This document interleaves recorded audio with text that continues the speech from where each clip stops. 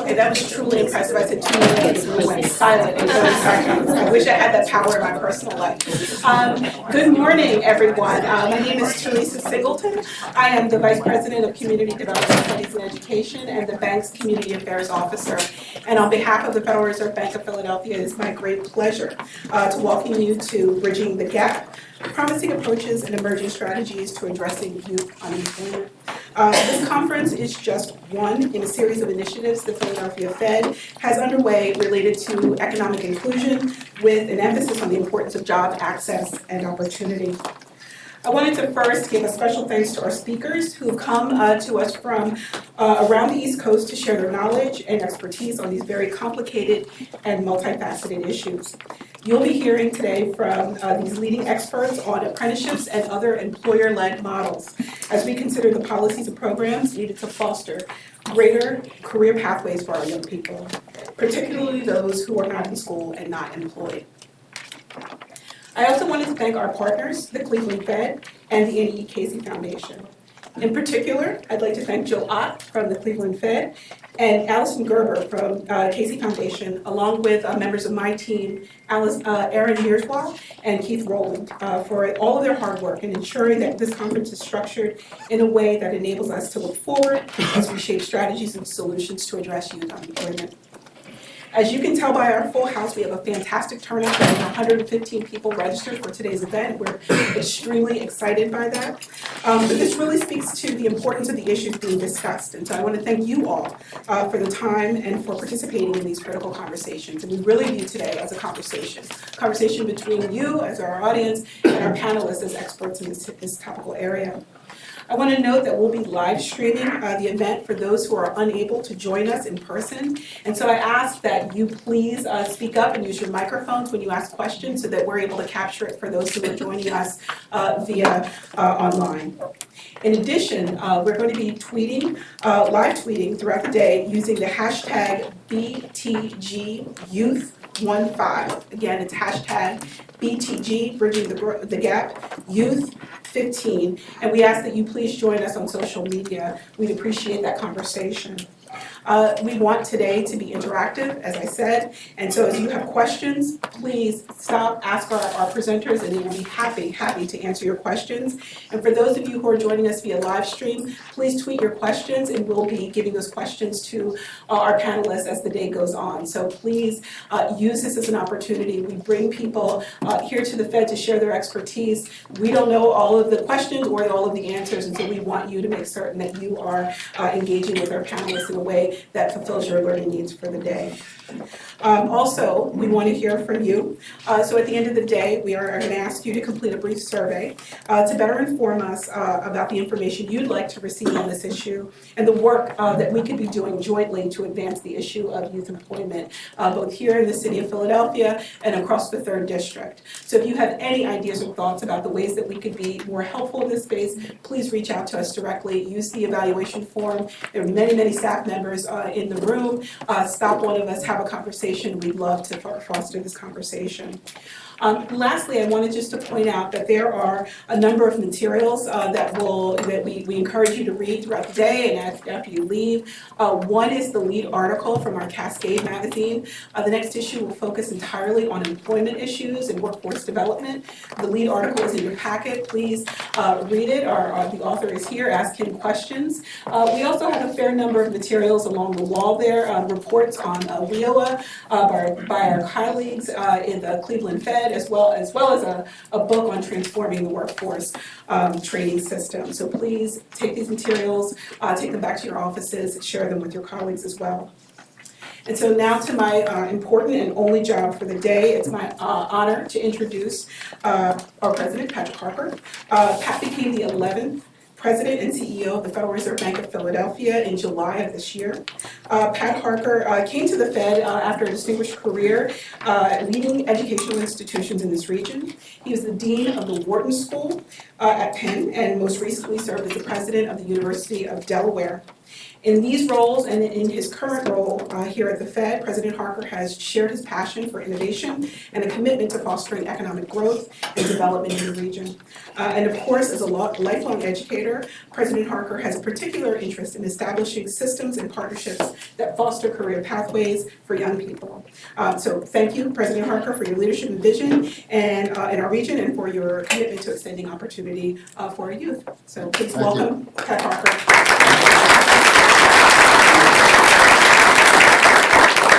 Now, I know, Teresa, this is not her only job for today, so I think she's got other things on tap. But thanks for attending today's conference, and I'm glad to see so many here for a discussion on what I view as a pressing issue not only in our region, but throughout the entire country.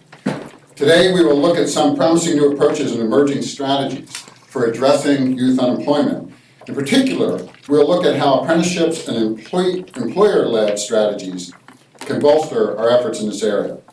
And I want to thank first, again, our speakers who will be sharing their expertise on youth employment policy, research, and practice perspectives associated with this issue. Thanks also go to our co-sponsors, the Federal Reserve Bank of Cleveland and the Annie Casey Foundation. And I'd like to point out, as Teresa did, some important work that these organizations are doing in this field. The Cleveland Fed has partnered with our bank on a number of initiatives related to workforce development. Paul Cabot and his team have done tremendous work in providing economic and community development practitioners with a greater understanding of the Workforce Innovation and Opportunity Act. Joe Ott's recent paper that Teresa mentioned in particular clarifies the finer points of the legislation and how it might aid workers, employers, and, of course, communities. The Annie Casey Foundation strives to increase economic opportunities for low-income families, focusing on the needs of young people, and is currently funding several innovative workforce development initiatives. Finally, I'd like to thank Teresa Singleton and her team here, the Community Development Team from the Federal Reserve Bank of Philadelphia, for organizing today's event. It's a lot of work to put these kind of events on, and I want to thank them for doing it. You know, the idea of promoting maximum employment has always been part of the Federal Reserve's mission. This concept was formalized in 1977 when Congress amended the Federal Reserve Act, establishing what is now commonly referred to as the Fed's dual mandate, to achieve price stability and to promote maximum sustainable employment. There are various ways in which we contribute to this objective of maximum employment. The research functions across the Federal Reserve System are an important source of data and analyze labor market issues.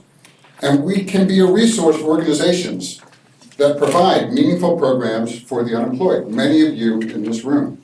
Our goal is to be a resource for you. And a significant amount of activity has occurred in the system's community development function. The community development divisions at the Federal Reserve Banks and the Federal Reserve Board of Governors have been increasingly active in workforce development. Many reserve banks, including this one and the Cleveland Fed, have conducted listening sessions with educators and employers. The Atlanta and Kansas City Reserve Banks published a book that's here, Transforming U.S. Workforce Development Policies for the 21st Century. And earlier this year, the Federal Reserve Banks of Philadelphia, Cleveland, and Atlanta produced a major research study on opportunity occupations in the nation's largest metropolitan regions. Opportunity occupations are jobs that pay at least the national median salary and are accessible to those without a bachelor's degree. These types of opportunities, of course, will be a central focus for all of you today in this conference. Here at the Philly Fed, our staff has been particularly focused on workforce-related challenges, the issues and opportunities for young people between the ages of 16 and 24. The decrease in labor force participation among young people in recent years has been striking, declining from about 66% in 2000 to 55% in 2015. Now, we recognize that while much of the economy has rebounded in recent years, significant barriers still exist for young people in the job market. This is especially true for young people who are currently disconnected which is to say they're neither employed nor in school. The population is also increasingly referred to, this population is referred to as opportunity youth, because they represent an untapped resource for the nation's economy. Measure of America, a project of the nonprofit Social Science Research Council, reported that close to 14% of Americans, 14% of Americans between the ages of 16 and 24 are disconnected, and that these rates are higher for minority youths. More than 1/5 of all African American youths and more than 16% of all Latino youths are disconnected. These numbers point to an urgent need for communities to make efforts to engage these young people in particular. We're fortunate in Philadelphia to have several organizations doing tremendous work. I've had the privilege of recently touring the facilities of Youth Build Philadelphia Charter School, Philadelphia Works, and District 1199C Training and Upgrading Fund. In their own unique ways, these organizations are focused on re-engaging young people in this region and helping them to learn job skills and in finding meaningful work. While each organization is unique in its approach, common threads still exist among them. These organizations are successful in large part because they realize that their work goes far beyond job training. There's a personal aspect to their work that is critical, absolutely critical to their efforts. They offer a sense of belonging, a sense of direction, and even a sense of family to those who lack these necessities in their personal lives. Also, by the way of their investments in the lives of these young people, these organizations and programs are having an important and positive impact on the future of our regional economy. You know, for each of us, one person entrusted us with our first job. Sometimes they took a lot of risk to entrust us with our first job.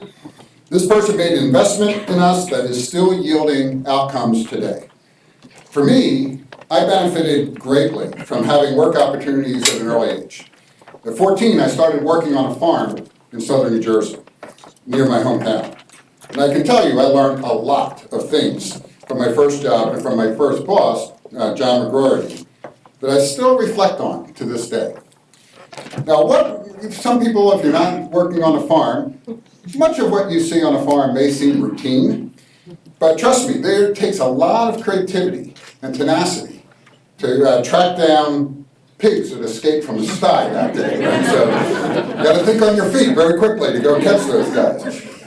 Starting to work at an early age taught me many skills that I could easily transfer to any job. And these skills made it easier for me when I started my career years later. Getting a feel for a professional environment at an early age was invaluable. I learned that if you work hard and you show a desire to expand your knowledge, new opportunities can and do arise. And perhaps most importantly, John taught me the value of having a mentor. I worked for John and his family for more than 8 years. And over the course of my career, I've been very fortunate, like many of us in this room, to have some terrific mentors. In my case, including my father-in-law. Each one invested significantly in my development. And looking back on my career path, as I wrote today's remarks, I was struck by how important those mentorships were to me, and they really are for others entering the workforce. This is true for formal apprenticeships and for more informal interactions that occur when adults make personal investments of time in young people. The investment John made in me 40 years ago has had a tremendous impact on where and who I am today. The problem we collectively face, is that too few young people are securing the type of job opportunities that many of us have. Too many young people are not engaged in work or education. They're not connected. And this can set them back for the rest of their lives. Research shows that when young people are not active in work or school, they fail to develop adequate professional skills, and they ultimately have lower earnings over a lifetime. Given the significant role of consumer spending in the economy, the disengagement of young people from the labor market can also have a lasting impact on local and regional economic growth.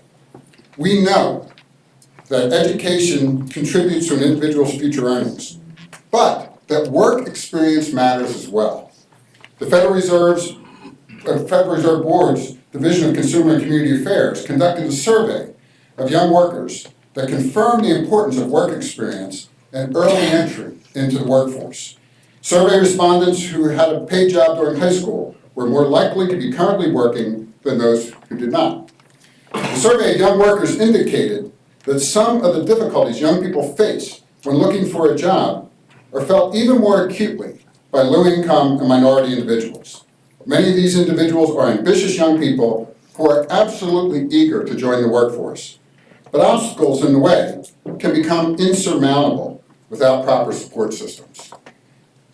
The issues facing disconnected youth are complex, and the barriers are very, very real.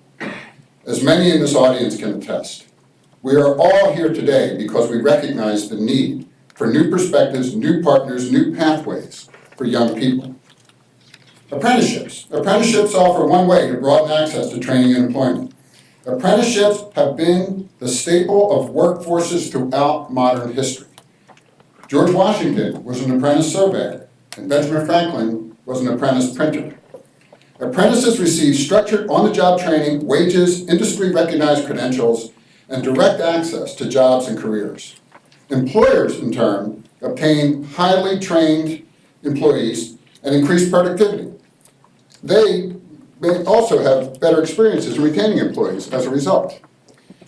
In an assessment and cost-benefit analysis of registered apprenticeship programs, or RAs, in 10 states, Mathematica Policy Research conducted a study and noted that RA participants had substantially higher earnings than non-participants. The study estimated that apprentices who completed their RA programs would receive an average of around $300,000 more in compensation over their lifetime, including benefits, than non-participants. These programs can have a significant impact on the lives of workers and the economy. However, they have limited application here in the United States. Apprenticeships reach approximately 55 to 70% of youth in Austria, Germany, and Switzerland. As a share of the total labor force, apprenticeships account for just under 4% in Australia and Germany, and just under 3% in the UK, but only 0.3% in the United States. And while in most other countries, apprenticeships begin after secondary schooling, in the United States, the average age of an RA program participant is now 28 years old. We must consider ways to make it easier for young people to access these programs. We realize that it's just as important to engage employers as it is young people. It's important to recognize the needs of employers, to know what they're looking for, and to partner with them as we train young people in skills that will translate into careers. Today, you'll hear from several speakers who are working across fragmented systems or silos to create real solutions in our communities. For example, Michael Wiggins is with us today from Southwire, a wire and cable producer in Georgia that has collaborated with local school districts to develop a program that addresses high dropout rates and creates a job pipeline for local talent. Southwire's 12 for Life program blends classroom instruction and on-the-job training. It has been successful in matching talented, ambitious young people with fulfilling careers at the company, and in turn, it has also helped produce successful members of the workforce. The program that you'll hear more about from Michael underscores how much more our regions can achieve when employers are actively engaged and when mentors are available and willing to share their knowledge. Later in the program, you'll hear from Simran Sidhu from Youthville Philadelphia Charter School. I had the privilege of being with Simran and her team just last week at Youthville.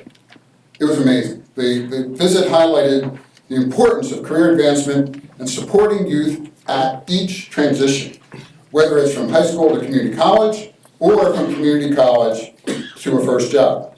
I met with students, and they were amazing, who said that one of their biggest barriers to success in school was simply not having an adult in their lives who cared. After struggling with reading or math and without proper support systems, they simply withdrew. Simran and her staff focus on giving these individuals the support they need which goes far beyond job training. Youth Build has a wonderful partnership with Starbucks that involves training students to become baristas and then transitioning them into jobs. Now, the technical side of the partnership is going very well. I had a cup of coffee, the students very good, very good. But after I spent some time at the school, it became apparent that the program has a far greater impact than just creating future baristas. It's about giving our youth the necessary skills and the vision to see beyond the first job, allowing them to go from being a barista to becoming a store manager or possibly even a district manager. It's about creating a pathway to success, to personal contact and professional training programs. Now, in order to meet the needs of our young people and to secure our long-term economic future, we need to make real investments in their training and employment today. It is key to support these individuals not just as students, but as neighbors, as members of our community, and as an integral part of our economy. This approach will bolster our efforts in helping to put young people on a path of success and in addressing a pressing issue in our regional, local, national economies. The investment that John McGroarty made in me more than 40 years ago has a profound impact, a lasting impact on my life and on my career.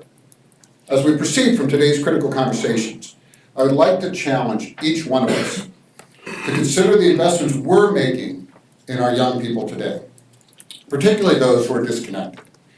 There are many ways we can be involved, such as through apprenticeships, internships, and mentoring.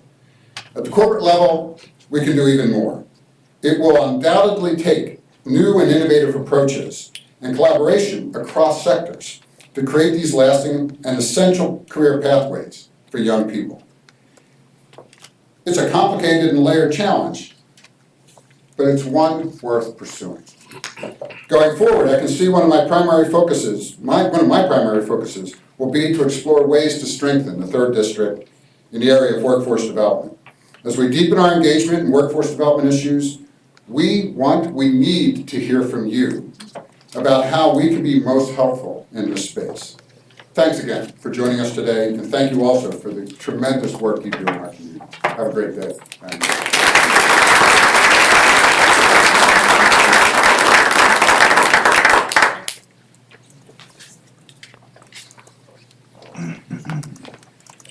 Our first panel is on extending apprenticeship models, and I would ask our moderator and panelists to please come forward.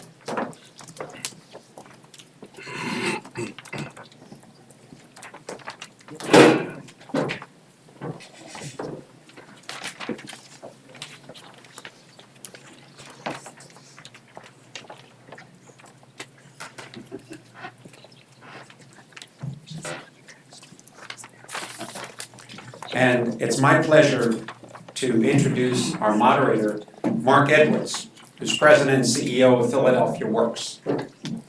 He has led Philadelphia Works, formerly the Philadelphia Workforce Development Corporation, since 2010. He previously served as Executive Director of the Local Initiatives Support Corporation, Philadelphia office. He serves on the Board of Directors of the U.S. Conference of Mayors Workforce Development Council, the Mayor's Office of Community Empowerment and Opportunity, Community College of Philadelphia, Pierce College, and many other organizations. And Philadelphia Works had the distinction in September of being chosen for a very competitive apprenticeship initiative grant from the Department of Labor. And Mark, we look forward to your remarks and our panelists to follow. Thank you. Thank you.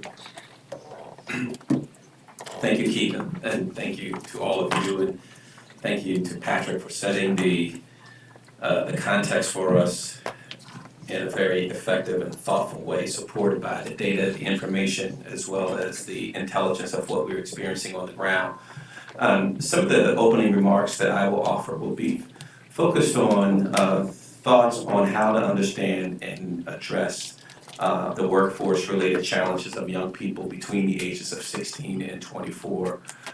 You heard them referred to earlier as opportunity youth when Patrick spoke, and I'll talk a little bit about what that means from our perspective. And then I'll comment on the importance of early work experience, including summer jobs, and what the experience in Philadelphia is with regard to summer jobs, and how the strategy that we're using in Philadelphia is designed to address some of the challenges that we see with Opportunity Youth that we'll be discussing today. And then we'll talk a little bit about the grant that Keith mentioned, the DOL, Department of Labor American Apprenticeship Grant. And I know that Cheryl Feldman from 1199C will likely talk a little bit about that too, because they're one of our key partners along with the School District of Philadelphia and some other partners that I'll name. But Opportunity Youth, some basic information about Opportunity Youth. This is a specific term. Opportunity Youth, Disconnected Youth, you may hear those terms used interchangeably. This is language that we use because it's provided in our funding, and it's a function of federal law. Many of you may know that in Philadelphia, Philadelphia Works is a local workforce development board. Our model of providing services to young people is a bit uncharacteristic as it relates to workforce development across the country, as you see other workforce development organizations. And by the way, as of July of this year, we're no longer a WIB, or Workforce Investment Board. We're now Workforce Development Boards. So when I use that term, it's because of the new Workforce Innovation and Opportunity Act. In Philadelphia, we provide services to young people through a competitive process where we outsource to what we refer to here in Philadelphia, and what the feds refer to as a Youth Works Administrator. And PYN, the Philadelphia Youth Network, serves as the Youth Works Administrator for Philadelphia. And so while the funding from the public workforce system flows through Philadelphia Works, and we provide labor market information, data, technical support, monitoring, and an array of other services as it relates to the spectrum of workforce development services, to include both adult and youth. The specific focus and strategies that we use as a city to impact this issue concerning youth is done through the work of PYN, and I just want to acknowledge that they do a fantastic job. A little bit of a commercial for PYN, because much of what you will hear about in terms of what we're doing in the city as it relates to youth is somehow touches on the work that they are doing. So again, ages 16 to 24, we're talking about 46,000 or 19% of Philadelphians who are in this age group of 16 to 24 years old who are Opportunity Youth. 28% of Opportunity Youth in Philadelphia have no high school diploma or a GED. The unemployment rate is pretty high, is significantly high with this population. We're talking 61% for Opportunity Youth without a high school diploma or a GED. The average earning for those who are within this category here is about $13,600 a year. So you see that this is a population that really needs support, and they need support in a very unique way, because while we're talking about young people between the ages of 16 and 24, if any of you have children that within that age range, as I do, you know that the needs of the 16-year-old and the needs of the 21-year-old or the 22-year-old at times are not that different. But then at other times they are very, very, very different. And so many of the strategies that we use here in the city acknowledge those variations. So some of the challenges that they present when they show up in the labor force are little computer knowledge, very limited ability to be able to function in the IT space. That does not include smartphones, however. Low hands-on experience, not much real-world experience, and in some respects you wouldn't expect them to have that, but so no, nothing earth-shattering there, but that's how they're showing up. Lack of basic math and computation ability, lacking the ability to look at something and tell if something is wrong when it comes to math and computation. Poor reading comprehension and ability to follow directions or follow instructions. Challenges understanding the expectations of behavior and commitment when employed. We often refer to this as a pre-soft skill training. Many employers that we talk to say to us, both in the adult and the youth system, primarily in the adult system as I interact with employers, we don't need you to really train people to be fluid in our discipline. Give us people who are ready to work, who have the soft skills, have the ability to do some of the additional things that this population is often challenged with, which is the ability to manage conflict in a constructive way. So some early work experiences are really important for these young people to have, and so there's a case for that. What we've experienced, however, is as a result of the Great Recession, then the aftermath of that, it sort of broke the ties between young people and meaningful work. The last decade has been extremely difficult, for young people. Available work does not always articulate for them with future occupations. Some of the jobs that they find themselves in have been dead-end jobs that over time don't increase salary, don't increase skill attainment, and therefore don't increase the ability to go to progress up the ladder within companies. Many of them have been pushed out of the labor market as a result of older people having to remain in the labor market longer, and older people taking jobs that have traditionally or heretofore been jobs that have been filled by younger people. And as a result of that, the ties between employers and secondary education as well has not always been fully connected. And so much of what we've been working on in Philadelphia has really been to address those challenges. No surprise, as many of you know, many studies all conclude that early work experience leads to better attachment to the labor force, not just initially, but through life. Also, they are less likely to be unemployed. And then people who have these early learning experiences or early work experiences tend to earn more over time and advance in occupations. So Philadelphia, through the work of Philadelphia Youth Network, the broader employer community, the Philadelphia Chamber of Commerce, and many nonprofits who are in the room, many who serve as advocates for programming that is designed to provide opportunities for young people to learn, to grow, and to be employed, it's been pretty successful for us, I would say. However, we still need to do a lot more. This past summer, more than 10,800 young people participated in work-ready summer opportunities. Thank you, Charmaine. Charmaine has been one of those vocal advocates, and thank you, Charmaine, for the work that you do and other people in the room. And that's pretty significant for us because when we began the year with a target of about 8,000. And even that, we were challenged to meet that number because that was the number that we met the prior year.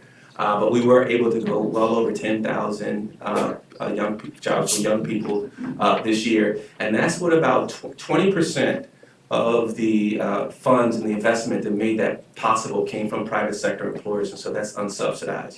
So employers are really stepping up and putting their money where their mouth is. This program has existed since 1999, and through the stalwart support and just steadfast leadership of Mayor Michael Nutter since 2008, we've experienced the kind of success that I just made reference to. There's some pretty interesting correlations too between summer jobs and the impact that it has on quality of life for young people and quality of life for those of us who live in the city. Dr. Sarah Heller from the University of Pennsylvania, she's in the Department of Criminology. We just yesterday participated in a conversation with disconnected youth at our office. It was a panel discussion. It was a great discussion. And she presented on work that she's done in both Chicago and New York, an independent study that found a reduction of violence associated with young people who participated in summer jobs. It used an experiential random selection model. It had over 1,600 youth participating in the study, And I'm happy to say that we're bringing her work home here to Philadelphia, and we're beginning a pilot project, or we began a pilot project with her over the summer to do some similar research for us here in Philadelphia. Keith, how am I on time? You're good this way. Okay. Apprenticeships as a tool to advance young people into meaningful careers is really important, and that's what today's conversation is about. And we are proud to have been the recipient of the grant that Keith made reference to earlier, because we think it's really important. It creates an opportunity, or entry-level opportunity for young people to advance in wages and skills. And so again, as mentioned earlier, about some of the jobs that they found themselves in, these apprenticeship jobs don't get them stuck into a dead-end job, because the skills continue to grow. It's a requirement of the registered apprenticeship. The skills continue to grow, the wages continue to climb, and there are just all sorts of good things that result, and you'll hear about those. It develops in-demand or needed skills that are applied right from the outset of the job. It's project-based, easier for those apprentices who are less adept at traditional or academic environments to learn. There's great contextual opportunities for them to learn right there on the job. And there's a mix of learning while working or learning while doing. It's a minimum of 2,000 hours, which also includes classroom training, which is a requirement. Delivers a state, federal, or union certification or a journeyman's paper when completed, and those are transferable and acknowledged by multiple employers. And so making sure that these credentials are recognized within an industry by employers and even nationally recognized and even stackable is really important, and that's one of the benefits of the apprenticeships as well, is that it builds up credentials and sometimes even delivers course credit that can be used to pursue an associate's degree and even go on from there to pursue a bachelor's degree. So the American Apprenticeship Grant, in our particular grant application, we focused on opportunity youth. The starting point for our apprenticeships and some of our partners, as I indicated, is the District 1199C Training and Upgrading Fund, who will be focusing on behavioral health, and then communities and schools, and the School District of Philadelphia, who will be focusing on IT. And so behavioral health and IT will be areas of focus, but they won't be areas that we will work in exclusively. Those will just be the areas of focus. There's a system building component to the work that we're doing, so we're going to especially focus on pre-apprenticeships, as apprentices must be able to do their entry-level work when they're first hired, so that we create a pipeline for the apprenticeships and for employers to be comforted that they're going to get apprentices who are very capable of doing the job upon hire. The system building focus will also provide major funding to develop pre-apprenticeships and apprenticeship curriculum that will be employer validated and in the public domain. So all of this is driven by the employer and the needs of employers. And so it's not just, in the words of the Secretary of Labor, train and pray. It's really a training opportunity that goes directly into a job, and it provides opportunity for youth support through the beginning stages of apprenticeship as well.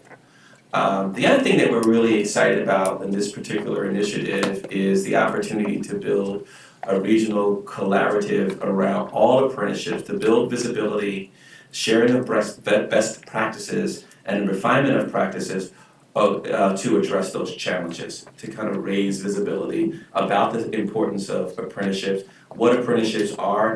Not all apprenticeships are union-based. They are earn and learn models. Some are not. And so we just really want to build the visibility around it and make sure that people understand it better. Funding for pre-apprenticeships and apprenticeships will involve using our typical dollars that we use and that we invest as a workforce organization, WIOA dollars or our donor dollars, and then we'll braid those with other grants that our partners have as well. So we want to be very intentional about how we leverage and aggregate resources to really push these opportunities in ways that we know will improve the experience and the lives of opportunity youth and our region.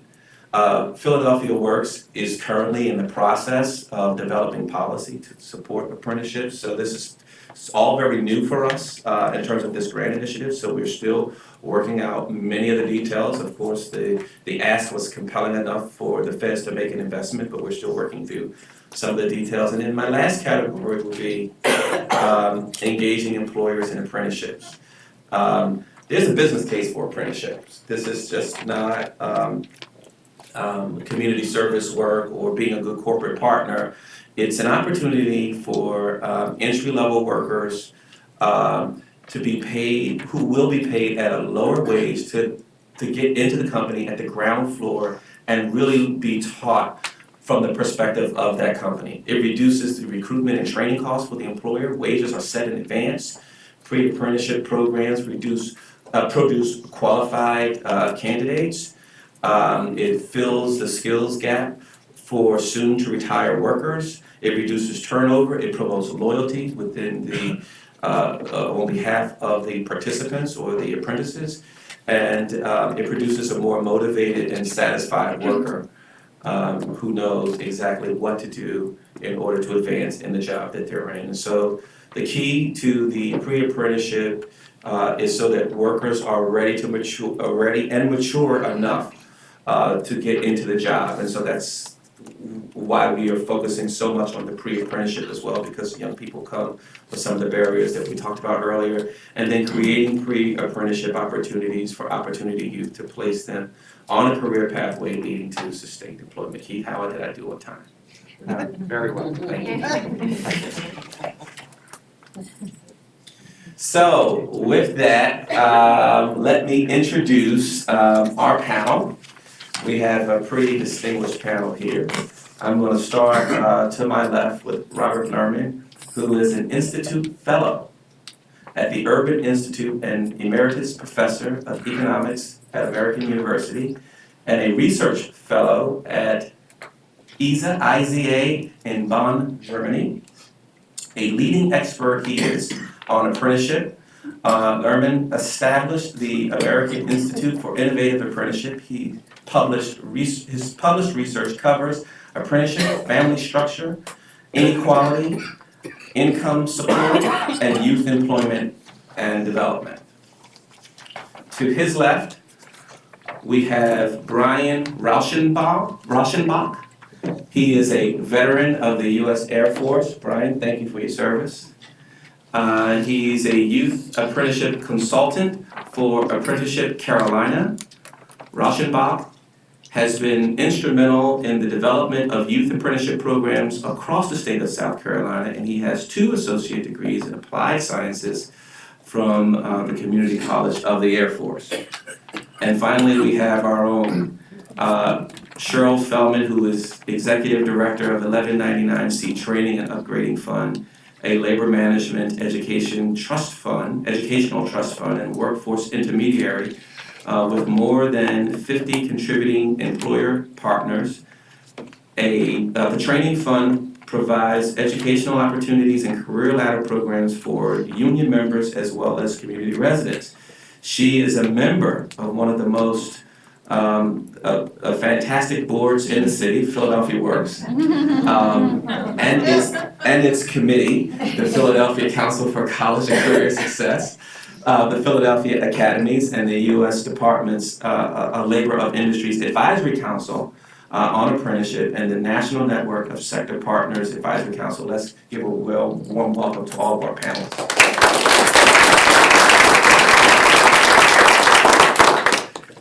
So Robert, let's start with you. What do you have to tell us today? Well, I think they're going to put up slides, but in the meantime, let me thank Keith especially, and Federal Reserve Bank of Philadelphia, and I've been taken by your comments about apprenticeship, President's comments about apprenticeship. So fortunately, I don't need to go over how great apprenticeship is as a model. And you're going to be switching the slides? Oh, I think, Do we have? Oh, is there a clicker somewhere? Oh, good, I don't have it. Yeah, okay. So, let me begin because I don't have a lot of time to relive all my involvement in youth issues from my dissertation quite a few years ago to work in the Carter administration on youth, to work on youth apprenticeship for the Bush and Clinton administrations. But let's go directly to the content.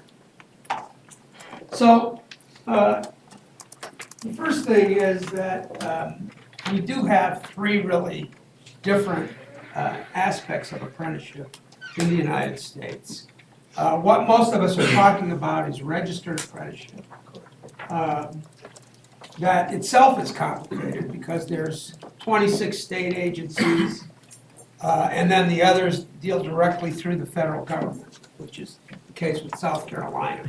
And this system was enacted into law in 1937, the Fitzgerald Act, has been going for a long time.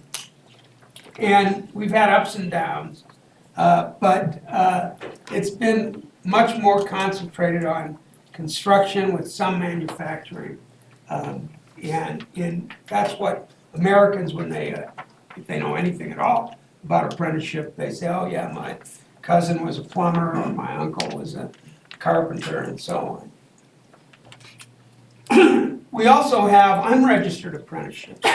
By that I mean serious programs where companies do utilize the apprenticeship model, but they're not registered with the Department of Labor or their state agency.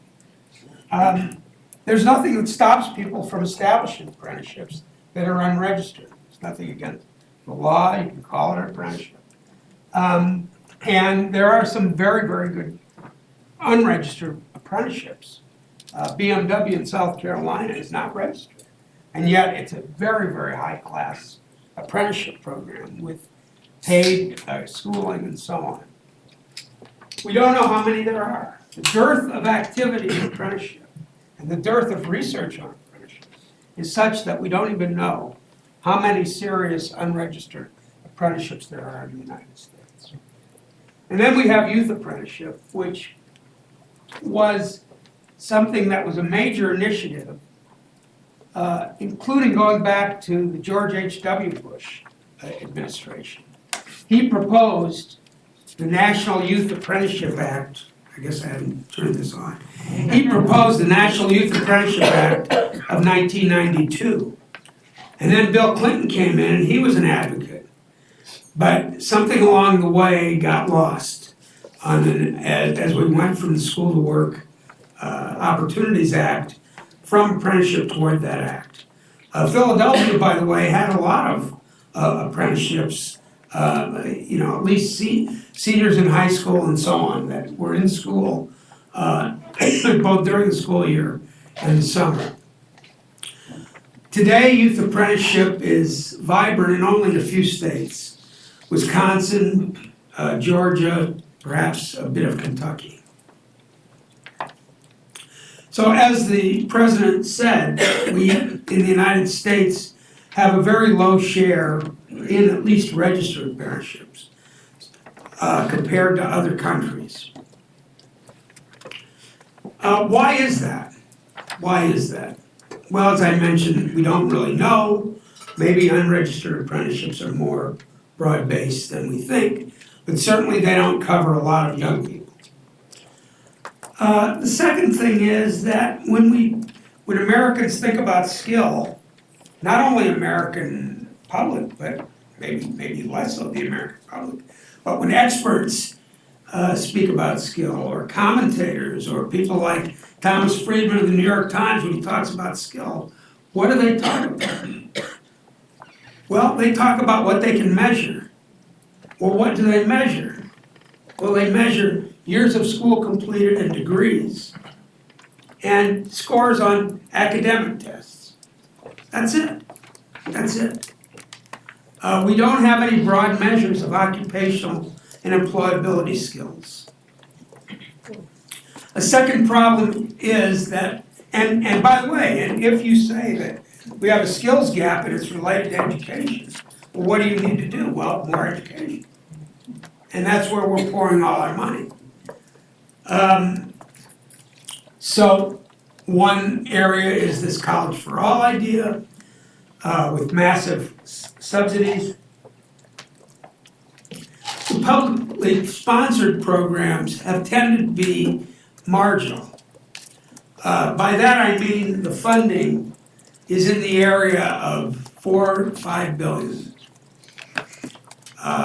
If you think about school systems in this country, we're talking about what we spend on basic education, on all forms of education, talking about $1.2, $1.3 trillion.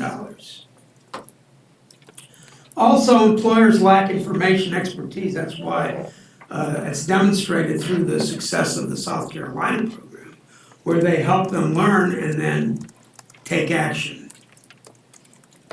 And I already mentioned that those other initiatives fell short. So let's look at funding for a moment. So one of the things that we have in terms of preparing people for careers are grants and loans for community and career colleges. And we spend a lot of money on that. Probably we spend at least $10 billion through Pell Grants alone on these programs. The Pell Grant budget is about 36 billion overall, of which at least 10 billion is for these occupation-based programs. The budget for higher education overall, it's the highest in the OECD countries at over $300 billion. And even, relative to our GDP and everything.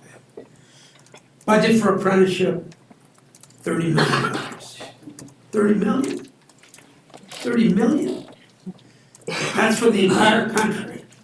Now, this $175 million initiative, of which the American Apprenticeship Act is a good start, but let's remember that's over 5 years.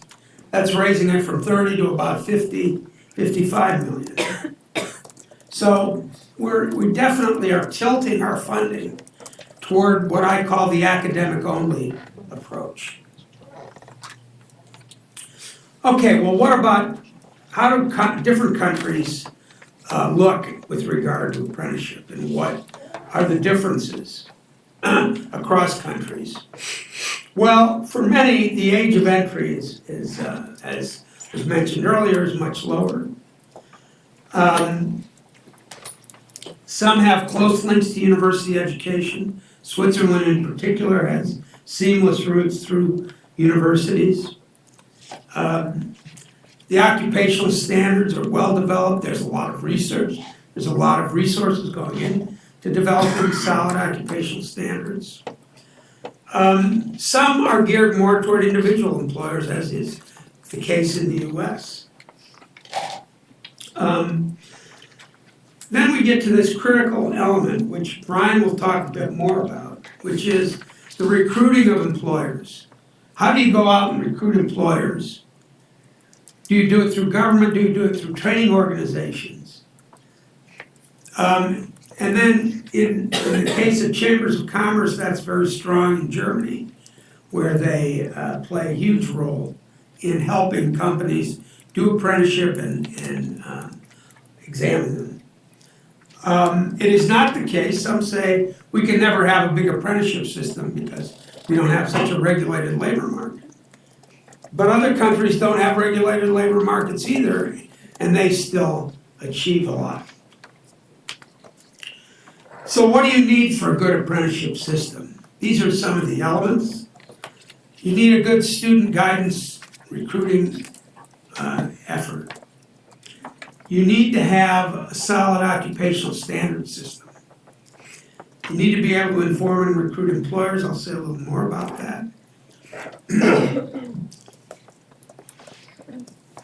You need very good conceptual training as well as on-the-job training. You need high-quality work experience. and you need to train the mentors. So mentor training in countries with elaborate apprenticeship programs, they have whole systems just for training mentors. We never even heard of it.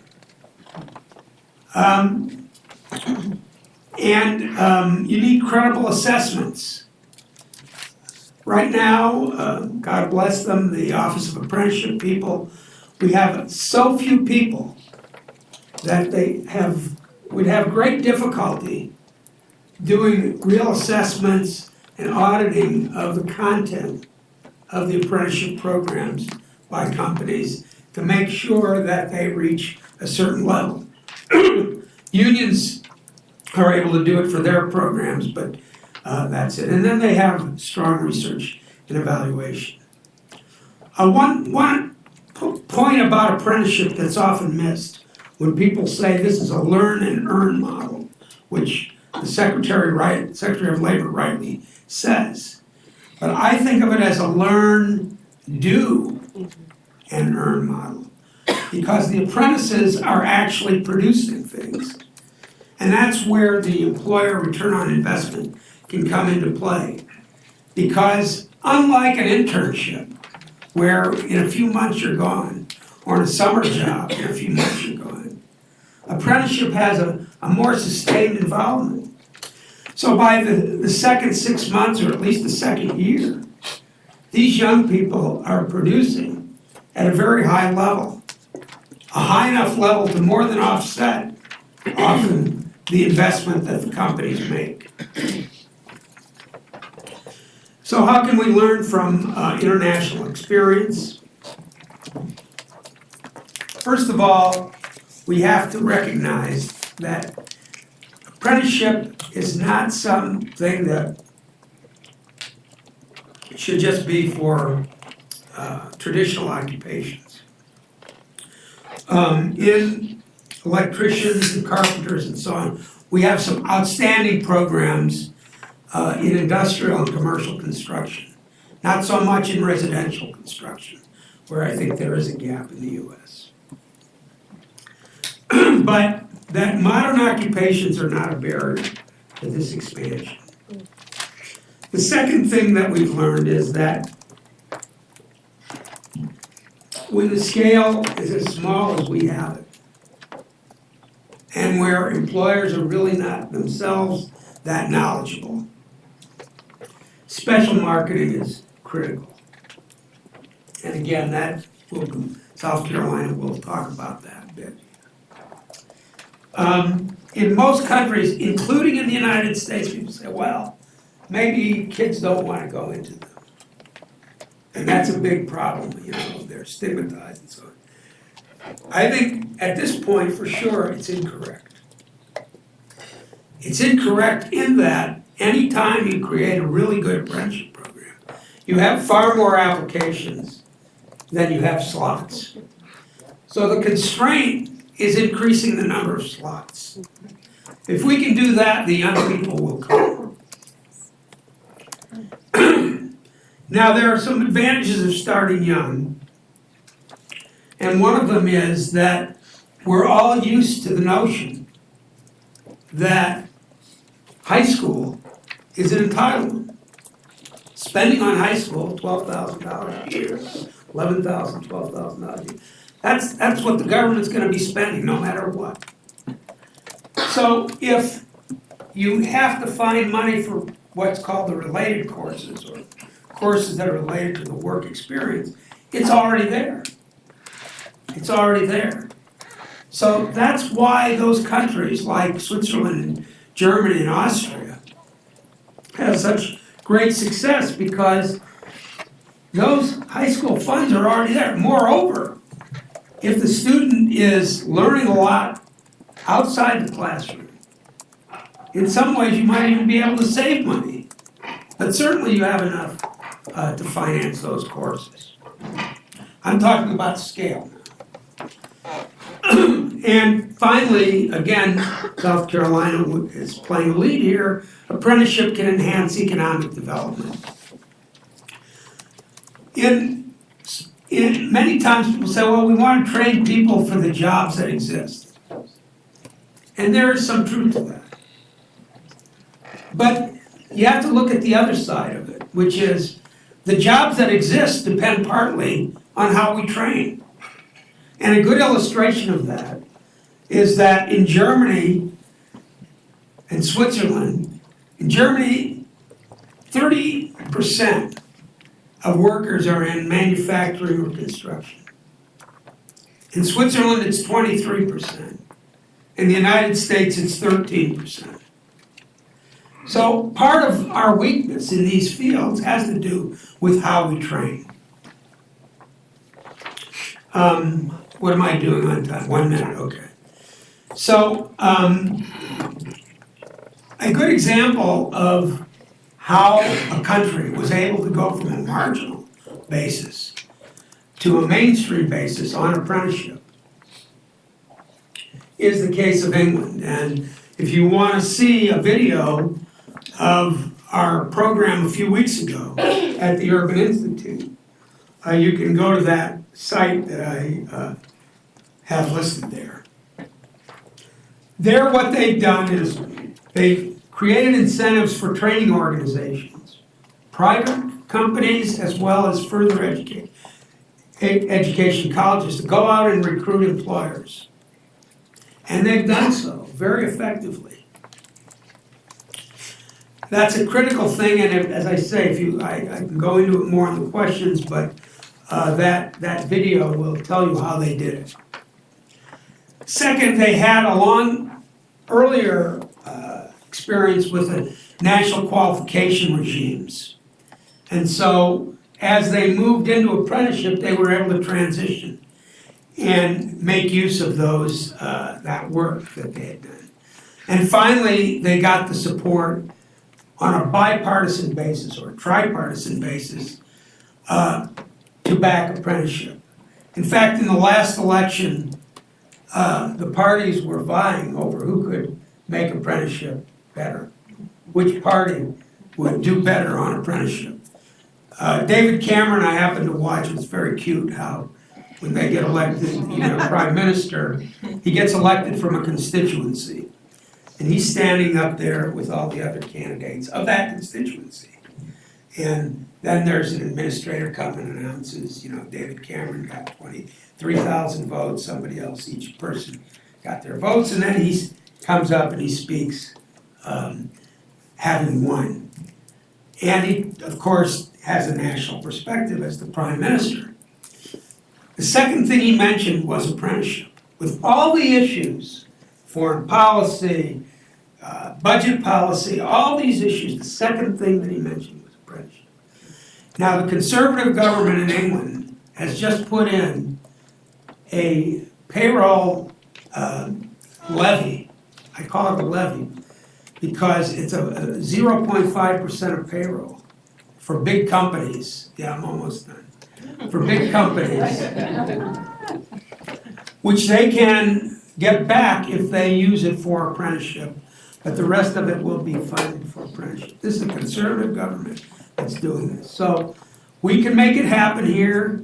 We have to go to scale. We have to remember that past efforts fell short. So we have to be a little modest. We have to take a long-term perspective. And it's great to see all of you here that will support it. Thank you. Thank you, Robert. So I want to say just a few more things about Brian's background. Brian has a BA in Business Administration, specializing in technology management from St. Leo University, and he also is a graduate of South Carolina Economic Development Institute. So he brings a wealth of experience, Brian. All right, we'll wait for just a few minutes. So you're gonna have to deal with my South Carolina accent and say hey y'all and all that good stuff. So I do have to say go Clips and Tigers. That's what I have to say. Anyways,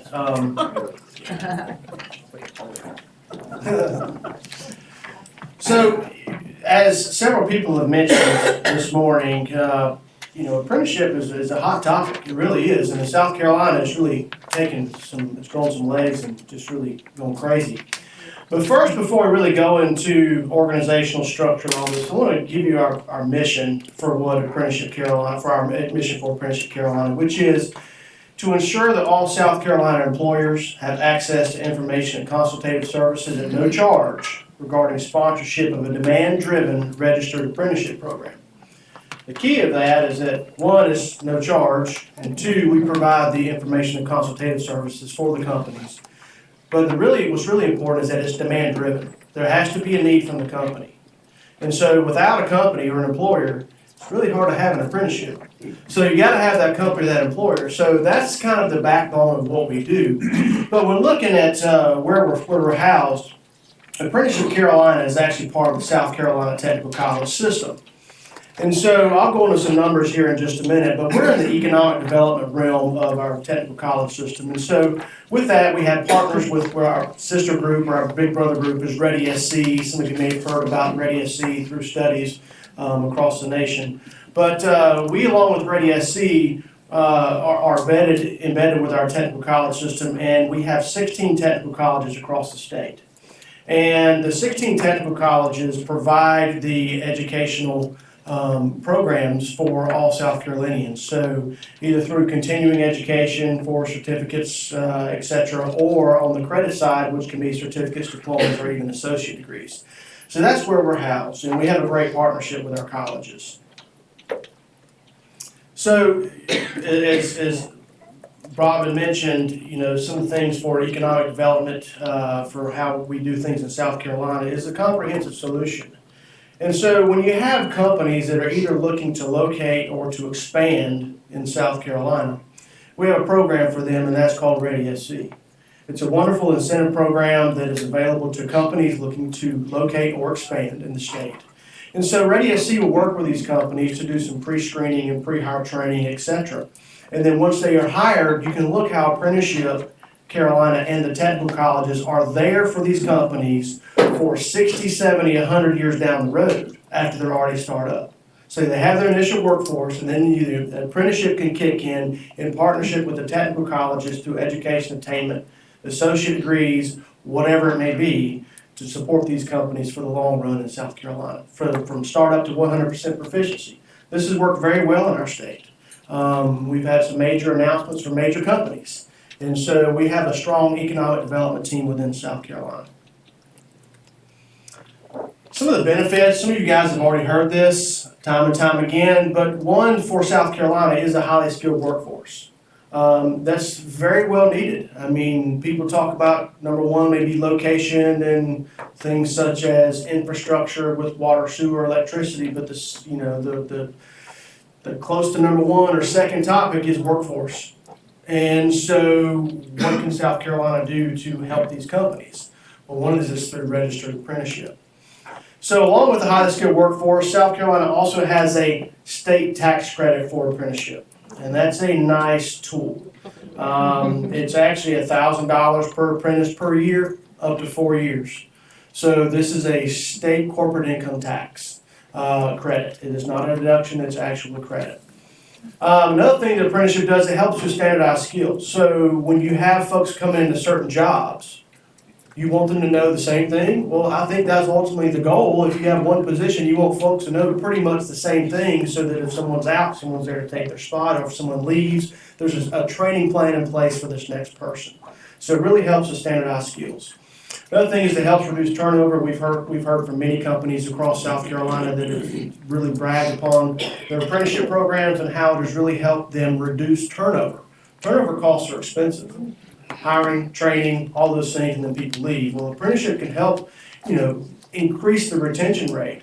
Also, through combining of credentials, wage increases, and loyalty through recognition within the company. Another thing is increased productivity. That's good for employees and employers altogether. So by the numbers, we'll actually look at this. So we were actually formed in 2007. So we at Apprenticeship Carolina have only been doing this for 8 years. So in 2007, we had 90 companies across South Carolina that had registered apprenticeship programs. And within those 90 companies, there were 777 registered apprentices. So we fast forward 8 years, And by meaning fast forward, I mean there's 5 of us, me, that are out in South Carolina that do this. But it's through a strong partnership of our technical colleges, our South Carolina Department of Education, our economic developers, our workforce investment boards, or the folks that are involved in WIOA and all those other components. So we have a strong network, and plus the companies that have registered programs are great salesmen for other companies to get a registered apprenticeship program. So we fast forward by 8 years, and we now have 768 companies that have registered apprenticeship programs, and there are, as of Monday, 13,916 apprentices have either been registered or are in the program. So that's a significant growth, and we're very proud of that. Now the youth component. So I just kind of give you a little background about who we are, what we do. So earn and learn, I like what Bob said, learn, do, and then earn. So I think that's very important because the apprentices that go through apprenticeship programs in South Carolina in the registered programs actually have to do those things. And it's through competency demonstration, through on-the-job training checklists, etc. So Youth Apprenticeship provides South Carolina high school students a unique opportunity to earn while they learn. So by combining high school and or technical college curriculum with critical on-the-job training at a local business, students can pull in a paycheck while earning a national credential at the same time as their high school diploma. So this is not just a summer job. This is a registered apprenticeship for youth that can start as early as age 16, a junior in high school, start their youth apprenticeship while they're a junior in high school, work part-time during the school year, summertime they're working full-time, revert back to that part-time schedule their senior year until they have demonstrated the competency to the business, as well as completed that required education for the apprenticeship program. So youth, we only started youth in 2012, and we were pretty much forced to do it because of the business and industry in South Carolina. So it's great that you're doing this for adults, but what about youth? We have to start a pipeline of talent earlier to get folks interested in what we do. Because how can we remain competitive in South Carolina if we don't have the workforce? Well, where's the future workforce? In the K-12 system. So what a great way to partner with this and to leverage this to support our companies. Once again, we say it has to be demand driven. Well, companies and employers in South Carolina demanded it, so we made it happen. So our first program actually started in 2012. A company, MTU, formerly known as Tognum, their parent company is Rolls-Royce. They manufacture large diesel engines. They're a company out of Aiken, South Carolina. They started the first youth apprenticeship program in South Carolina. Partnered with the local Career and Technology Center. Had a great program to recruit some folks in for machine tool technology. They're taking those classes and train them how to build diesel engines. It's worked very, very well for them, and they're still doing it now. I believe there are 6 or 7 folks in the program now from this current year. So after we had that first one, we had 4 or 5 more pop up in the upstate of South Carolina, and then through really getting in the nuts and bolts in this and growing this for our state, we now have 92 companies across South Carolina that are offering youth apprenticeship programs. And you can see some of the sample of the current occupation. So it's not just the traditional carpenter and the electrician. In South Carolina, we call it apprenticeship evolved because it truly has. It's not just the traditional trades anymore. Accounting technicians. We've got businesses that want to take somebody from a high school accounting class all the way to being a CPA. I think it's a brilliant idea. We got folks working in childcare. Those could be the future teachers. What a great way to go in and learn in a childcare facility. Advanced manufacturing, we've seen a strong surge in this with industrial maintenance mechanics and technicians. That's a hard position to find anymore. They're not just walking around, you got to grow them. That's what youth apprenticeship does, allows companies to grow them. Machine tool operators and CNC operators, even into the hospitality and the IT sectors. Healthcare, construction, automotive, you can see those up there. So, ultimately, partnership equals success. I cannot hammer that home enough. We have a strong partnership in South Carolina, specifically with our 16 technical colleges. They're awesome. They have some wonderful programs. Also with our South Carolina Department of Education, more specifically the Career and Technology Education Department of that. There are some wonderful career and technology centers across South Carolina. And the Department of Education has done a great job of growing this. I mean, it used to be called vocational schools, and that's where people did not want to go. Well, now it's cool to go to Career and Technology Center. Go learn how to be a welder, learn how to work on things such as mechatronics, how to look at the culinary field. Well, what's great is you've got high schools and career centers that are already offering these courses, and you have students that are signing up to take these classes. Well, when you can have a company that also offers work-based learning and allows students to come in and work with these companies, paid or unpaid, perhaps that could be the starting point to have a youth apprenticeship discussion. It's already happening. So what we'll do is we'll work with our career centers and work with the businesses to really figure this out, to get the South Carolina employers to see that youth apprenticeship is a valuable component for them. And the tax credit also applies to youth. So it's a really nice piece for companies to be able to grow and mold their future employees. One of the key things I want to really point out is that some of the struggles, sometimes companies just say we can't have someone under the age of 18 in our doors. Yeah. Well, there are some benefits through registered apprenticeship. It waives some of those things, so talk with your local DOL rep and look at those regs, and you can see that there are ways for registered apprenticeship to be able to allow some of these students to be able to do those jobs. Some of the issues we've seen are transportation. That's difficult for someone that's 16 years of age to get to work in some cases, but they're going to have to do it when they're an adult. So, part of this is if they're a registered apprentice, it may be a part of the application process that they have to have their own transportation. Mm-hmm. And we've seen parents make it happen. Mm-hmm. And lessons learned, be creative. Find ways to grow these partnerships. Make it easy for companies to sign up for registered apprenticeship.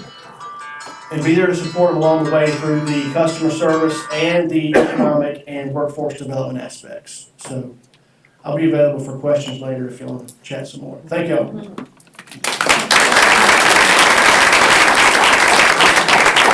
Thank you, Brian. Next up, Cheryl. Thank you. You set the bar high, Brian. We have a lot to do here. Today's convening is very, very timely, and it's really great to have so many organizations in the room who are engaged in this work, because we need to be working together on solutions here in Philadelphia. As Mark started out, we have tens of thousands of kids who really are living in poverty, who are disconnected, and we have an important role to play. And we also want to promote the health of our economy. Mark provided the statistics, but as a practitioner, I can tell you, working with the youth on a daily basis, we have youth living amidst violence in our communities and our schools. We have youth experiencing homelessness.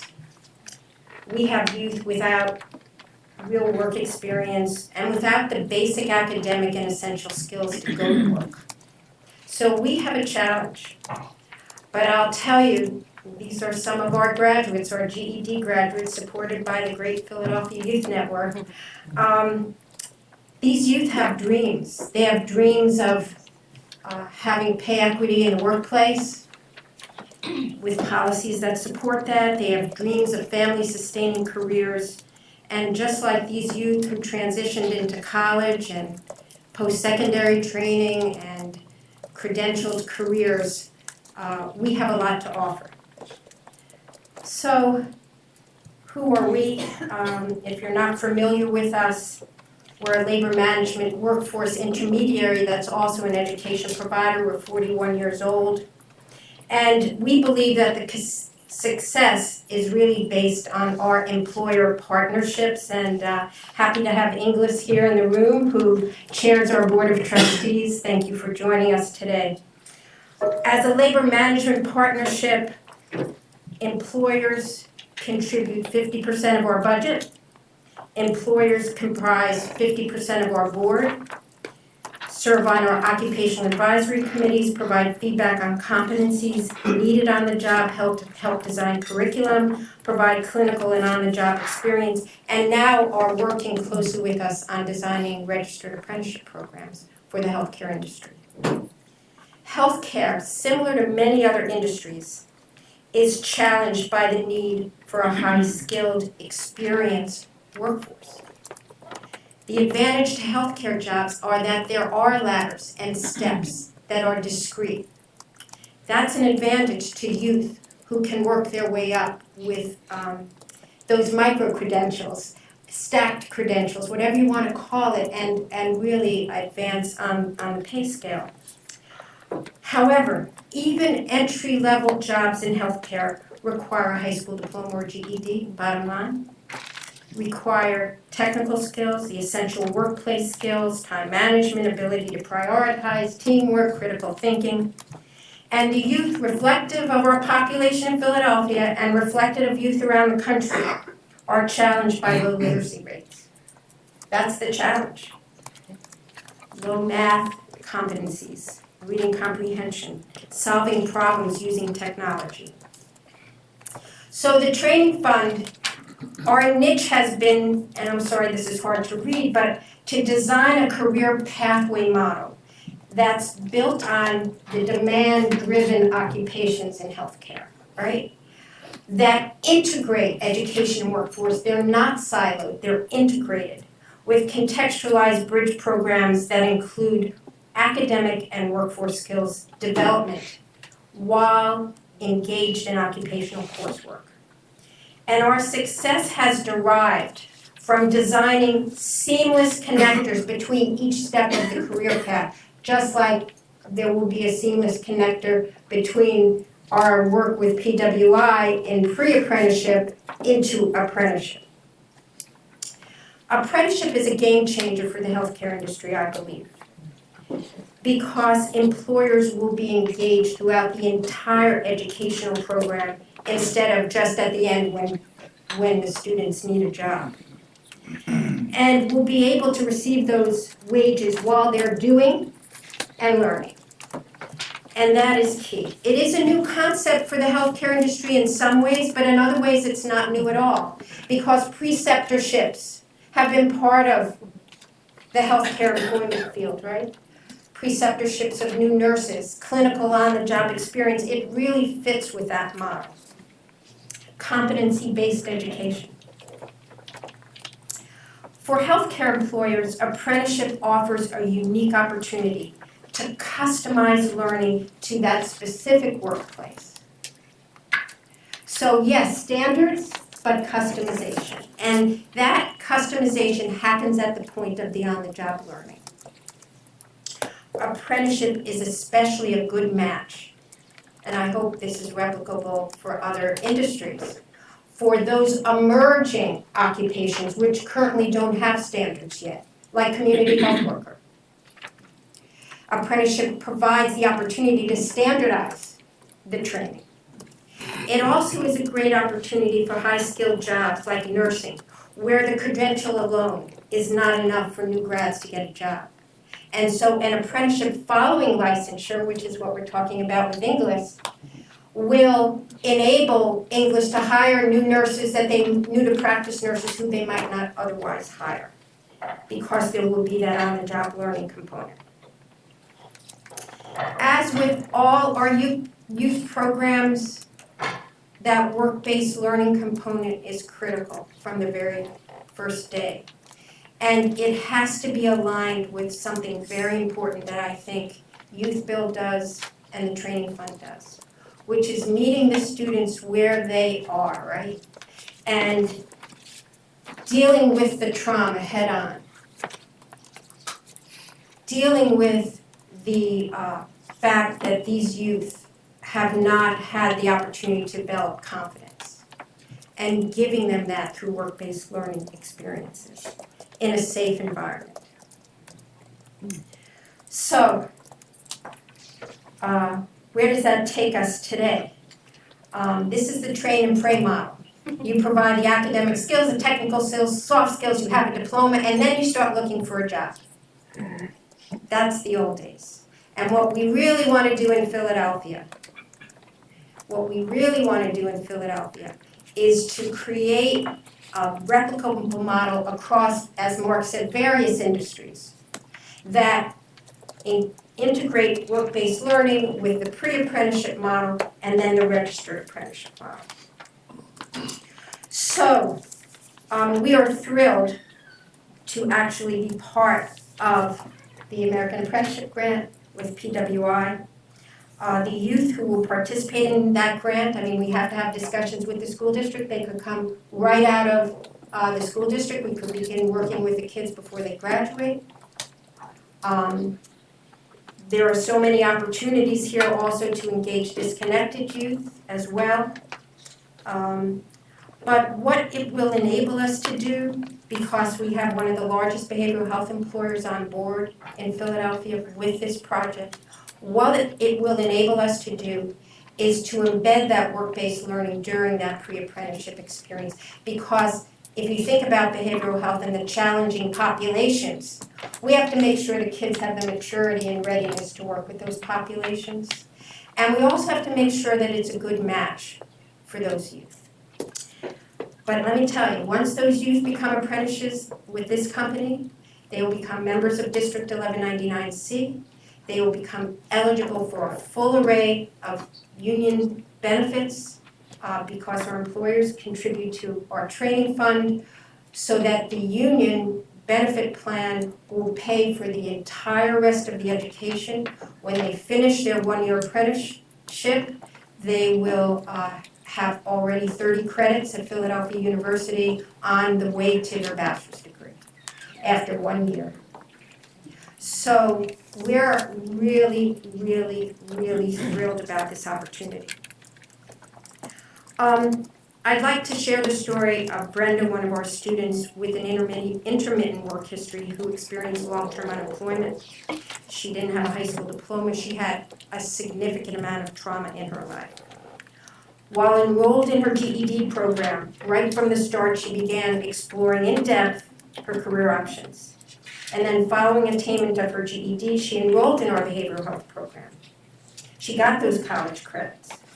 And at the end of the program, which was a train and pray model, she was able to get hired by Philadelphia Fight as an apprentice, and this January she'll be graduating with that DOL Journey Person credential.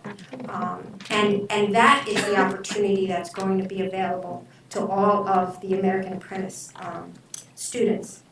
I will conclude with the following, and it's really a call to action to Philadelphia. You gave me a platform and I have to take advantage of it. We have an opportunity to impact thousands of Philadelphia youth, catching the Brendas before they become adults, giving the youth an opportunity to explore the careers, get hands-on experience, and the opportunity to be hired as apprentices. We need to build upon the strong youth workforce system, which has been strongly supported by the Nutter administration. And Philadelphia has so many great organizations doing great work, but it has to be scaled. And the success will mean taking advantage of the fact that WIOA is now in place, that we have fantastic leadership from the Office of Apprenticeship and the Regional Office of Apprenticeship, that we have a committed governor, and we have a new mayor. But we have to set the agenda. This has to be a time of transformation. We have to take advantage of it. And we have to be ambitious, like South Carolina was, about the opportunity to innovate.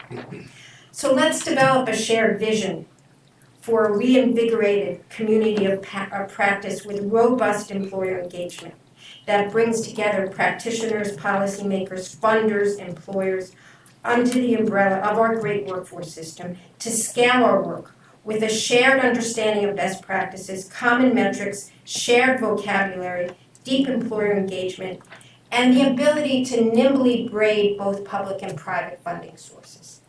We need to do this, and I really thank the Federal Reserve for bringing us together, but really the challenge is whether we're up for coming together and taking advantage of the great opportunity we have. Thank you.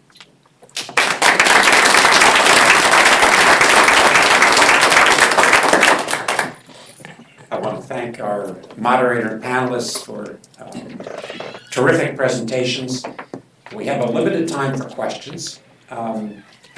When you ask questions, please look for a microphone or raise your hand if there isn't one close. And please also mention your name and organization. I know a number of people. Waverly? Hi, my name is Waverly Coleman, Community College Philadelphia. This question is for Brian. In South Carolina, with your Ready SC program, did you utilize any type of specific assessment for that base level? And I'm curious if WorkKeys was involved at all. That's a great question. I don't work for Ready SC, I work for Apprenticeship Carolina. I wish I could answer that directly. However, we can get you that answer. Let's chat afterwards, I'll get your information. Now, WorkKeys is a big deal in South Carolina, so we have a lot of work-ready communities that are already coming up on board. One great thing is that I believe all 11th graders are having to take the WorkKeys assessment.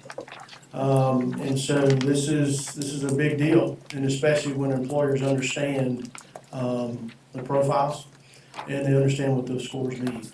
But as far as Ready SC, we can chat about that later. I can get you in contact with the right person. Thank you.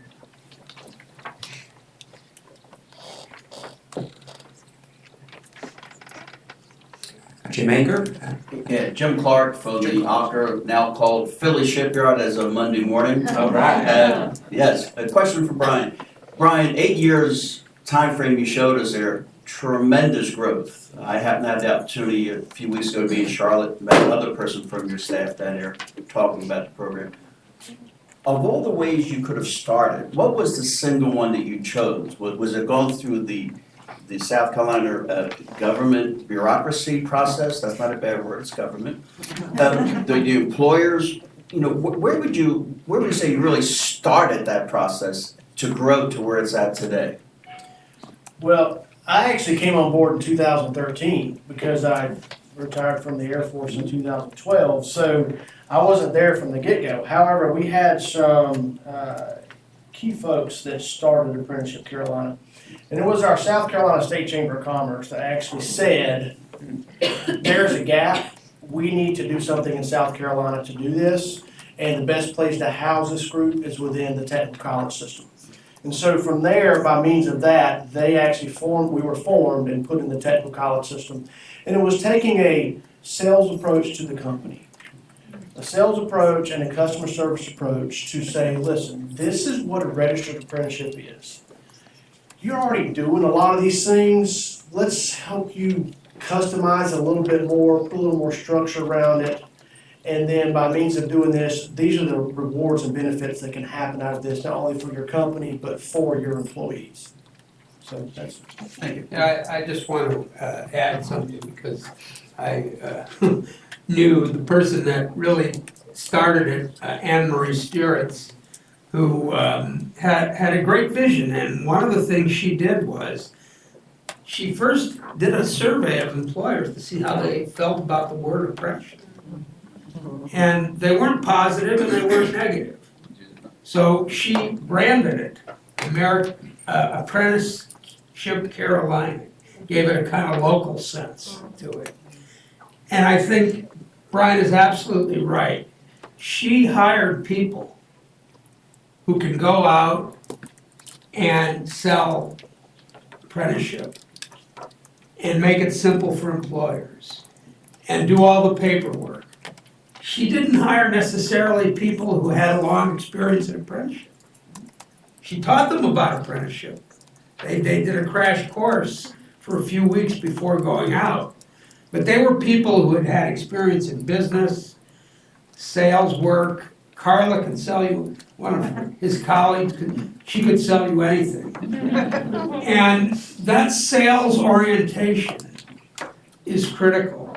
And that's why, like in England, when they have these private training organizations, or in Australia where they have group training organizations, these organizations are oriented toward helping employers do the apprenticeship model. And that is a critical step. It's very different from our normal funding of workforce programs. I mean, workforce programs traditionally, well, how many person years are you funding of training? Okay, not how do you fund organizations so that the employers pay for the training, at least for the work-based training. And so that change in funding orientation could have a huge impact. Now, I mean, and it doesn't take a massive amount of funds, 5 people or 7 people were able to do this.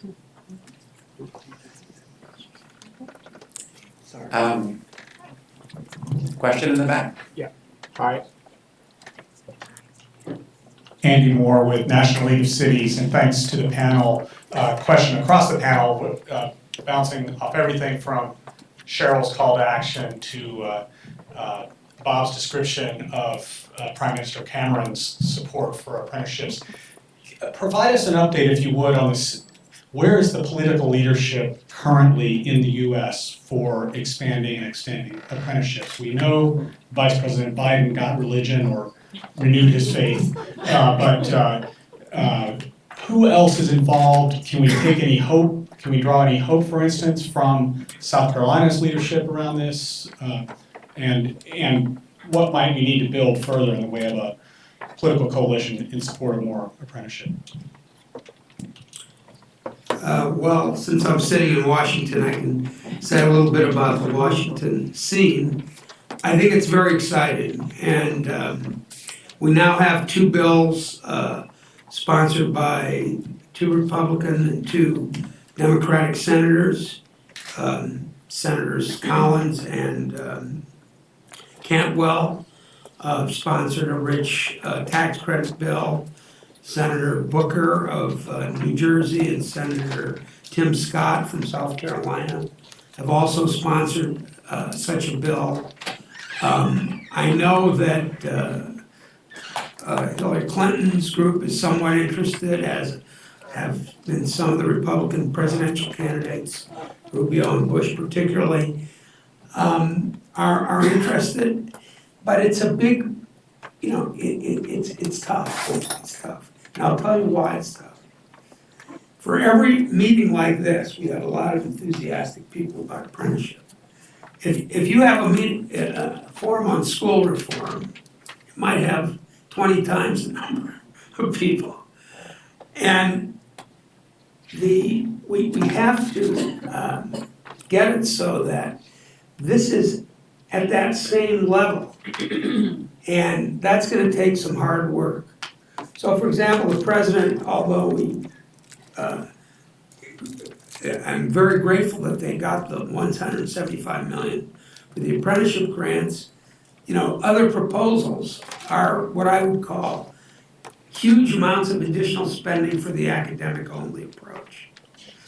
So I think that we can make a difference, but it's still iffy. I don't know that answers your question. Other questions? It's Honor. I have a question which is a follow-up from Bob, is it formerly Aker, as well as what Bob just said. And I think the question has to do with something that Mark started off the conversation about, that 19% of the students are technically opportunity youth.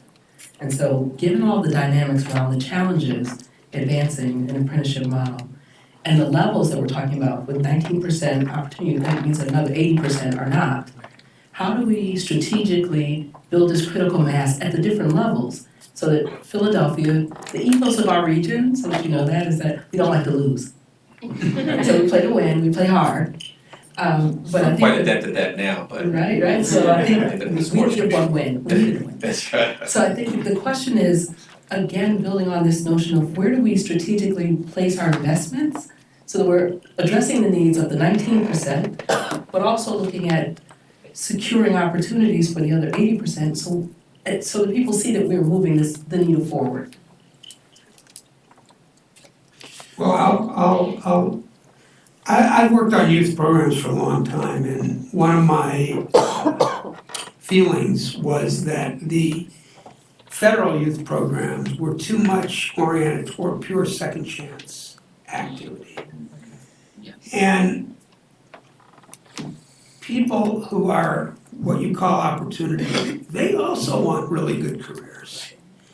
And if you say, well, you know, this is gonna be only for the group that just couldn't make it, you're gonna fail. It has to be a mainstream option.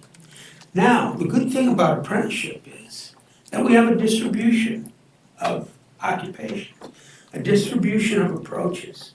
Some people might want to go into culinary, some people might want to go to travel and tourism, some people might want to go into, and the great thing about apprenticeship is that you can achieve high mastery in any of those fields. Or childcare development. You know, you start working with kids, okay, people, you know, you may not need the advanced math for doing that right now. But you learn how to learn. And you, as you grow with it, you learn how to do things and you gain confidence. So by having this distribution, it's very important. I sometimes say if we judge people only on academics, only 10% can be in the top 10%.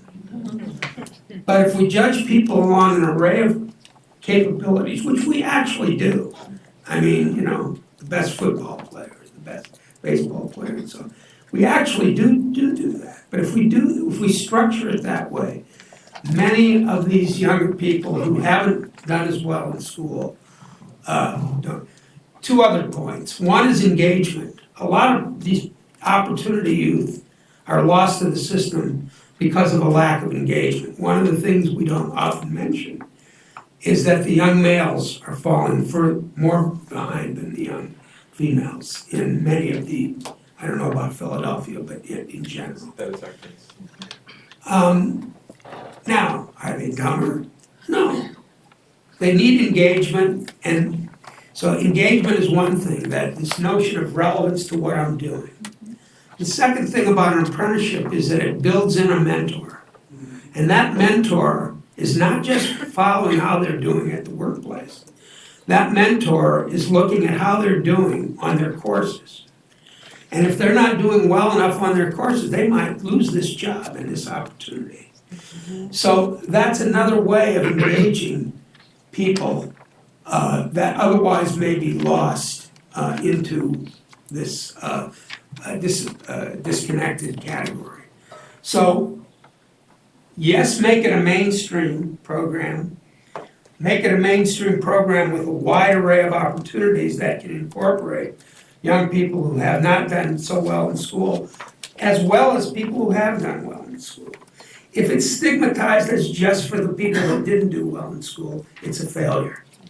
If I could add, using the example of healthcare, Dr. Bracey, you know that in healthcare there are different levels, right? So there may be opportunities for certain youth who need to start at that entry level where other youth could go right to the higher level. And so by having a variety of opportunities at different levels, it really can accommodate all kinds of populations.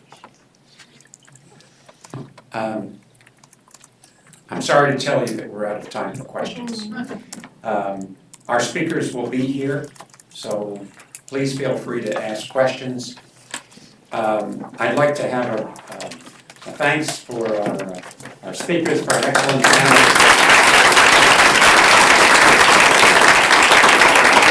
We will now break for lunch, and we need to be back at noon because John Ladd, head of the Office of Apprenticeships, will be speaking to us.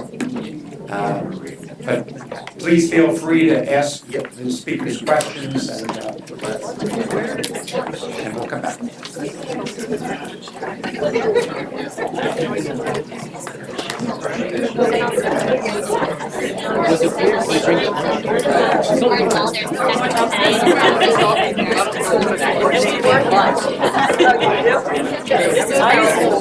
I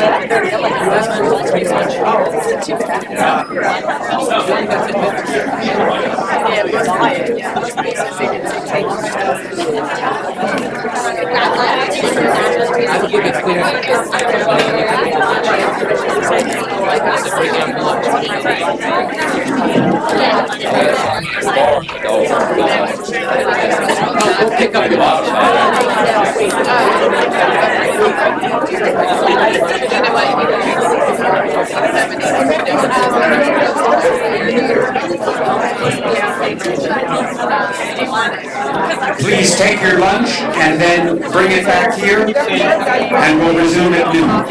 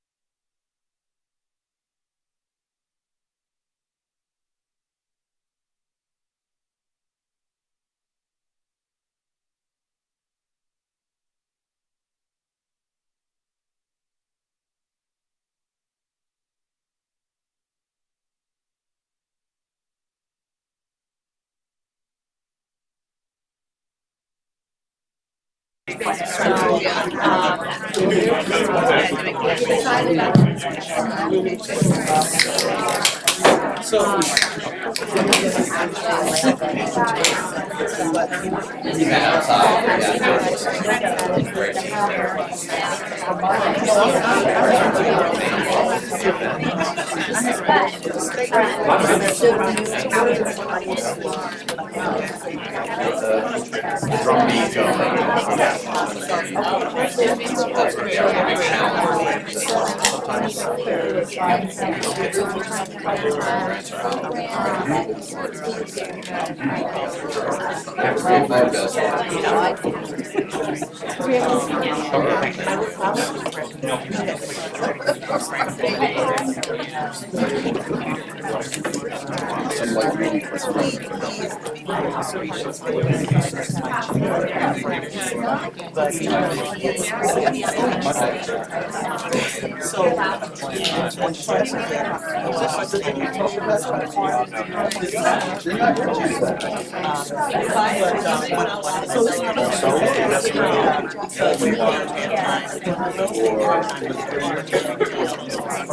Oh, okay.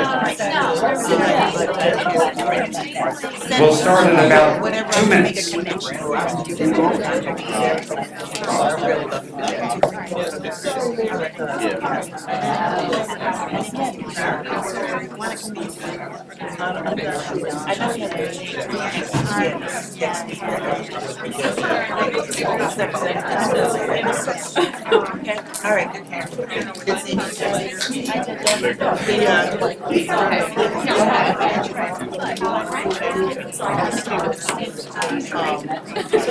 We may have to take somebody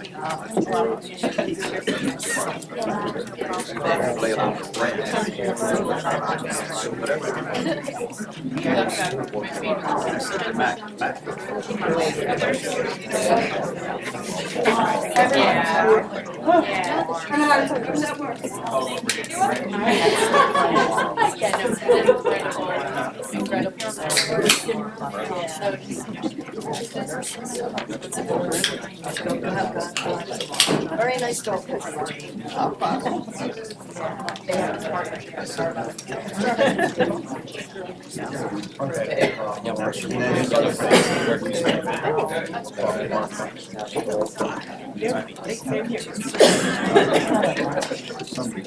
Somebody did something like that. And whatever they were doing with the girl.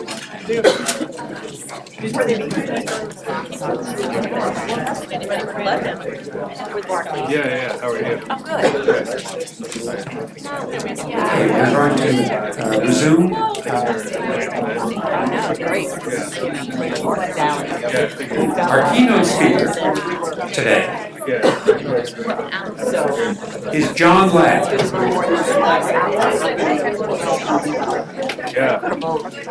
Please take your seats.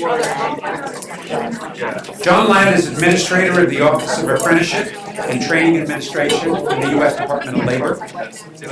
He oversees the National Registered Apprenticeship System, which is a credentialing system with almost 500,000 active apprentices in skilled and technical occupational training programs. He's held leadership positions with several initiatives in the Labor Department's Employment and Training Administration.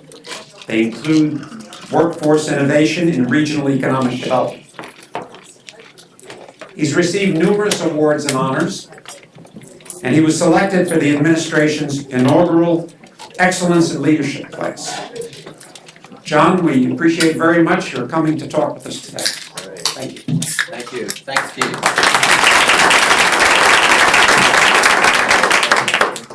Thank you, and again, thank you so much for having me here this afternoon. It's a real honor to be here. I want to thank the Federal Reserve and the Annie Casey Foundation for their tremendous leadership on these issues and for having me here today. So Keith has warned me I've got about 15 minutes and we want to get you back on schedule, and we also want to make sure that we leave enough time for questions and answers. So I'm going to go pretty quickly. I'm going to try to be as informal here as possible. It sounds like we had a great panel here this morning, such great leadership from all the panelists that you had this morning, and that really helped to set a lot of the context for some of the things that I'll talk to you about today. But clearly, maybe I'll come out. Can I come out here? Is that okay with the camera? Is that okay? All right, great. So, we have tremendous energy around apprenticeship right now, and we really have to thank a lot of the people in this room that have provided tremendous leadership. The president has made this call to action around apprenticeship. So, we have this moment, right? This really transformational moment where we can do something big with apprenticeship.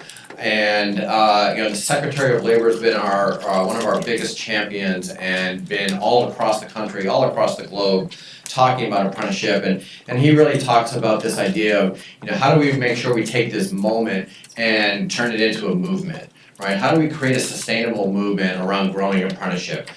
We have this great and ambitious goal to double the number of apprentices over the next 5 years. That's going to take a concerted effort and a very ambitious goal.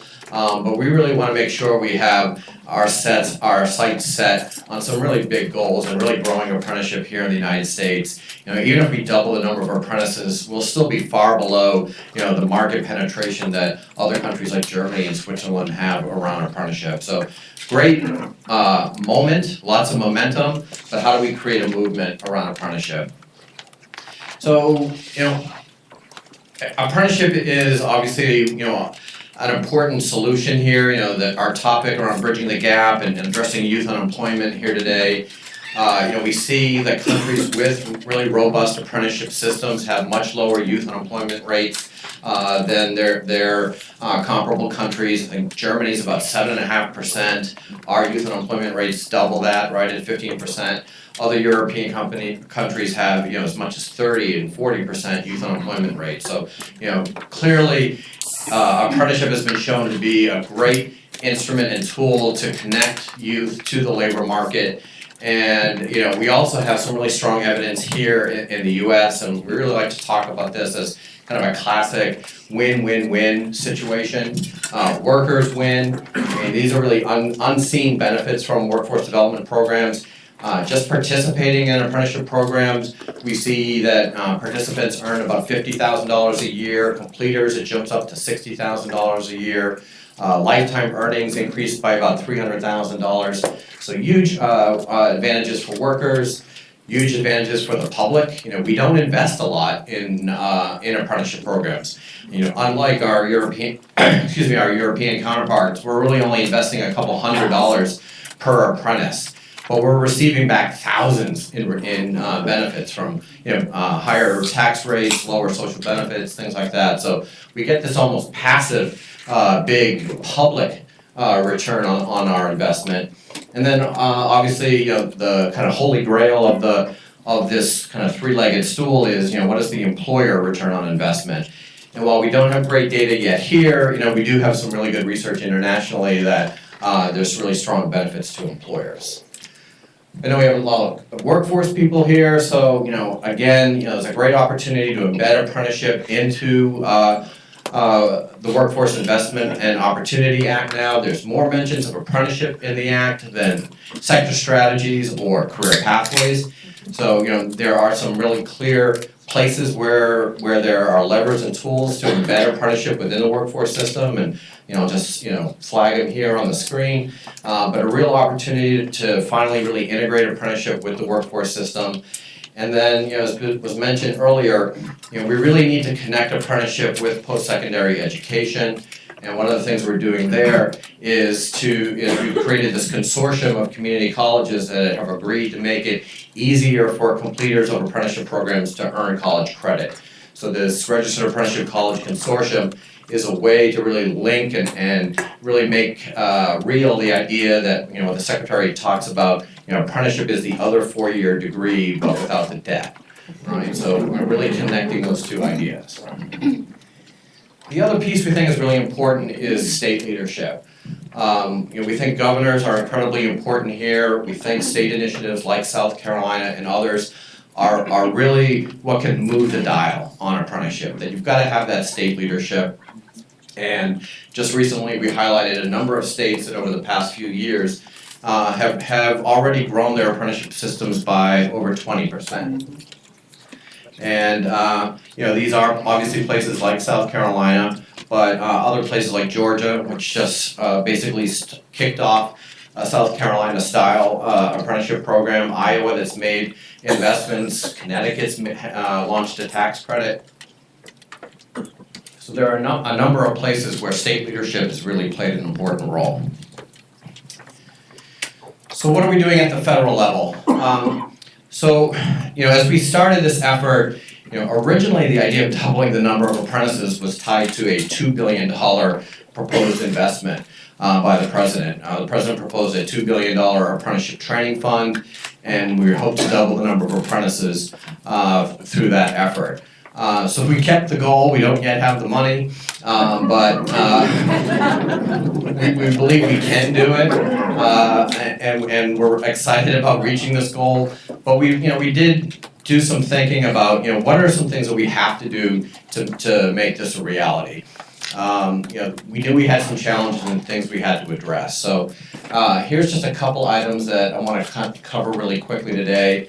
This idea of marketing, you heard from South Carolina, you know, we have to do a better job around marketing apprenticeship and talking about the value of apprenticeship.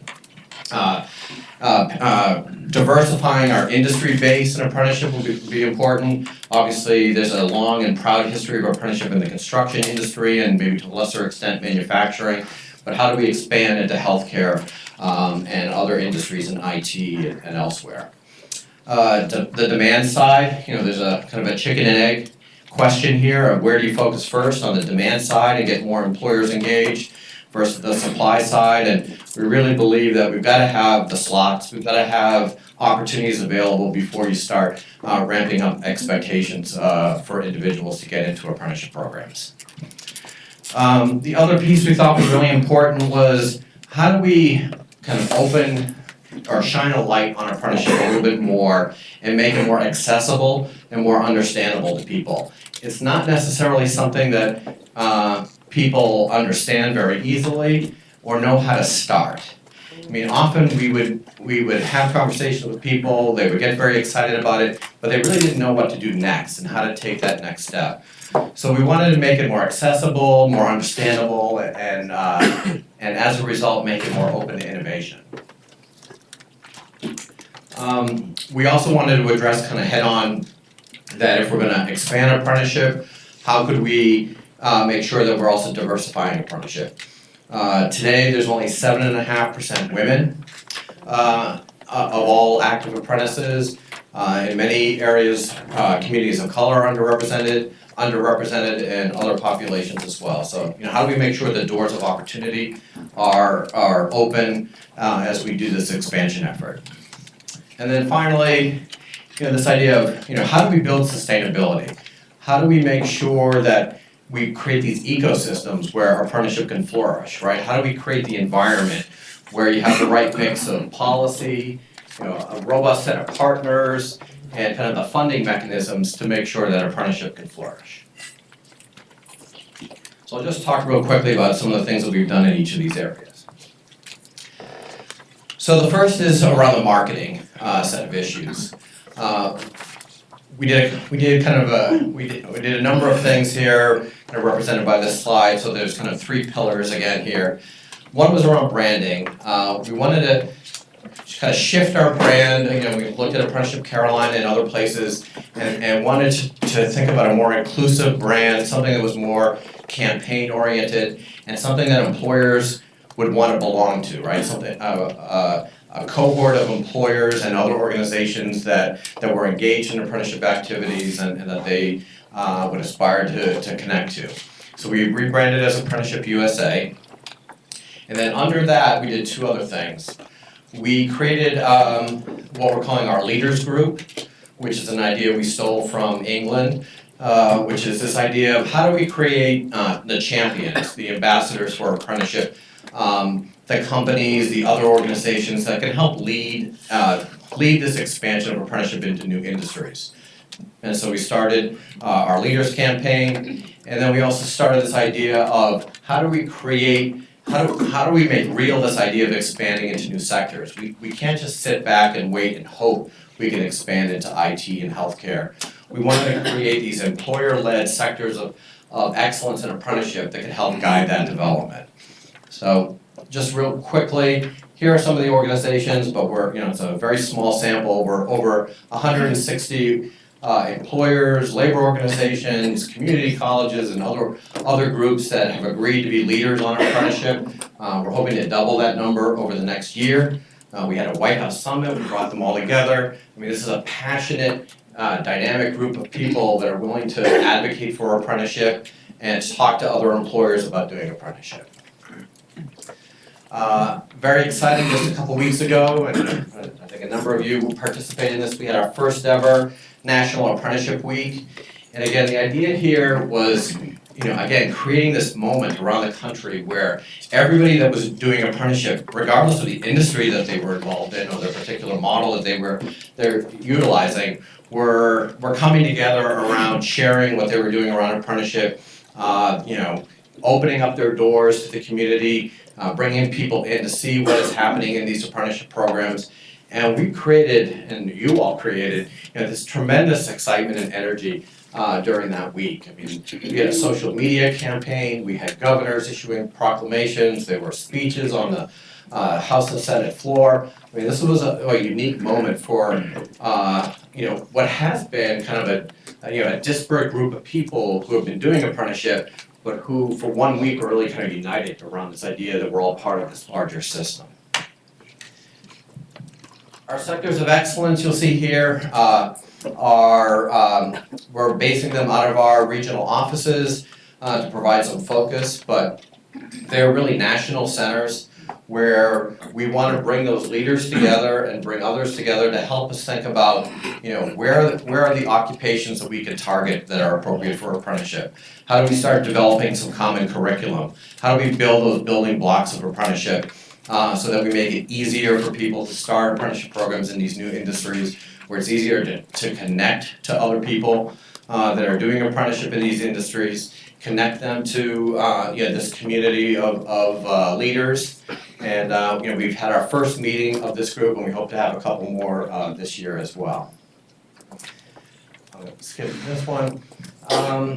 So on this idea of transparency and innovation, so one of the things we're trying to do is, again, make it easier for people to connect to what apprenticeship is, how to start an apprenticeship program, and what resources are available. So these are just some quick things, but overall, what we're trying to do is really up our game on our digital and internet presence, make things more accessible.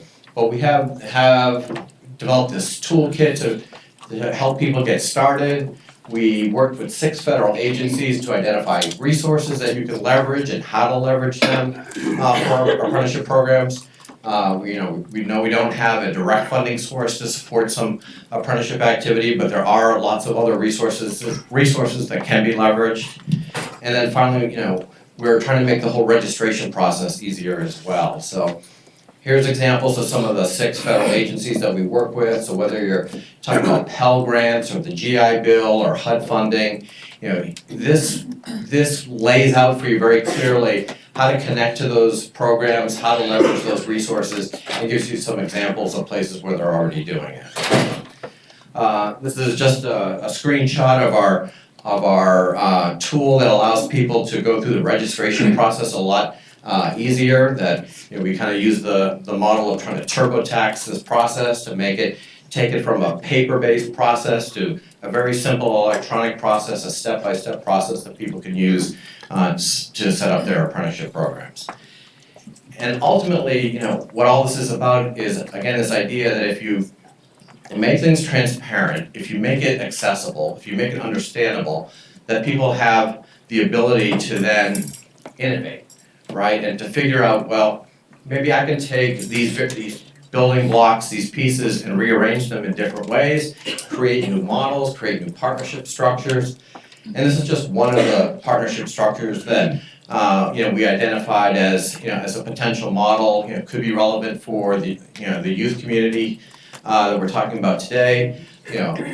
How do you connect pre-apprenticeship programs to apprenticeship and then on to college and community college credit? But again, we really want people to think about how they can make the apprenticeship model their own and make it adaptable to their particular populations and service strategies. I'll skip here as well. Just real quickly, on this idea of inclusion and diversity, we do have a proposal to update our EEO regulations. They haven't been updated since 1978, so we want to make sure people have an opportunity to take a look at those and provide comments on that. But lots of information up on our website. And of course, the grants are really our incubators, our test sites for innovation.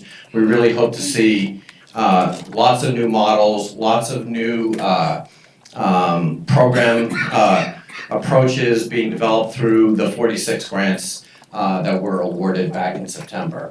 And again, this was initially targeted at a $100 million investment. The Secretary bumped that up to $175. So lastly, and Keith is giving me the hook here. I think there's still a lot of work to be done. I think we have a long way to go on marketing and visibility. If you benchmark ourselves against the UK, they spent $20 million on marketing around National Apprenticeship Week compared to what we're not spending anywhere near that level of on marketing. We need greater demand mechanisms for employers. We've got to get more employers in the game, whether that's tax credits. Bob mentioned a couple of the proposals that are circulating already. But there are policies and procurement practices that could also incentivize employers to do apprenticeship. We need better data and research, particularly around the ROI, and we're working with the Department of Commerce on that. And ultimately, how do we create sustainability here, and how do we build these ecosystems that support apprenticeship? And by ecosystems, we really want to think about what role does the government play, and particularly that important role that states play. But Bob also mentioned this idea of training providers and intermediaries. How do you create a marketplace for intermediaries to play a role in bringing employers together, creating consortia of employers, making it easier for them to stand up their apprenticeship programs? And right now, we really don't have a market for that. And again, this idea of how do you leverage other resources? How do you create that program alignment to make it more sustainable in the long term? So those are just some of the things I think we have in terms of ongoing next steps and challenges. But I'm going to wrap it up there, and then let's have a conversation and get some questions going. All right, thank you. Thank you very much, John. We have time for a few questions. Yeah, hi, Kevin Berkey from the South Central PA Works. Thanks, John, for your presentation. I'm just curious, because it was brought up earlier, and thanks to Bob's presentation, the role of unregistered apprenticeships in our workforce systems. If you could just comment on that. Sure. It's a tricky question. From our office perspective, we believe in the power and the value of registered apprenticeship. The registered apprenticeship is where you get the standards, quality, and rigor, and the consistency.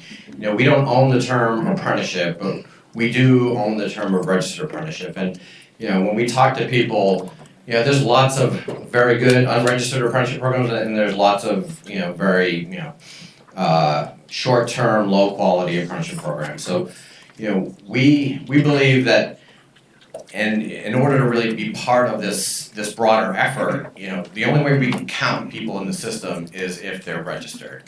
And the only way we can really have any consistency in that term, because I think the term can get watered down very easily. And you can lose the value of what an apprenticeship is. And if you're going to colleges and asking them to provide college credit, and there's no other, indicator of quality or some kind of assessment, again, you kind of water down that value. When you're selling apprenticeship to a parent, you have much more, selling power to that parent. When you can say, this program isn't just, it sounds good, this employer is offering it, but now you can say, it has the backing of, the US Department of Labor or the Pennsylvania Department of Labor. That adds some value and creates some, some assurance for that parent. So what we want to do is make sure that, there's not an administrative burden that's keeping people from registering the program. But we do want registration to mean something, that it has a value and stands for a certain level of quality and rigor. So I hope that helps. Other questions? Over here. Yes. You were mentioning the importance of state government and leadership from that side. I work for Cities of Service, a national nonprofit that works with mayors around the country. So I was curious how you feel mayors can get involved in the apprenticeship movement. Oh, absolutely. No, I think that's a great point, and we're seeing lots of great leadership. Mayor Walsh in Boston is taking a number of steps. Chicago, LA, really, there are a lot of, again, those idea of policy, procurement, and other personnel practices that elected officials they control and they can they can create the right environment in their areas to help support apprenticeship. So I think they have a really vital role to play, as well as governors. Any other questions? Is there? Hi, Michelle Gilliard with Venture Philanthropy Partners from Washington, D.C. And I was excited to see in the previous presentation about the movement into hospitality. And I'm wondering what's being done at the federal level in terms of encouraging service sector employers to become part of apprenticeships. Thank you. Yeah, it's a good question. I think service has been a little tougher for us. I think partly because of the wages and the turnover in those industries. So we haven't had as much of a concerted focus on the service industry, but we have begun to see some interest from employers from that industry in working with us, but nothing real specific yet. Yeah. Bob, you have a question? I just wanted to follow up on the mayor question. Governments are also employers. And how they structure their job ladders, how they structure the way they who they hire in. They don't need to just hire in four-year college grads into even things that involve accounting and other areas. They could develop the kinds of apprenticeship programs that we see in other countries in those skilled areas that government operates on an ongoing basis. And by doing so, they would also set an example for the private sector.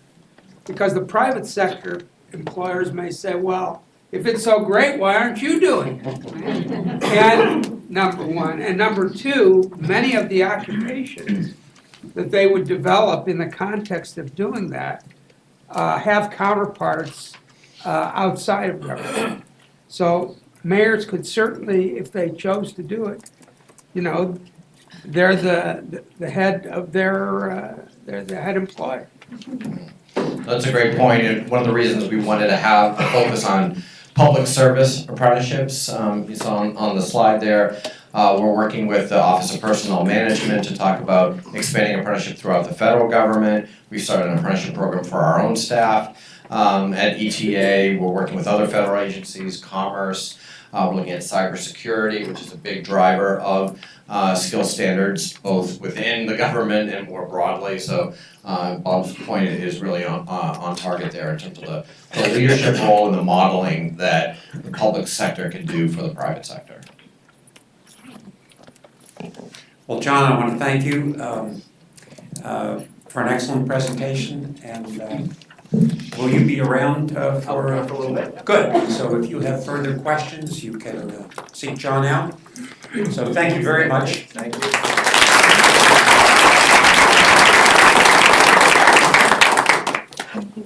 In the interest of time, keeping ourselves on schedule, we're going to move to the next panel, which is on advancing career pathways through other employer-led models. We're talking about apprenticeships. We're going to talk more broadly in this next panel. I ask that the speakers come forward, please. And while they come forward, I want to introduce the moderator, John Clayton Jr. John is Manager of Diversity, Inclusion, and Workforce Initiatives at Independence Blue Cross, which has its headquarters in Philadelphia. His responsibilities include the design, development, and implementation of enterprise-wide diversity and inclusion strategies, as well as intern and co-op programs. He partners with community and regional entities to explore ways to educate, train, and provide opportunities for the Philadelphia region's workforce. He co-chairs Work Ready Philadelphia, which helps high school students find summer jobs, internships, and professional development opportunities. And he also chairs the Industry Advisory Committee for Career, Technical Education, Business, and Financial Services. So, John, we appreciate your being here to moderate our panel, and we look forward to your remarks as well. Good afternoon, everyone. It's on now, I can hear myself. So good afternoon, everyone. How are you? Good, how are you? It's kind of hard to go after lunch, right? So we're going to just jump right in. We have some great presenters that are representing three exciting models that are working. And we have Simran Sidhu, who is the Executive Director of Youth Build Philadelphia. We have Angie Kamath, Executive Director of Perscolas. We have Michael Wiggins at the end, who is the Executive Vice President of Human Resources Emeritus of Southwire Company. What we're going to do is that I will not have any remarks so that the presenters can really have an opportunity to present, and then we can have a dialogue regarding the great work and the models that they have been using to really engage and connect employers and disconnected or opportunity youth. So the first person that will be presenting will be Simran Sidhu, and then we're going right down the line, and then we'll open it up after each one of them presents, after all of them present, to questions and comments from you all. Thank you. Thank you. So never in my wildest imagination would I have thought I'd be able to say this at any point, but I think the president and CEO of the Federal Reserve of Philadelphia stole most of my presentation. I'd start with that. And so I do run Youth Build Philadelphia. I'm really proud of myself for doing that. But so I run the Youth Build Philadelphia Charter School. We are a life-changing opportunity for young people who are between 18 and 21 years old and have previously dropped out of high school. We offer students this very comprehensive program. I sometimes refer to us as unapologetically comprehensive. And our students really come from across the city. I have this slide up that sort of talks a little bit about who our students are. They've all dropped out previously from school. They're between 18 and 21, 45 to 55% are parents. You can read that. I started out by, I used to present that slide as sort of making sure people in the room understood that we weren't creaming, that we really were working with the full spectrum of high school dropouts. I now actually present it to sort of say, look at all that resilience and fabulousness on that page. And they're in our school with all this. And they have dreams and ambitions and are doing incredible things. And if you look at those numbers, the flip side of it is incredible resilience, incredible desire to do something that is different. And so I presented, and I'm really happy when I'm sort of a practitioner on a panel, because it's sort of I get to talk about what it really feels like for us and young people to be confronted sometimes by lovely looking, charts with perfect pipelines. We have our own that looks perfect, and I'll show it to you. But sort of what the reality of that leakage in all of those pipelines looks like, and what we really need to gear up to do. Like, just sort of dig in deep and say, we're gonna do this because we owe it to these young people.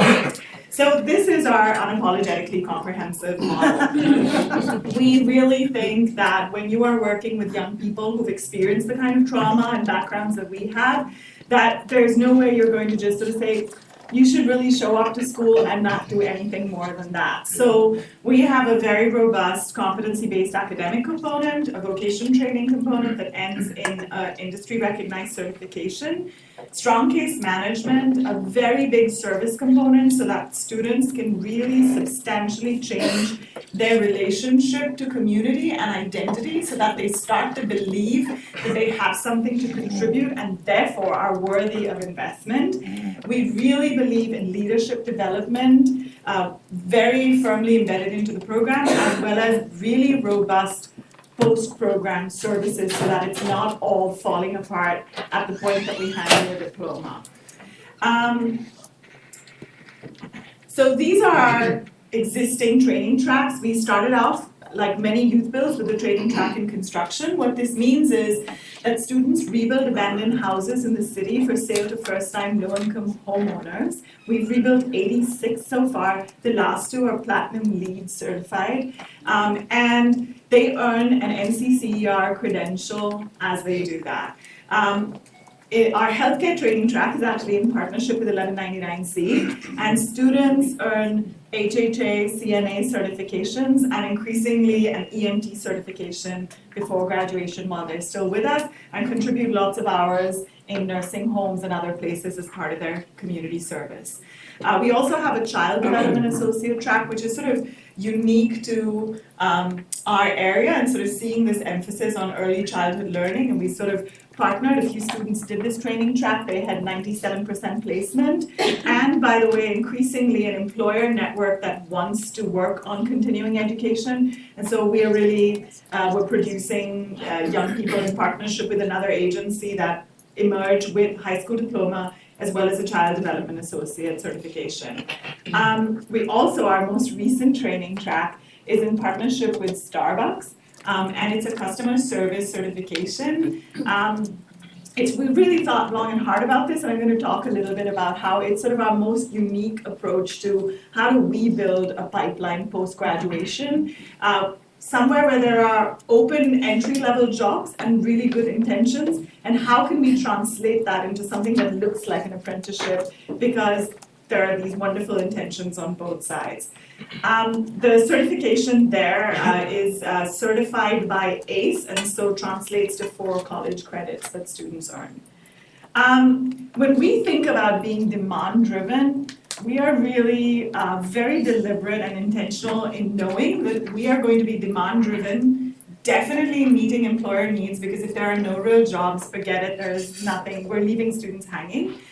But very much about meeting student need. And if I can sort of put on a little bit of a preachy hat for 3 seconds, like all of us as employers sort of want sometimes to come to the table and talk about that perfect student who just shows up, and the perfect applicant who was born at 12.9 reading level, did math and algebra, and all this, as if it's sort of just so freely available. And yet, if we dig down, the city is likely, like most people in the city, are reading at 7th grade reading level.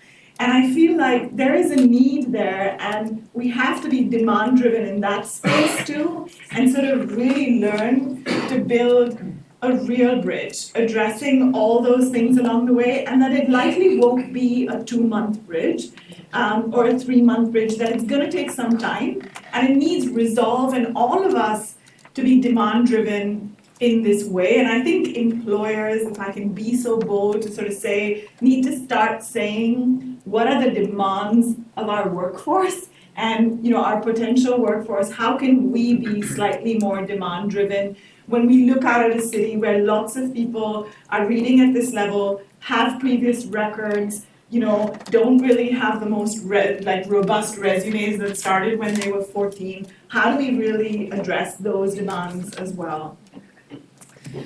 So a little bit on sort of how we engage youth and how we engage employers. I'll start a little bit with the youth side. So I think one of the things that we recognize, and we learned this by making many mistakes, unfortunately, is that we have to show them the full potential of a career that has entry-level opportunities, but not stopping right there. A classic example for us was with our Starbucks partnership. So even when we first thought about it, we sort of stopped and said, oh, what does it mean? We're just preparing them to be baristas? Is that valuable enough? And then when we had this conversation with our board, it was very interesting because almost every board member had a son, nephew, niece, somebody who was or had been a barista. And the difference was that when our students get those jobs, it's dead end. Because everybody assumes they're never going to go anywhere and never going to get past that entry level. But, if you are the cousin or daughter or son of a board member, that's just a stop along the way as you're going to school, as you're advancing and considering a career in hospitality. And so it really sort of gave us a moment to pause and think, how do we change that? Here's the doors that are open versus the ones that we bang our heads on to get in. And there are many. But here's a door that's open with fairly good intentions on the other side. They're actually sort of coming and saying, we'd like to do this. Where can we be better? So why not figure out what that whole pipeline looks like? I think the other thing that we figured out is that they are savvy and we should guide them to real opportunity. And we say this as a program that did not chase after green jobs. I'll just leave it there. The other thing is to help them assess for fit, right? So we learned, again, this lesson the really hard way. When we first partnered with 1199C, that first cohort, and we sort of did it as an experimental program, they had 95% placement. And so the next year we thought, let's convince all our students to choose healthcare. We'll just make it seem wonderful. We showed this fantastic video of a doctor running in slow motion. Yeah, we really jazzed up with it. And so more students did choose the healthcare track. And then they got to 1199C and they were like, ew, this involves looking at naked feet. Forget it. And so, we learned it's probably a good idea to show both videos, the naked feet and doctor running. But there's a lot of fit assessment that continues to happen. I'm being sort of facetious about it, but there is this, just because you're young and unemployed doesn't mean that you're going to fit in every square peg, whatever that whole analogy is that we offer you. The other thing is about providing a meaningful credential. And we struggle with this a lot because figuring out meaning means different things in different places. I think, you asked about the work keys question here. It hasn't meant very much in this marketplace. I hope we change it. But other credentials, we've really had to talk to employers to be like, what is the credential that matters to you? Why does it matter? And as a program that gets funded by many places, frankly, we also had to do a few not so great credentials. The NCCR actually doesn't happen to mean very much in this marketplace. So what we started to do is add on more credentials so that our students are increasingly doing more than one credential. So they do the entry-level one, and then later on in our program, before graduation, they're completing a second one. So last year, 22% of our graduates did a second credential. So for ones in construction, it was OSHA 30, EMT on top of the CNA certification. So you've got a head start in that whole career ladder. And we focus on competencies in general, even on the academic side, because to tell someone who comes in reading at 5th grade level that they've got to get to a perfect 12th grade level, and by the way, do it in 6 months because they're 21 and really need to get that job, is a little nuts. So we say instead, let's talk about what are those immediate skills you need to learn that'll help you learn the next skills. And let's talk about the core competencies that you need to get down to that'll help you navigate the world of continued learning, and how do you learn how to access those next levels of learning. And I also push back all the time on people employers who say to us, we just need someone to show up. Like, don't bother training them on anything else.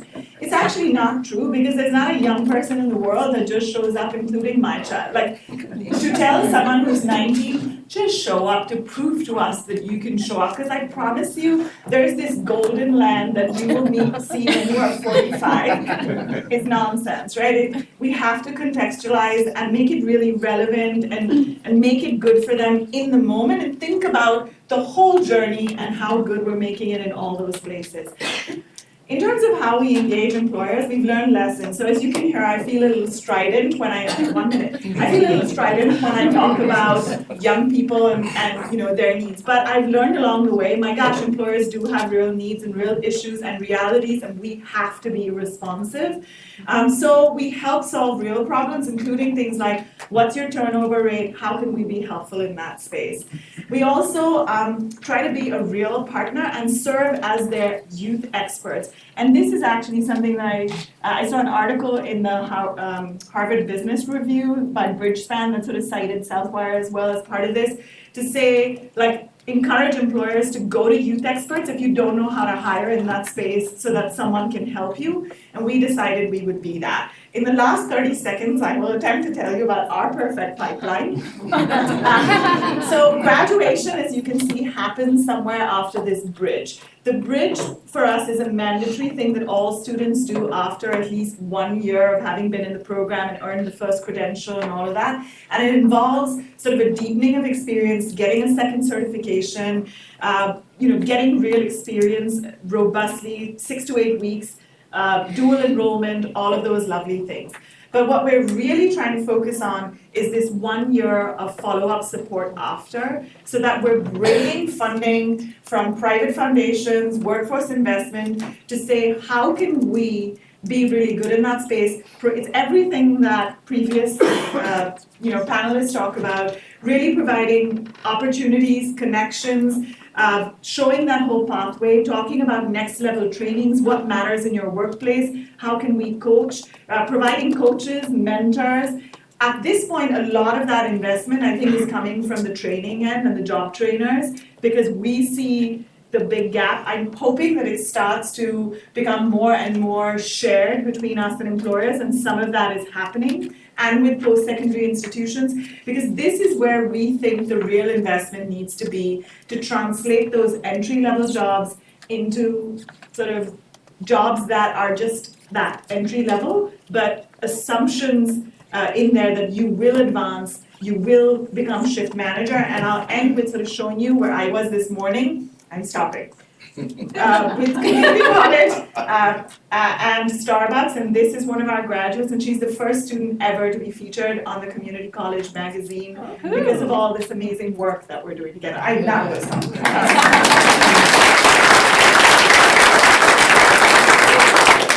Thank you, Sima. Our next presenter is Angie Kamath, and she's the Executive Director of Her Schoolhouse. Excellent. Perfect. So I'm going to, that was awesome and very inspiring. I am going to chat a little bit about kind of, firstly, how we at Perscolas work with employers. I'll then kind of fill in the gaps in terms of what our program does, and then talk a lot about the systems change that we think is really incredibly important as a demand-driven, employer-driven job training program. And so really quickly, Perscolas, we're a national nonprofit. We've been doing this work for about 20 years, so well before tech was cool. We were out there doing it. We started actually as our origin story is quite interesting. We started out as a recycler, so we basically wanted to bridge the digital divide. So we took donated computers from corporations, refurbished them in a big warehouse in the South Bronx, and then we got them out to low-income schools, community centers, and individuals and families. And in the process of doing that, our workforce, which was all local, started getting picked off by the private sector. And so the light bulbs went off for us. We said, that is a job training program. And so if we can, Erin, if I could ask for some help just to put the video on. Here's a real sort of small, short case study on how we work with employers, and this idea of entrepreneurial and innovation is kind of very much in our DNA for the past 20 years, and this is a latest example of what it can look like. And I wanted to use that term, John Ladd, that you had mentioned, and I think we're going to be tweeting about it very shortly. Take this moment that we're in and really turn it into a movement. So that's what you're about to see. I hope this works.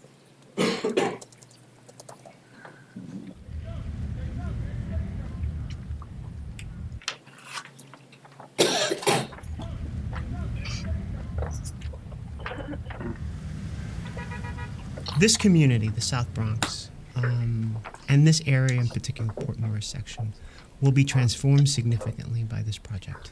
The jobs that we will create directly through the UDC will have a transformational effect beyond just this building. So there will be ancillary jobs that will be created as a result of this. The restaurant across the street or a dry cleaning place 2 blocks away. I remember when we first saw the space with Plinio, the first words that came out of my mouth were we should build a testing center here, and to now be back and actually doing it is, coming full circle is very exciting. I was on public assistance for about 8 months, and then I found employment as just doing security.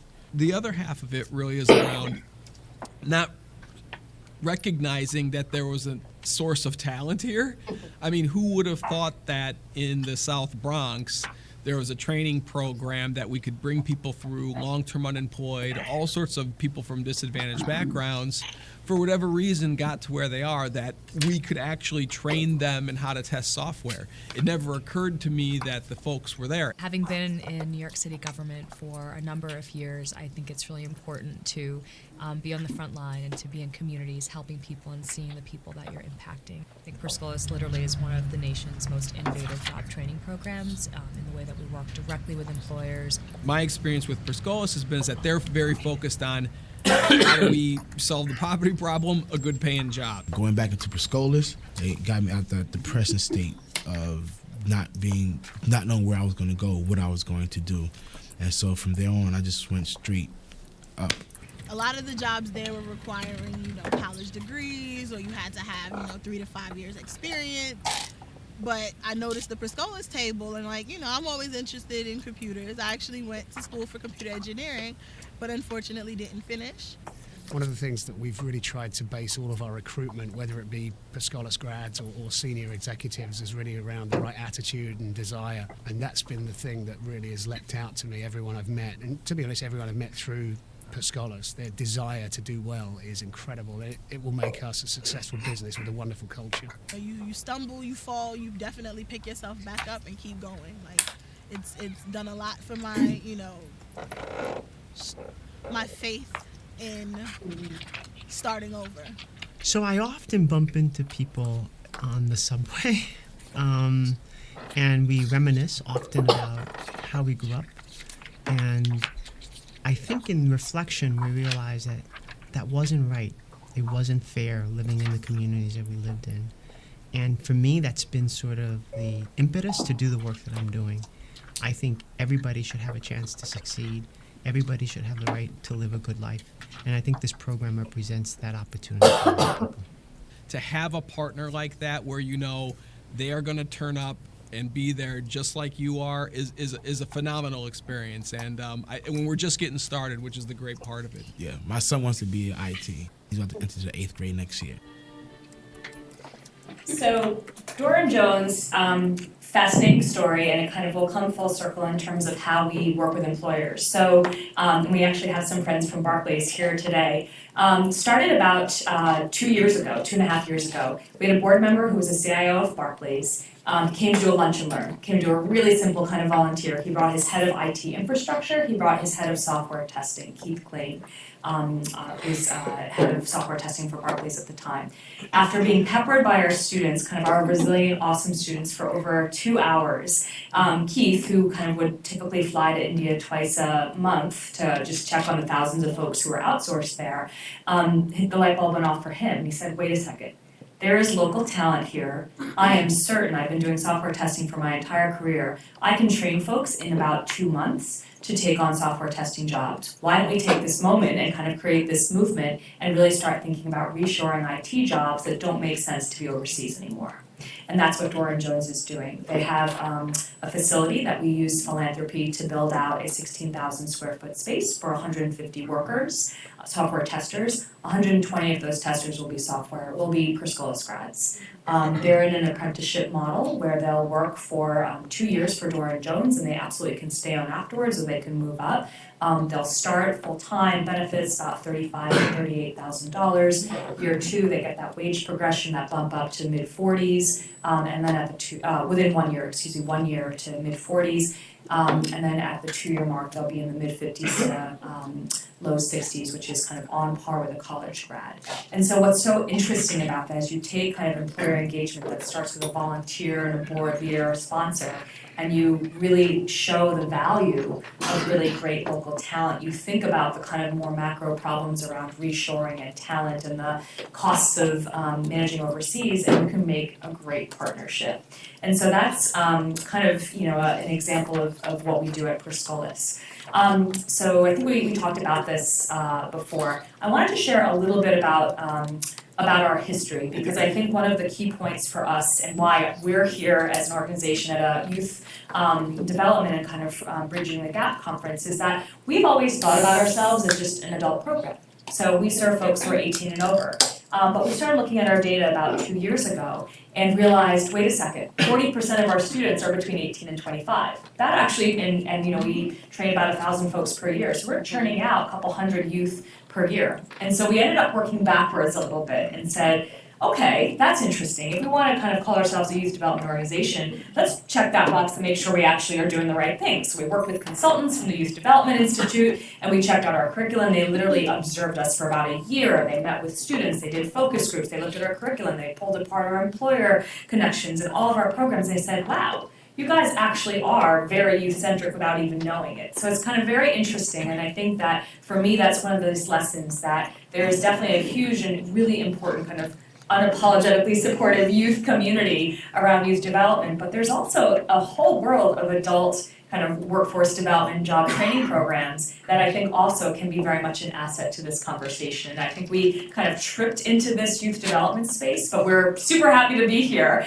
And I think it's been very helpful, and we're part of a very robust community in New York City where we're working with youth development organizations because they want to become a little bit more like us in terms of sector driven, and we want to become a little bit more like them in terms of really comprehensively working with young adults. In terms of our history, again, I mentioned where we started in 1995 as a computer recycler. Along the way, we realized evaluating our work, doing random assignment evaluations and research is incredibly important. And so we did that first evaluation. A report came out, PPD, in 2010. That helped us replicate. And so that was really interesting as a nonprofit that's kind of employer-driven to say, could we transport this model and work with employers in other communities across the country? Replication and evaluations can help you do that. At the same time, we said, let's actually also deepen our model in each of our locations. So to scale, interestingly, go to different cities. To deepen, kind of just think about how you can serve needs for employers in particular markets. And so that's exactly what we've been doing. Around youth, again, about 2 years ago, we started really looking at what happens to youth who come to Perscolas. And so we probably at first made the mistake that a lot of organizations did, is we just ran the data for young adults who go through our program, the 18 to 25-year-olds. But then we stepped back and said, but it feels like more youth are actually walking in our doors every day because we have kind of an open assessment process. And it turned out that 40% of the folks who didn't make the cut, who didn't make the assessment, were young adults.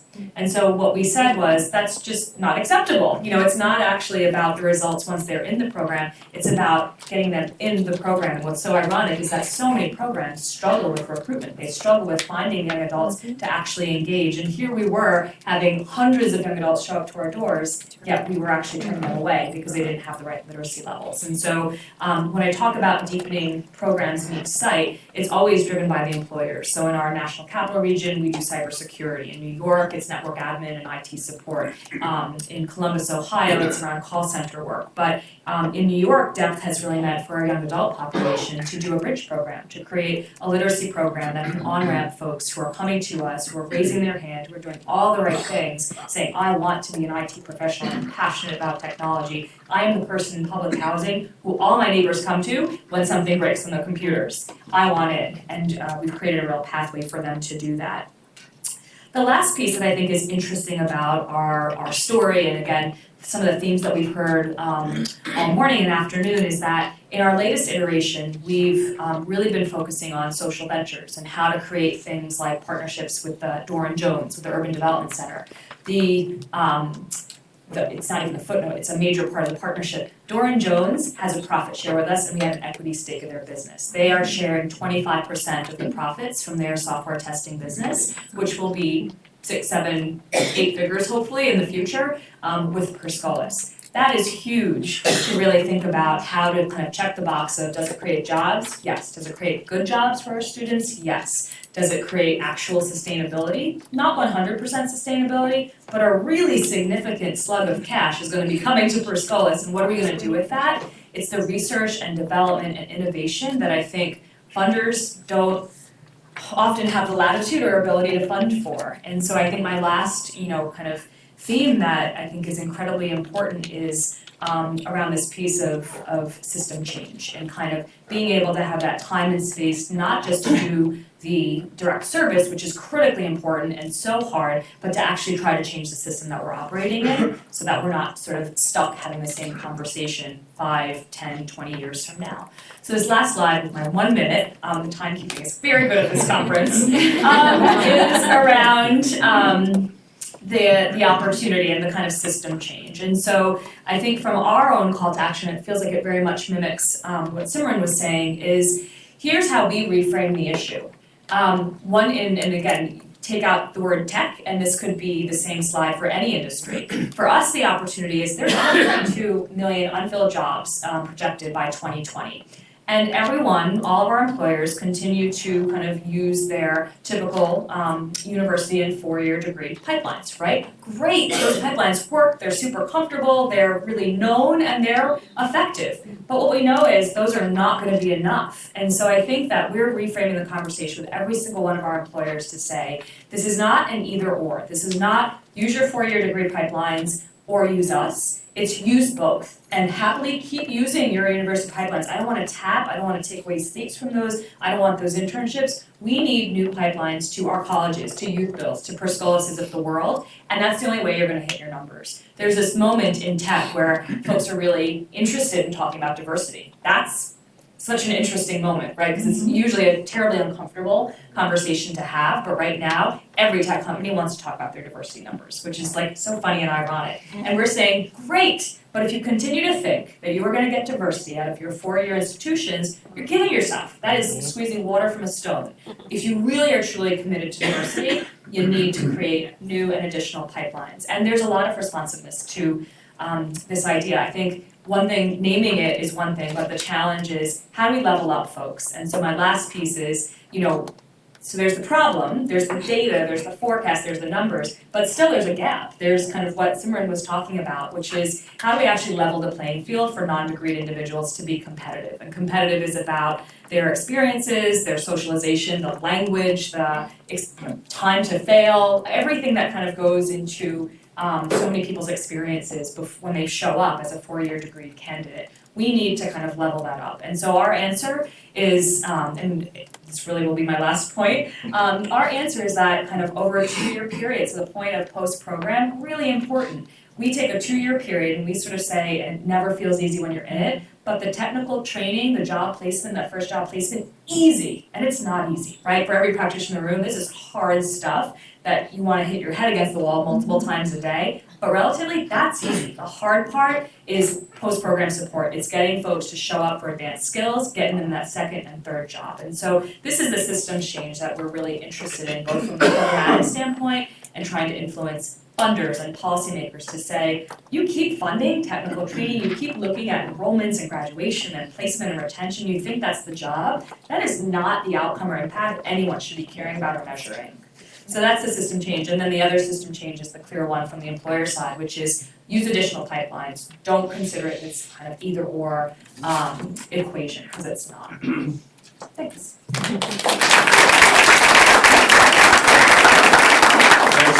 Thanks, Angie. Our next presenter is Mike Wiggins from Southwire, and he has a business sector perspective where they built their model as a business. So let's welcome Mike Wiggins. I'm pleased and honored to get to be here and get to be a part of this this panel and this group. A few years ago, some kids of mine at Corporate Life put this slide together because I needed something in the intro slide to and they did it. It came out of the College and Career Academy High School, and they literally disassembled that clock. There's an El Cheapo clock that we bought as a giveaway, but they couldn't figure out how to take the photo of just the clock without the glare of the plastic lens, so they had to disassemble the thing, and they designed the background and all that stuff. So it's been used in a bazillion presentations around Southwest Cincinnati, so I'm still mad at the others for stealing my slide. But the point of that, and the point the kids were making just as much as I was making, is, and so I make this as a challenge to everybody in this room. It's about time, folks. It's about time we get on with it. If I'm not an optimist, there's not one, but I think the country's running out of time. Brian and I were together 2 years or so ago in Houston, upscale, and I don't know what the population of Houston is, but they have 800,000 16 to 24-year-olds either unemployed or uneducated or both. So if that's one city and you multiply that, well, first, you think a city of a population of 800,000, where would that be in the top cities in the U.S.? I don't know. I keep saying I'm going to look it up, but I haven't done it. But how can we ignore in one location? How can we ignore that, folks? And there's expertise in this room. There's expertise in business. There's expertise in government. It's about time. And so I've chosen to leave that in there. And the second thing, can the lights be flipped just for a second? Show of hands, how many in the room have ever heard of Southwire Company? Well, more than I thought. Sometimes it's zero. We make wire and cable. The cables that deliver power from the point of generation to these lights or those buildings or underground or irrigation systems to nuclear power plants to whatever they may be.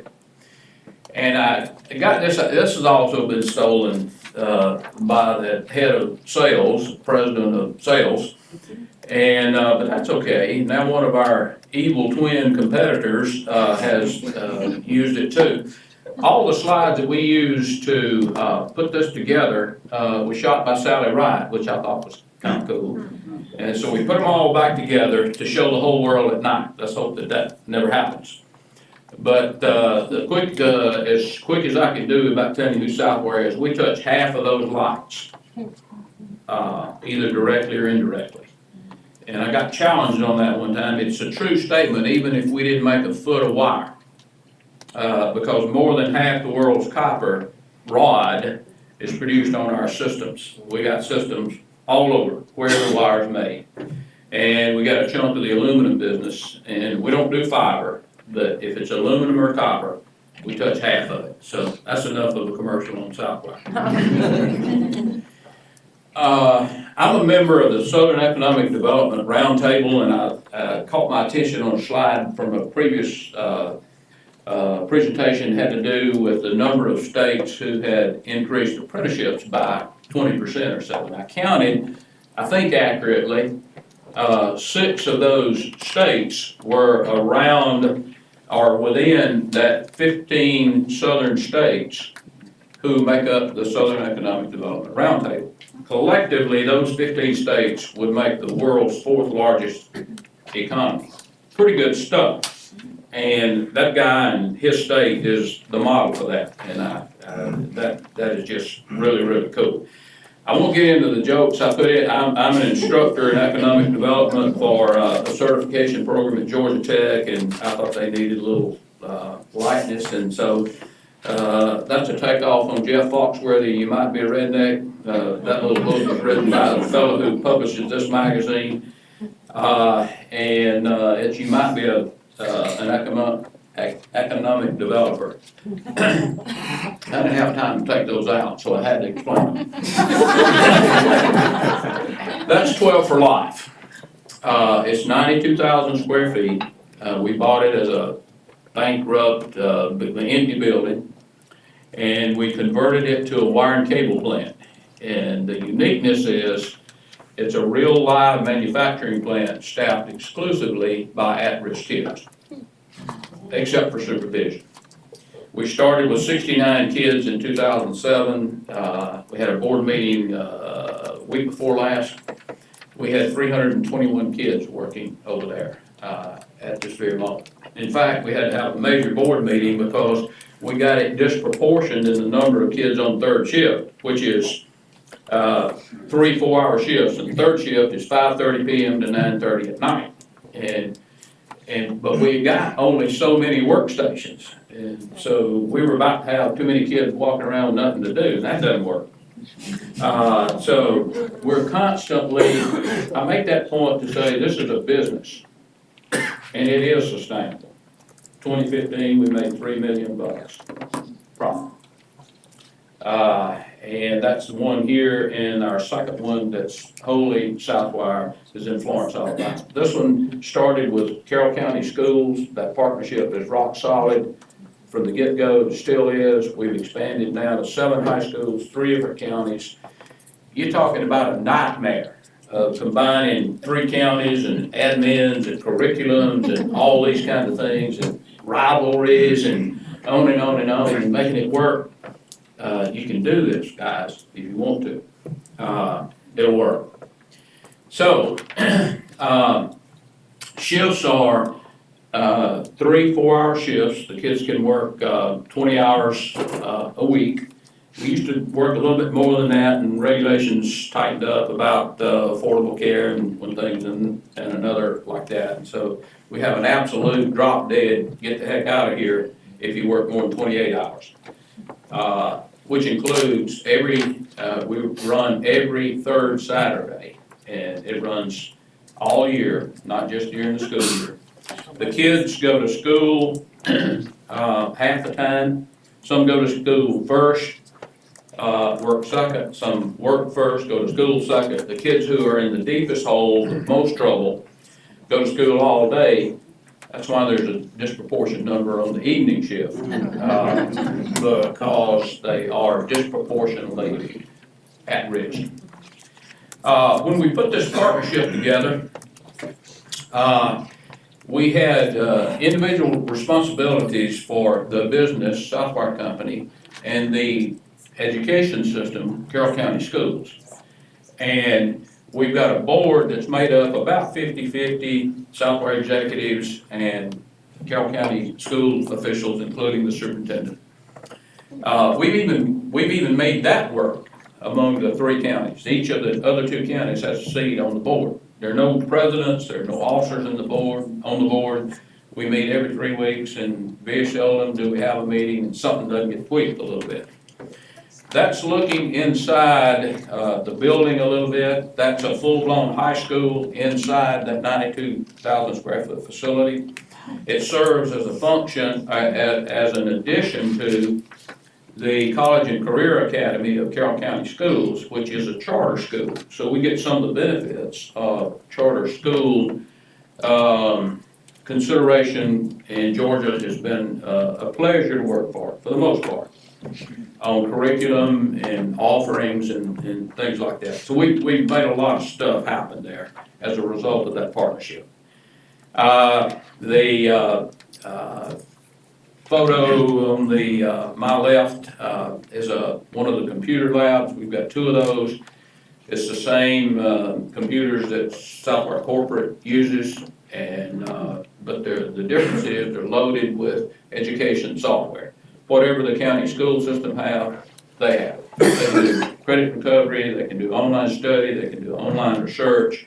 Whatever you can do in Carroll County High Schools and Heard County and Haralson County High Schools, you can do right there. After we founded 12 for Life in 2007, and I don't remember the exact year, but maybe 2010, 2011, we created this formal partnership with the state of Georgia called Great Promise Partnership. And we combined something that they did called Great Promise Kids. It was a good thing, but it amounted to a couple of weekends a year where you gather up kids from inner cities and you take them to the North Georgia mountains, which is a good thing. But then they come home, like so many summer job programs that are not really jobs, amounts to no more than taking your son or daughter to work. And they come back and they got a taste of the mountains, they got a taste of mentors, they got a taste of good speakers and the right kind of people to be around, and they come back Monday morning to living in an automobile. Doesn't do much for you. So we created this, we took Great Promise Kids, combined it with some of the things we were doing, created Great Promise Partnerships, and it's funded by the state of Georgia. It's funded through 2016. I have no doubt it'll be extended beyond that. The governor loves it, and I know you can't see what all the dots are, but it's either existing sites or soon-to-be sites. We've got about 35 now, I think, around the state of Georgia. They range from 5 kids working at the Department of Community Affairs to 20 kids working at Caterpillar. The biggest name we've got yet to join us, and that was a great coup there. One of our top customers, Home Depot, is about to join us. Rumor has it I'm going to Minneapolis in a month or so, and this airline that's based in Atlanta that we can't talk too much about is ready when you are, except they were late this morning. I was panicking getting here. Rumor has it they're going to do a 500-person call center and staff it, maybe not exclusively, but with at-risk kids. The school's function was to provide transportation. I heard that discussed. Many of these kids got no transportation except a school bus. And I differ with somebody who, and I don't remember who, I debate the point with you about attendance. If you run a business, I'll bet you more money than I can afford to lose, holy cow, that attendance is the #1 problem you got. I told Harvard that was the #1 problem I had, and they laughed at me, and I said, go check if you got the guts. A little bit of the Carrollton campus, that's the number of kids, 69 to, when this was just after graduation, May of this year. We always have massive turnover after May graduation. Today we have 1,188 graduates. That's wrong. Over summer school, we had 3 more, so it's 1,191 graduates. The graduation rate in Carroll County has gone from they don't like to talk about where I say 65% to plus 80. The graduation rate for at-risk kids has gone to 82% from year 0. The graduation rate of economically disadvantaged kids has gone from 54%, and the third county that we added, same number as ours, 54 and some tenths. Theirs is now 90% for economically disadvantaged. But in total, it's 82%. Both 12 for Life graduations and at-risk economically disadvantaged graduation rates exceed Georgia State standards for graduation. This is just some things that I wish I had time to talk curriculum. These are the planks of sustainability of Southwire. And I think you can teach anything anybody needs to know if you fill in the blanks under Living well, growing green, I hated that one, but I lost it. Lucky buck buddies. I like to put building worth in the center. That's disguised for profits, but for some reason people don't like to talk about profits. And then a country boy term called doing right. That means ethics in all that you do, and then giving back. Our kids in 2014, think about it. Our kids, who some of them live, a family of 7 last week, I learned, living in one hotel room. And one wage earner, which happened to be a 12th for Life kid. They raised $4.50 for Relay for Life in 2014 per capita versus the rest of the population of Carroll County. $4.50. They volunteered at no cost. They're not on the clock to work in the soup kitchen. And it's really cool stuff. Forbes recognized us, then I got invited to Detroit and had some good time up there. And Wall Street's been there. I wish we had time for you to read that. The poem to my right of that young guy. Stop. I just got to stop or he's gonna pull out a 45 and I don't want to go with that. But if that's left up there for a moment, read the poem that kid wrote. He's a full-time employee today. Thank you very much for putting up with me. I hope we have some time for questions. I'd love to get some challenges if you want. Thank So you see, we have 3 different models, but very successful models that have great outcomes. And so, what are your questions for the panelists? I'm sure we were sort of animated, and so I'm sure we have questions from you all. Good. Hi, I'm Stacey Taylor from Community Financial Resources, and I'm really interested in the comprehensive nature of your programs and some of the other elements that help support your students. Specifically, the latest WIO authorized that all programs, work youth development programs funded by Department of Labor, have to have some type of financial literacy component. I'm interested in what that component looks like for your programs, what some of the challenges have been, and any lessons learned. Actually, the Federal Reserve helped us a bit with that. And that's not blowing smoke, that happened around the Federal Bank.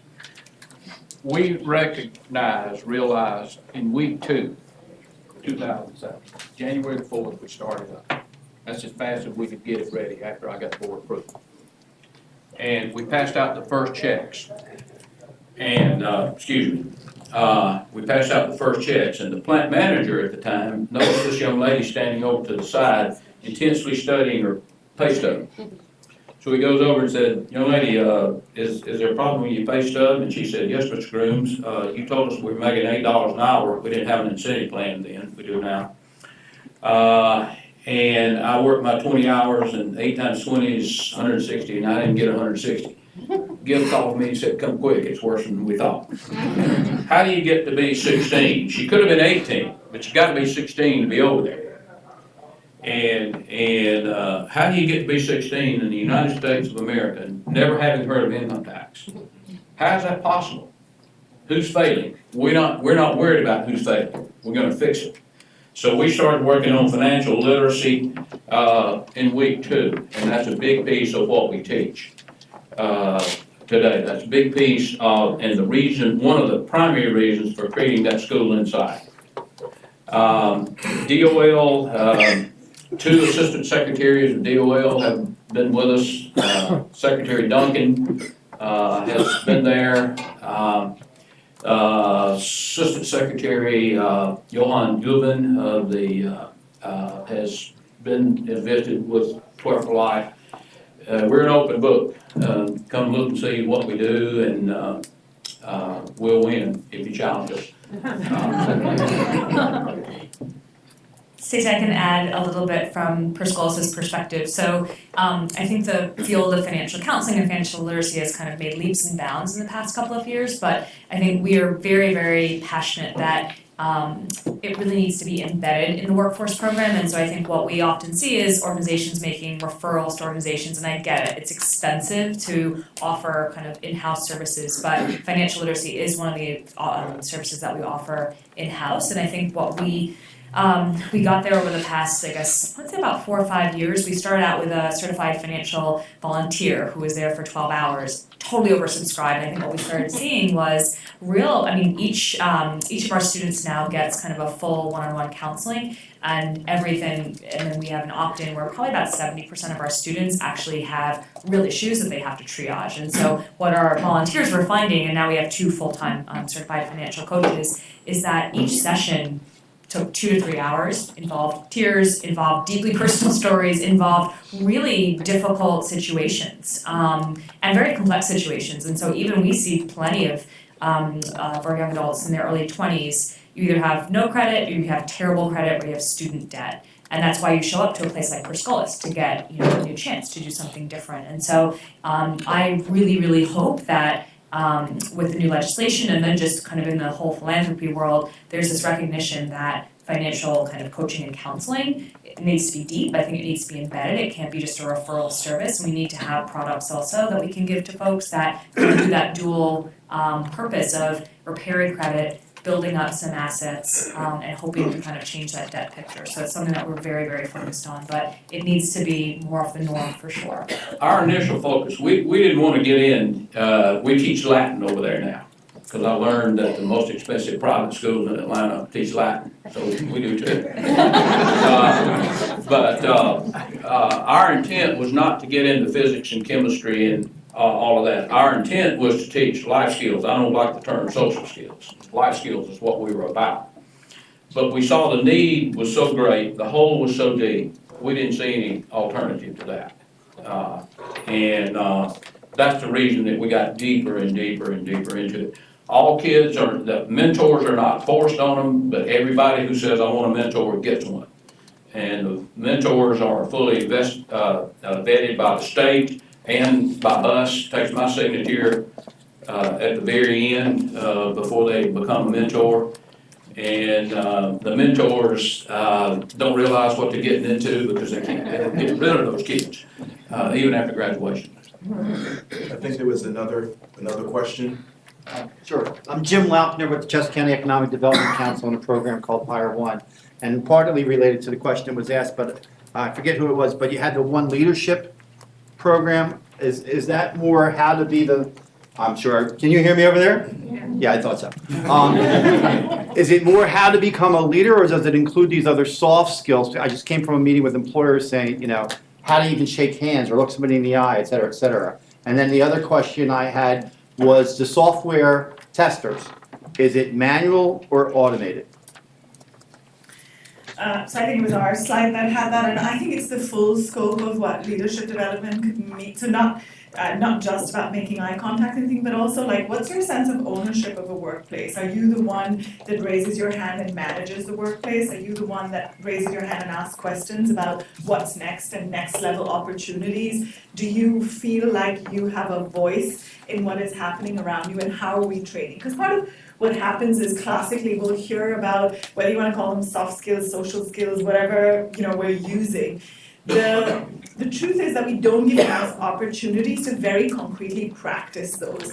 And I think that's what we try and do is, so whether it's leadership skills and soft skills and all of those, is to say, what's the starting point? Where are you practicing them? What's the conversation we have about them? So that at UPhil, there are these, traits that are linked to all of them, and that's the flip side of your report card. You get that, and we talk about how you're either not competent, highly competent, where you're falling on those things, but we also can reference places that you're practicing that. So for example, at our work sites, there is a student who is the manager for the day. There's a tool manager, there's something else. Did you sort of select to be in that position? Do you take charge of your work site? What happens this week? Did you call the other students if they were missing that day? Are you encouraging others? And these things are very clearly listed on a rubric so that you get the chance to practice them, because the gap otherwise between definitions is huge. What does teamwork look like before, at 16 and you're on the street versus what an employer is expecting teamwork to look like? There has to be that stuff to practice. Fantastic. On the second question, so just concur, I mean, again, different models, but I think we all probably share some similarities. 20% of our curriculum is on the soft skills, and we very much, it's not an insignificant portion of our training. Manual context-driven training, so again, where we're going and kind of where we understand the market enough to know that automated, and this, I'm gonna geek out for a minute on tech stuff, but you were with me. We can't go head to head with kind of automated, kind of quick software testers that are overseas. Their staff overseas are earning well below what we'd ever want our folks to pay. But when you look at manual context-driven testers overseas, they're earning $50,000, $60,000. It's just the maturity of the market that's overseas. In software testing and the kind of more context-driven piece. And so that's what we're training local talent for, and we use that 2 years to level them up to kind of what they should be making if they were a college grad using this more sophisticated form of testing. And so I think it goes to just sort of say, know the market, know what we're going after. It would never work if we were trying to reshore jobs that are a whole lot cheaper overseas, but what we know about the software testing market is a chunk of it is very expensive overseas right now and deserves to be brought back and deserves to have local talent being trained for it. Yes. Hi. Hello. My name is Laura Schwingel. I'm with Jev's Human Services. Fabulous panel. Thank you so much, Federal Reserve, for this conference in general. It was interesting, Simran, that you brought up ownership. I'm wondering about ownership in terms of youth voice, particularly Michael, in terms of, you talked about how much the at-risk students are involved in running that one plant. And I'm curious how, is there a voice for them in terms of the board or in providing an advisory role of some sort? We have, we've got a system at Southwire called OPS, Operational Perfection at Southwire. And it requires all shifts to meet on some sort of regular basis. At 12 for Life, that happens to be Tuesday morning, I believe. And so they get everybody together, they got a whiteboard, and it goes on all over Southwire, not just 12 for Life. And the employees list items that need addressing, whatever they may be. And they're put on the whiteboard by the plant manager. And they're not allowed to be taken off the whiteboard until the person who wanted it out there said, okay, I agree with the solution, or you've done, and we don't fix everything that they put up there. But I know you tried, I know the decision is that we're not gonna do it, but it stays up there until it gets some sort of resolvement. So yes, they do have a voice in it. We've created section leaders, they don't get paid anymore, but it's the most outstanding. I think we've got half a dozen of those per shift that allowed us to get to all kind of different jobs. They handle inventory, they handle shipping and receiving and all kinds, every job that's in there, the kids do it. And so it requires multi-skilled, multi-talents, hard work to get to, and we started off saying we're gonna move every kid through every job. That was okay at 69 over 3 shifts. It's not okay with 300. So we have to pick and choose and help with that. And but it's still something that we are vitally concerned about, and we put great effort into involving the kids in all aspects of life. On the social side, we did Women of Distinction, which I stole from Alabama Power, who stole it from Girl Scouts. And then we did that a couple of years, and then the guy said, wait, what is this Women of Distinction? So we had to create the guys of distinction too. We call it young professionals and so on. So we do all kinds of things, They never had that opportunity, ever. The great majority of them did not. Hi, I'm Renee Settles from Workforce Innovative Solutions at Empower. I am really curious as to when you're talking about the employers that you work with, a lot of what you're talking about is the willingness to have a culture that will support bringing those students into that place.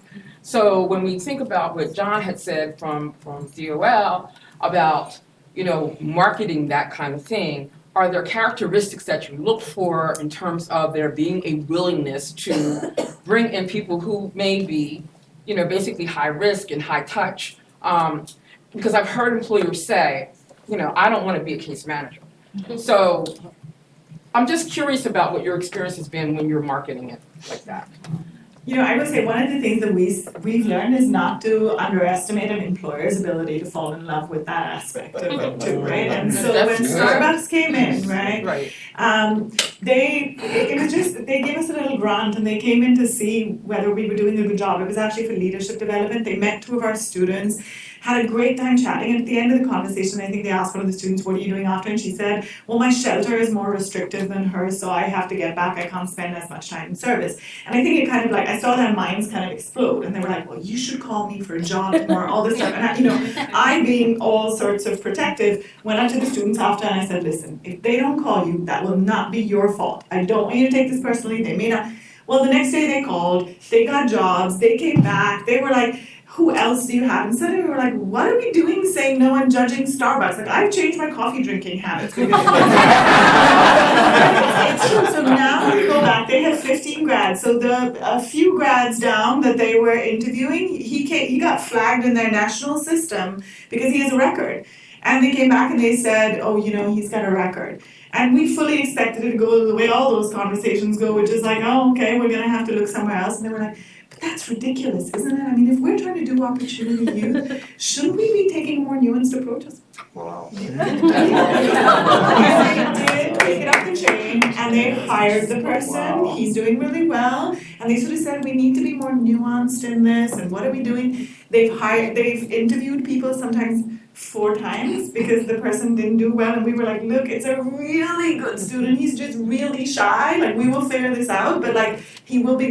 And they're taking chances and they're building culture, and what's really important is when we said to them, "Hey, we want to build this pipeline, what's the next step?" They're already promoting from within. So Carmen, who's on the cover of this, is in line to be shift supervisor. She's already been barista trainer and is getting there, and that's what we want for everyone. And so they're creating a culture, and I think partly we don't underestimate their ability to fall in love, but also know that sometimes they don't know it, right? They're not experts in this space as well-intentioned as they may be sometimes. And I think we've learned to approach that and say, how much of this is about bad intention versus you just don't know what happens here, let's work together. So we'll do the mentoring until you fall so in love that you pick up some of it. And by the way, Carmen's mentoring now another student. So we're also creating the next mentors who they're really ready. So I feel like it's a really good moment. We've got kids at 12 for Life mentoring kids in economics in the home school today. Mentoring kids. And that's a fact. We've got 3 or 4, don't know the exact number of supervisors in the kids called the big plants. And that have come through 12 for Life. And all 3 of those that I'm thinking about are female. And it's difficult to get, this is heavy industry. This is hardcore heavy industry, 12-hour shifts. And one that I'm most proud of, she's a parent. She's a full-time student. She works a 12-hour shift. And she's doing great in all of it. And that's just win. The only quick thing that I would add to this is that I feel like as practitioners, we often put employers on a pedestal, and it's just we're grateful for someone to hire, and we've really tried to shift that model totally at Prisco's. And NPower is a very sophisticated organization, so I'm probably preaching to the choir, but we score all of our corporate and employers. We make it really clear what our scorecard and what our expectation over time is. And it's, it's 5 elements. It's do you volunteer with us? We always do the really easy kind of soft sell, but this year we'll train 1,000 students across the country and we'll have 1,000 volunteers. It's not one-to-one kind of mentoring, but that's how much effort we put into the kind of engagement. So 5 ways are you have to volunteer, you have to inform and review our curriculum. in tech, you're changing curriculum every couple of months, it seems, or tweaking it. You have to hire from us, you have to give us money, and you have to serve in some leadership capacity on advisory boards. And we know who does all 5. We want folks to do at least more than 1, but hopefully we're gonna get folks doing kind of 3 or 4.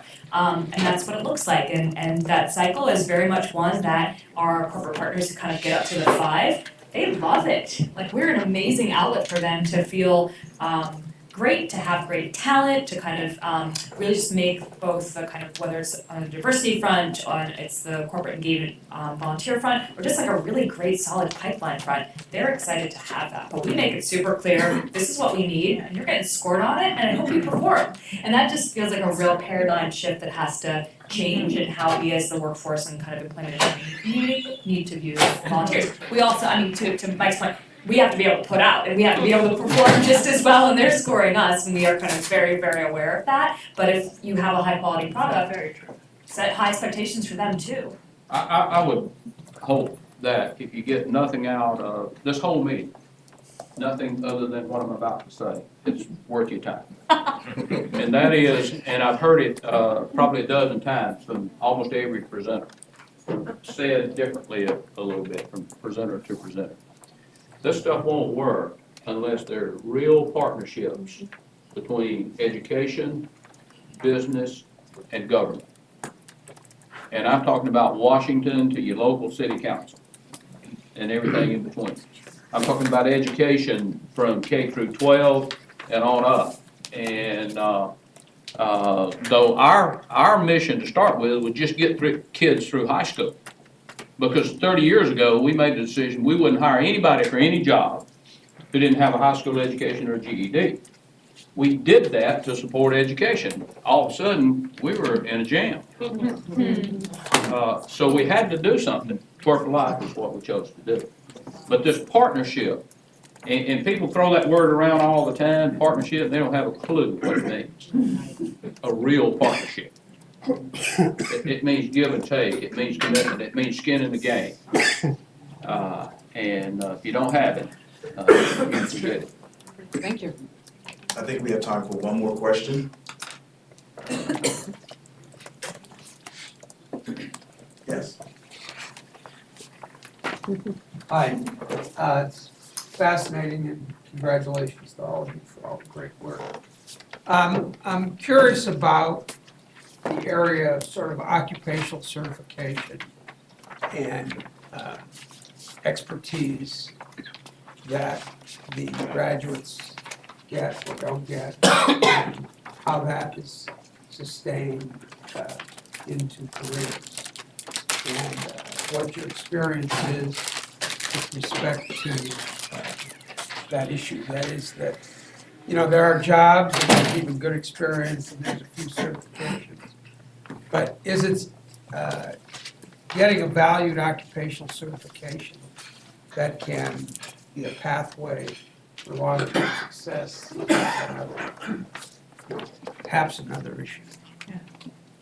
I can at least start out with that. So we have very vigorous conversations with our local government officials in New York City around this, because they talk to employers, and their employers in tech often say, I don't care about certifications, just give me the person who's going to show up, who knows the skills. And for us, where 80% of our folks don't have a college degree, their resume is 2 bullets deep, and it's food delivery guy or, you know, retail associate at a big box retailer. Like, that's not gonna get you in the door. So we very much, and IT is lucky, and that has kind of very clear industry recognized, industry kind of really demanded credentials, not in every aspect of IT, but in many, and that's the starter for us. And so for us, it's very critical, but there's obviously a lot of debate on kind of how valuable they are. I would say it's really important for that 2-year period to just get the foot in the door. It's just a legitimizer. I think we've looked at folks who go through our program with 1 cert versus folks who go through our programs in 2 certs, and kind of what the rates look like, and the employment rates and the retention rates are higher for the folks who leave our program with 2 certifications than 1. And so we've got a lot of data to suggest that it is really important, and the more certifications that folks have that have this non-traditional background, the better.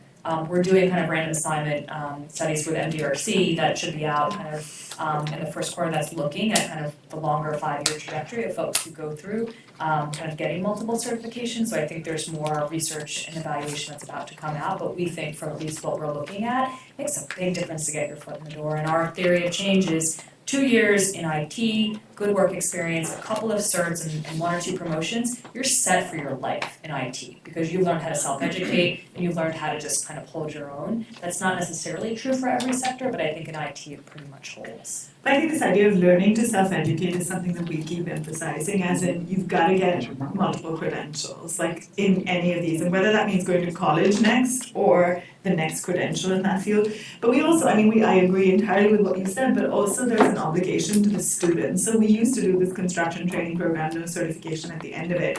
And it feels like we're leaving students hanging at the end of that, without anything. We struggle still with sort of what's the perfect one, and we've changed them up because actually in IT it changes so much that sometimes we were like, it's too far out, that it isn't the right entry-level certification. So let's sort of talk about what comes next. I think it's an inner dialogue that we're constantly struggling with, and some mean more, and you have to be really on top of it. And that's why the employers, I think, play quite a critical role to say, yes, it means something. Because in some cases, you can't even get in the door without it. Like the Child Development Associate, it will be impossible to get a foot in a daycare without that very soon. But in some cases, like the NCCR, it really here doesn't make a difference. But we still want them to have something, and then what we say is, you guys more than anyone else need to get the second credential, because that's what means something in this marketplace. So I'd like to thank our panelists, and would you thank our panelists?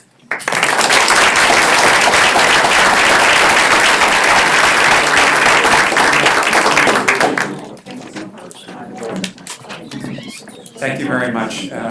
Very rich discussion and very distinct efforts. We're going to take a break. Please be back at 2 o'clock where we focus on moving forward. Thank you.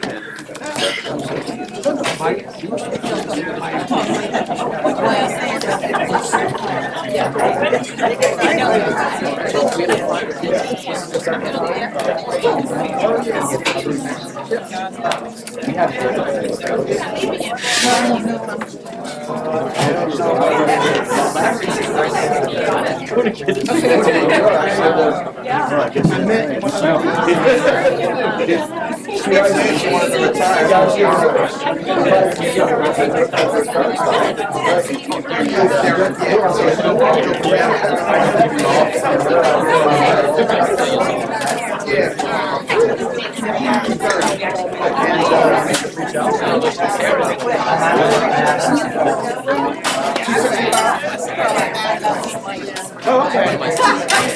So, I mean, that's not a big deal. It's probably the same thing. I was encouraged to I had a program that they could take off, take all of it.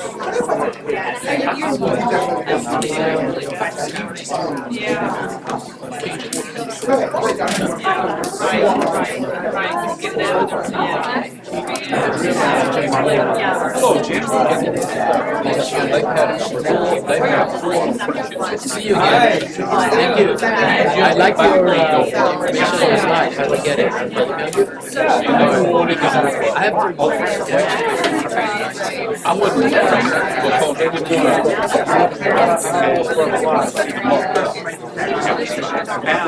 I got a college to earn and learn.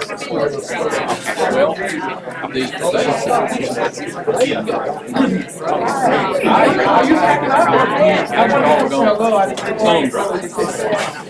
we show up in apprenticeship presentation, and they put the disclaimer in, they're not a registered apprenticeship, but they are apprenticeships, and we're gonna get them. But what they call it, the and then they built this 22,000 square feet, they got electronics, and they got They got what Eastern needs. They got a paper company up there. They big manufacturer of hot water heaters. And they got serious.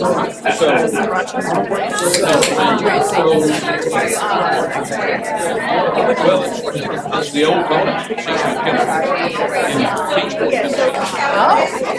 Tri-City, Kingsport, Brookville, and Junction City. Well, they left all of that center for advanced manufacturing. They've got 4 colleges. They somehow come up with some more buildings. Part of a downtown revitalization, they have been done. Okay, one's a university, 2 are state colleges, 1 is a college, not high school, but beyond high school. They are willing to come on with their infrastructure. Because right here, and whether they're charging you rent or not, I don't know.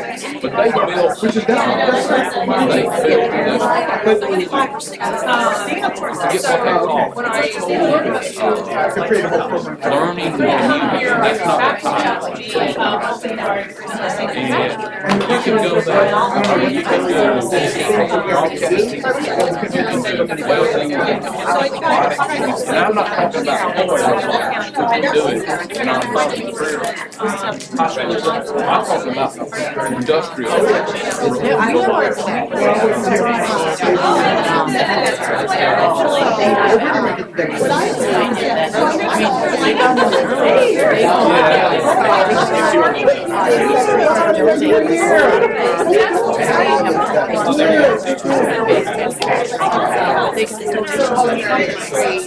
They could actually, that's one thing, which is very. We're going to make a decision about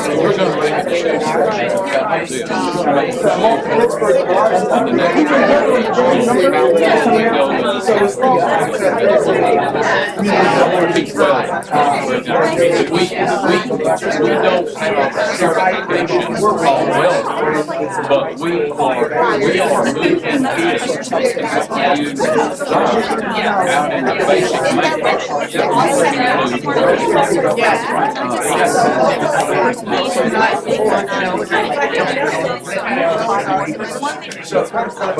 Military, also education,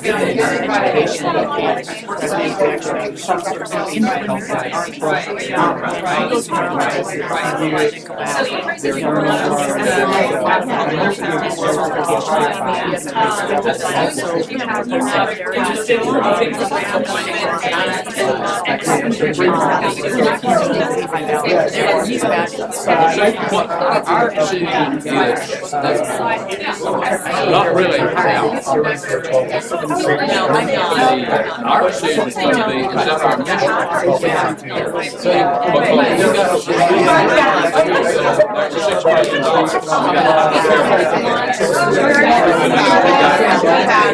And actually, the conference call on Friday is one of the citizens who's about to, she's created a foundation to help residents. Well, I have a question, that's what I'm curious, so I'm hearing some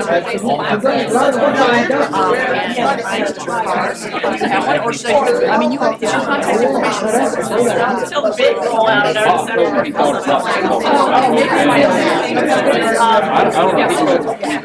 I got a card somewhere.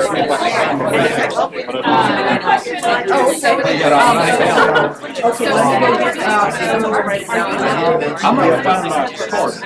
Okay. That's all right. Yeah, sure.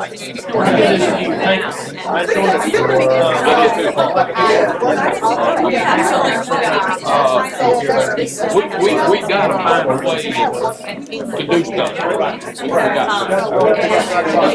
Yeah, I get it because they're already.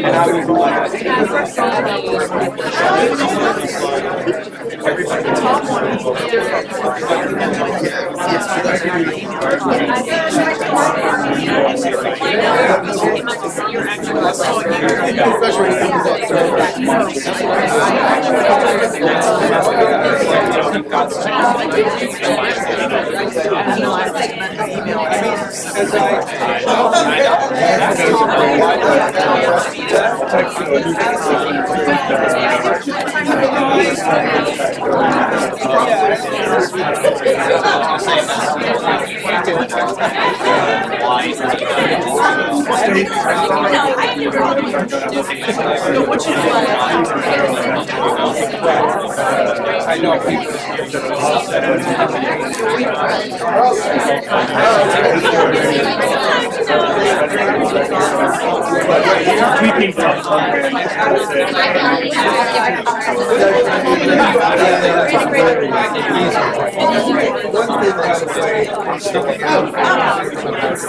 Please take your seats.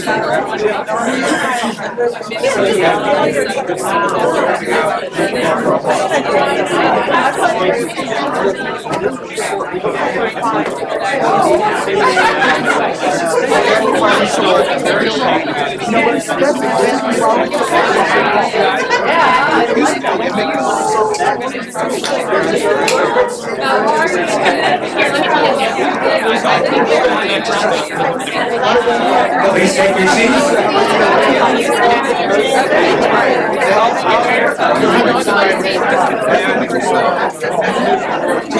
I had 10,000 calls about retiring, so I've been scratching my head. I have to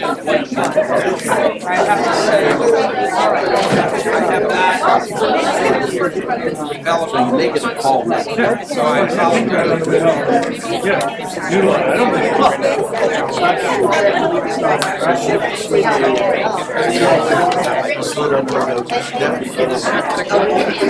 Thank you very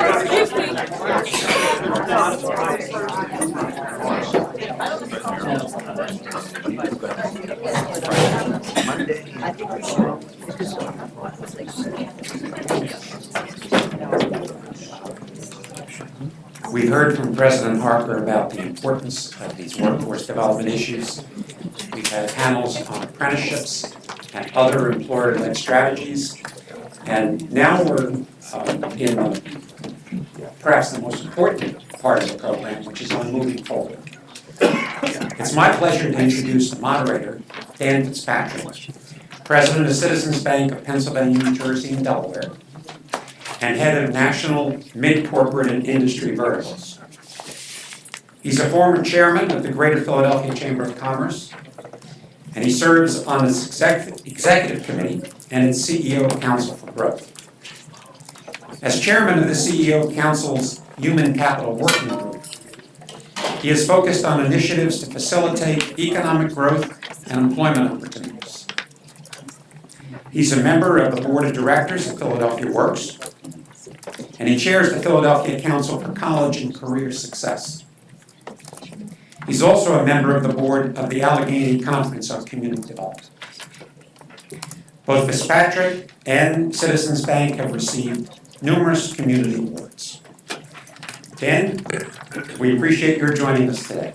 Thank you. Keith, thank you very much. It really is terrific to be here today among so many friends that many of us have been working on this topic of workforce development, and particularly youth involvement in workforce development for a lot of years. Just honored. Okay, good second. But oh, there we go. Just got to turn this to green. Okay. Well, again, Keith, thank you so much. And it is terrific that President Harker opened up the day's proceedings, because as prior chair of the Greater Philadelphia Chamber of Commerce, Pat was a really key partner to us in his leadership at both University of Pennsylvania and then at University of Delaware. One of the real drivers of economic development and activity in the state of Delaware, and also keeping this greater Philadelphia region that certainly includes Delaware and the southern half of New Jersey in that region. But Pat was just a tremendous advocate of workforce development, and really how that all ties into economic development, and how do you make a region that's competing globally competitive in 2015. So I'll very quickly, as we get started, kind of how did I come to this topic? And the bottom line is, everybody's career path takes different directions, but the bottom line is what you need, I think, for young people is some visibility to career possibilities. I grew up in a row house in Northeast Philadelphia, one of 8 kids, and my mother was a school teacher in the school district of Philadelphia. My father was a civil engineer for the city of Philadelphia, but nobody was in business, and I knew there's, kind of doctors and lawyers and teachers, but I didn't really know about any other professions. And so it is interesting. For me, it was internships in college that actually got me along the path of accounting and finance, and that took me on a path to banking. But what I learned from that was the fact that we have to make sure we give young people access and visibility to what are the possibilities for careers. And the bottom line, and what I realized too, is nobody gets where they are today without a lot of help from others, and the thought about giving back. And that's where, from the Citizens Bank perspective, it's the ability to give back in the community, particularly to young people. But from the Citizens Bank perspective on workforce development, it's well, we want to do good, we're committed to doing good in the community. We are a for-profit organization, there's a reason to do this. And why we as a bank got so involved, as we talk to our clients everywhere, Philadelphia, Pittsburgh, Chicago, upstate New York, Boston, as we talk to employers, their number one concern wasn't tax policy, it was actually labor shortages and skills, where were their workers going to come from? And as you keep hearing this same concern from employers throughout our literally thousands and thousands of commercial businesses throughout our 12-state footprint, you start to connect the dots, what we're doing in the community. So it really resonated for us, and that's something that we really got started here in Philadelphia, and with our good partner Stephanie Bashman in Pittsburgh, really took across our franchise. So for Citizens Bank, workforce development is one of our key topics that we take to all of our major metro areas and everywhere we do business, because it really is important. And I think, for young people, when you think about working through school, I think knowing there's a career path provides that extra incentive to get up, go to class that day, say, yeah, I should really strive to get the A or the B instead of the C, because I know what the end game is. And I think as we give visibility to that end game, it really is important. So the one other thing I do, and I'll talk about my day job for Citizens Bank, we talked about took over all of our national businesses. Citizens Bank's about $135 billion commercial bank. Largest markets are Philadelphia and Boston, very big in Pittsburgh as well. But in doing that, we're a public company is taking a national perspective, and what we understand is that, and I think is very important to the topic of workforce development, is what we know about industries is they tend to cluster. Industries cluster because they like the technology that's there, the shared knowledge that's there, the workforce that's available there. So you see that, and so if you're a bank looking to take care of clients, you understand that companies in certain industries think alike. So you go and you start to cluster around that. So we formed national businesses for healthcare, very unique business dynamics for healthcare, very different for oil and gas. And of course, when we say they cluster, well, where do they cluster? So we have our healthcare teams are in Boston and Atlanta. Center for Disease Control in Atlanta, created a cluster right for healthcare in Atlanta. Huge healthcare market. So we put our bankers there because that's where the market is. If you're in oil and gas, you have to be in Houston, and the other place I've heard, you got to be in Pittsburgh too these days if you're in the energy industry. But I think that's really important to, and of course if you're in technology, right? If you're following tech, which is one of our other practices, you've got to be in Silicon Valley, in San Francisco area, and then you have to be in Boston as well. And so as a chair of a chamber and very active in chambers of commerce, you've got to focus on what are your industries and how do industries, what are they attracted to? If you want industries that are good growth industries, good employment, good wages, if you want to attract them to your region, what do you need? Well, it's talent. They're attracted by talent, the innovation and the labor among, of course, certain natural resources matter to certain regions, and the business environment, and also quality of life. But this is really, the whole thing's a big virtuous cycle that matters. But again, so I think about that because as you think about workforce development and getting young people thinking about careers, well, the best thing we can do is get them thinking about careers where there's actually jobs in that region, unless you want to be an exporter of young talent, which again, you don't want to do as a region. I mean, I don't know if people have been following the Wall Street Journal series of the last week on demographics, global demographics, but the bottom line is if you don't have a next generation coming up, you don't have consumer demand, you don't have needs for services and infrastructure in your region. So it's good to be a net attractor of people and young people, and if you have young people, you want to keep them. And so that's why as we get our young people focused on careers, particularly where they can have really good family-sustaining careers, is a smart thing to do. And I think as you think about the Philadelphia region, as we sit here and being hosted by the great Philly Fed, is for Philadelphia, a lot of it's around the STEM. And STEM isn't about necessarily bachelor's degrees and graduate degrees and PhDs necessarily. That's part of it, but it really is STEM training, that familiarity with that, because if you think about what's big in Philadelphia, it's life sciences, it's health. We have an aging demographic that needs a lot of healthcare services, which creates demand for that, as well as the fact that there's a great legacy and strong academic community here that's strong in life sciences. And then within that, everything, whether it's life science, everything comes down to IT as well. You got to make sure we're doing the IT training. And then what we're also working on here, because of the fact that whether we like that, the Marcellus Shale phenomenon is here, and so what this greater region has is literally the cheapest, relatively clean. I'll say relatively clean. I'm not going to get controversial here, but it's all that's a debatable topic, right? What's relatively clean, but in relative to a lot of other sources. But it's 80 cents a BTU.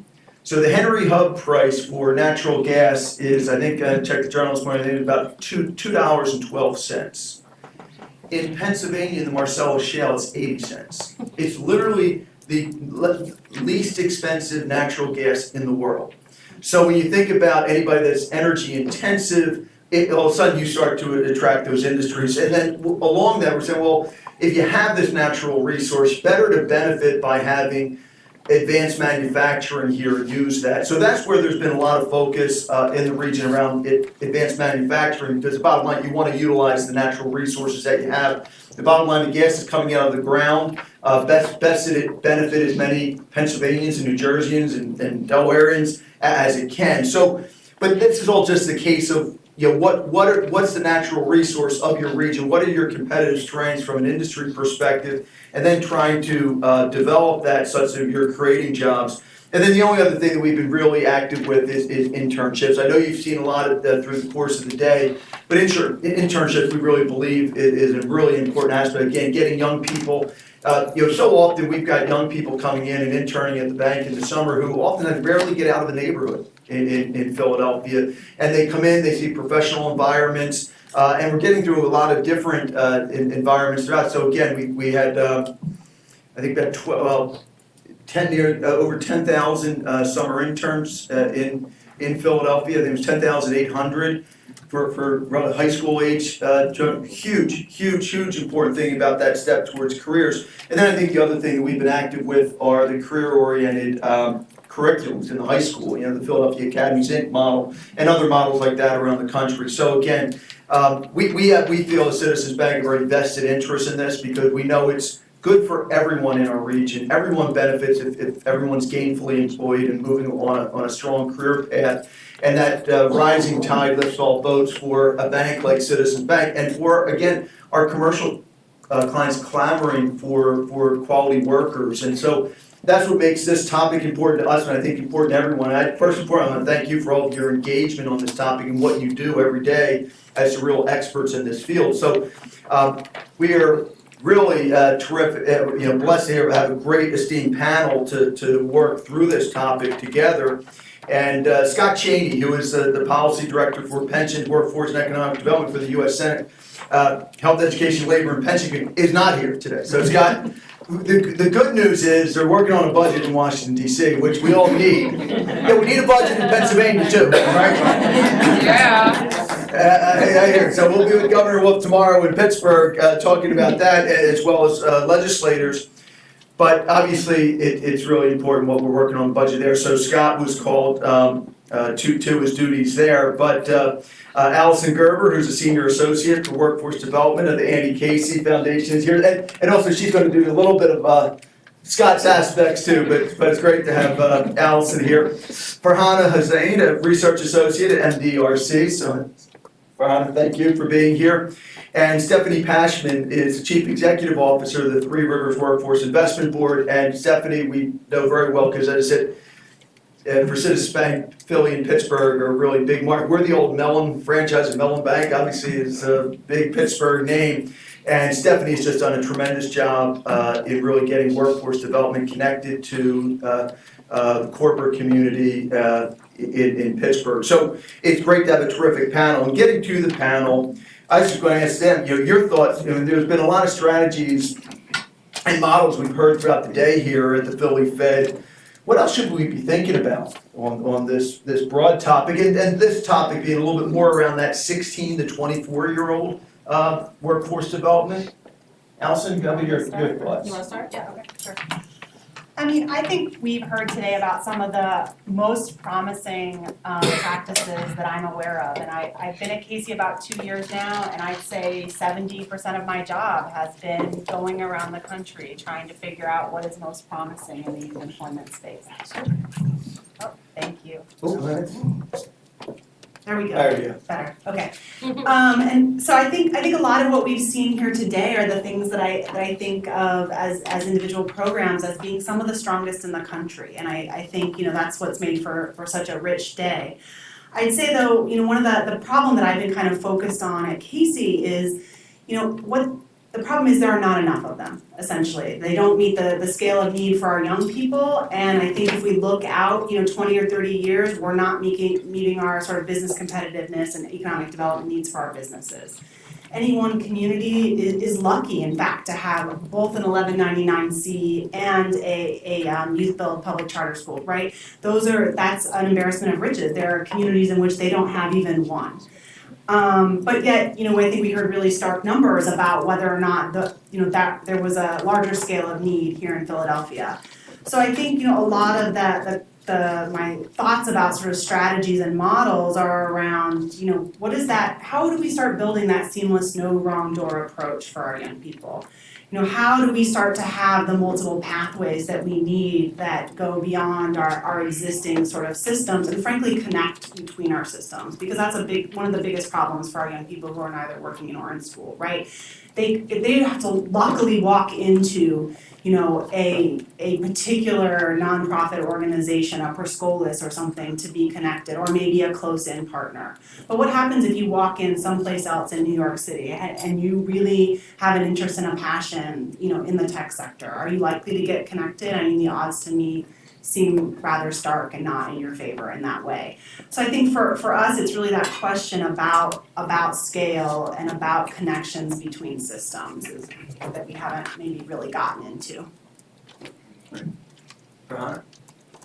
So I completely agree with what was just said about the programs that were up here are really strong, and you can see from my notes that everything I was going to say was already said, so I'm just furiously writing down other things that I can say while I'm up here. But I just want to first start off by saying what MDRC does, because many of you may not be familiar with who we are. We are a social policy research organization, and we do three things. One is we evaluate existing programs. We partner with programs to evaluate their impact. And random assignment evaluations are our bread and butter. And the second thing we do is we also do demonstrations where we partner with programs to launch different types of initiatives and policies that do not already exist. And we also provide technical assistance to programs to improve their outcomes based on research findings. So from a research perspective, all the models that were discussed today, apprenticeships, youth build, Softwire, Perscolis, are founded on strategies that have shown, impact in improving employment outcomes for youth in past studies. Like you have paid work experience that allows you to apply concepts and skills you've learned in classrooms. You have strong employer involvement in devising the curriculum, the education, the training, and work experiences that are relevant in the local labor market. And 3, you have the continued post-program support for job retention and mobility. So these were all strong programs that were up here, but as Allison said, there are just not enough of them. So a couple of things that I wanted to note today is that many of these demand-driven models, like apprenticeships or sector-based training programs, not necessarily the ones that were featured here today, require a high school credential, as has been mentioned before, minimum levels of literacy and numeracy, and a significant time commitment. And for example, you need to have relatively high levels of literacy and numeracy to engage in most training programs in the IT sector.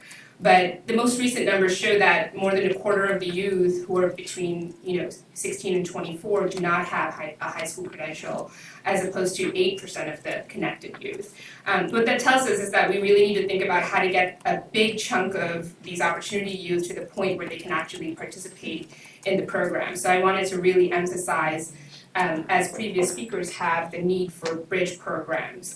We've seen in our work a great need for programs that focus on first helping students get their high school credentials, or even though for those who have high school credentials, to bring them up to, our education system often fails those kids, and when they're getting out of high school, they're often getting out of high school with 6th, 7th, 8th grade reading and math levels, and we need to, help them remediate those basic skills gap before they can actually go on a career pathway through these employer-led models.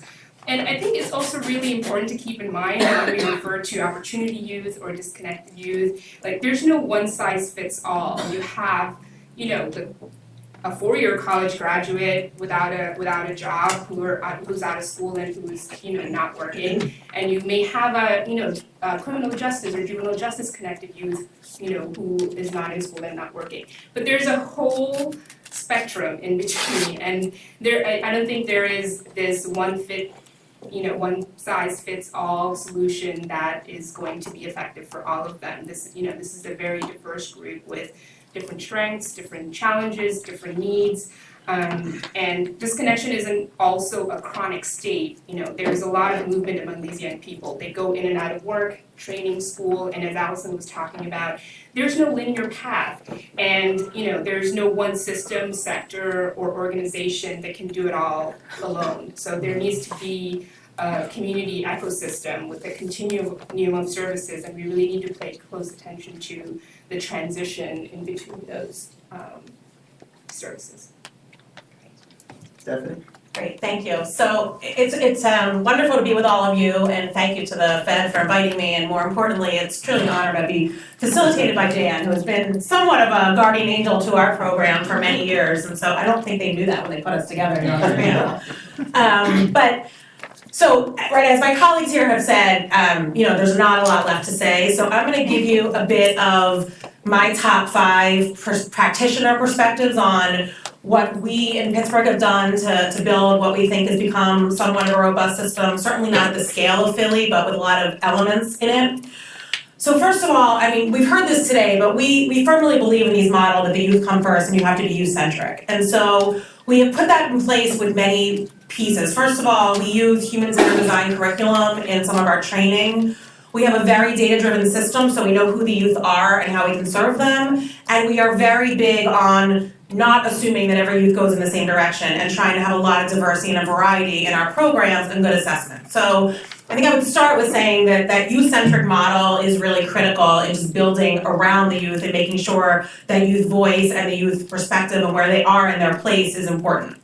And I think the flip side of that, something else we firmly believe in, and this is not easy to do, and we haven't nailed it yet, but we're working on it, is we try and touch a lot of youth in a lot of different ways and make a handoff. So we don't want to ever put a youth in a summer employment program and then drop them. We don't want to ever take a youth in, a level 1 program and then they're just gone. So we have had to build a very sophisticated data architecture to kind of know who these youth are, and also try and inventory in a much better way the programs that exist in our area so we know who's doing what and how they're doing and connect them. And again, it's not all there, but it's something that I think is critical to the success by these youth and making sure that you are doing right by them and keeping them on these pathways that we all know are so critical.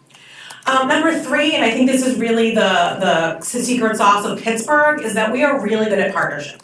We are really good at working with employers, with foundations, with the business community, with government, with education. This is something that's really in our DNA in Pittsburgh, and I know that the fact that we have a lot of philanthropic dollars makes it easy also for us to kind of wrap around the edges where we need to. But it also means that we have a lot of people that we can walk in lockstep with to make this happen. So whether it's the United Way in Pittsburgh, or whether it's, you know, a couple businesses that we can inspire, we're always looking at doing this with this very, you know, unified stakeholder world, which of course also means people bump into each other, we're not always in lockstep. But the idea that we kind of broadly can define goals and work with many different partners and leverage those partnerships is a critical element to our system that we really value.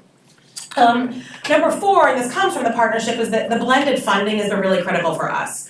These WIOA funds have a lot of constraints and things that, you know, rules that I wish I could break all the time. I think the eligibility makes it impossible sometimes for me to serve a youth when I need to serve the youth and I want to just, you know, serve them and worry about eligibility later. I think some of the things we're incentivized on new outcomes are really kind of broken. But that being said, I mean, you know, we also know this artificial line of 14 is when you start thinking about a career is artificial. So all of that means that we have to connect with other systems and bring in other money and think more creatively about how you take the government money to do what it can within its box and then leverage other systems and other funding sources. And then finally, and I think this is really something that's been critical to us, is we try a lot of things and we don't always succeed. We're really comfortable with failing and trying things and trying something else. We do crazy things, like we just had 25 youth that we paid this summer to work in a company doing gaming technology, and they built apps.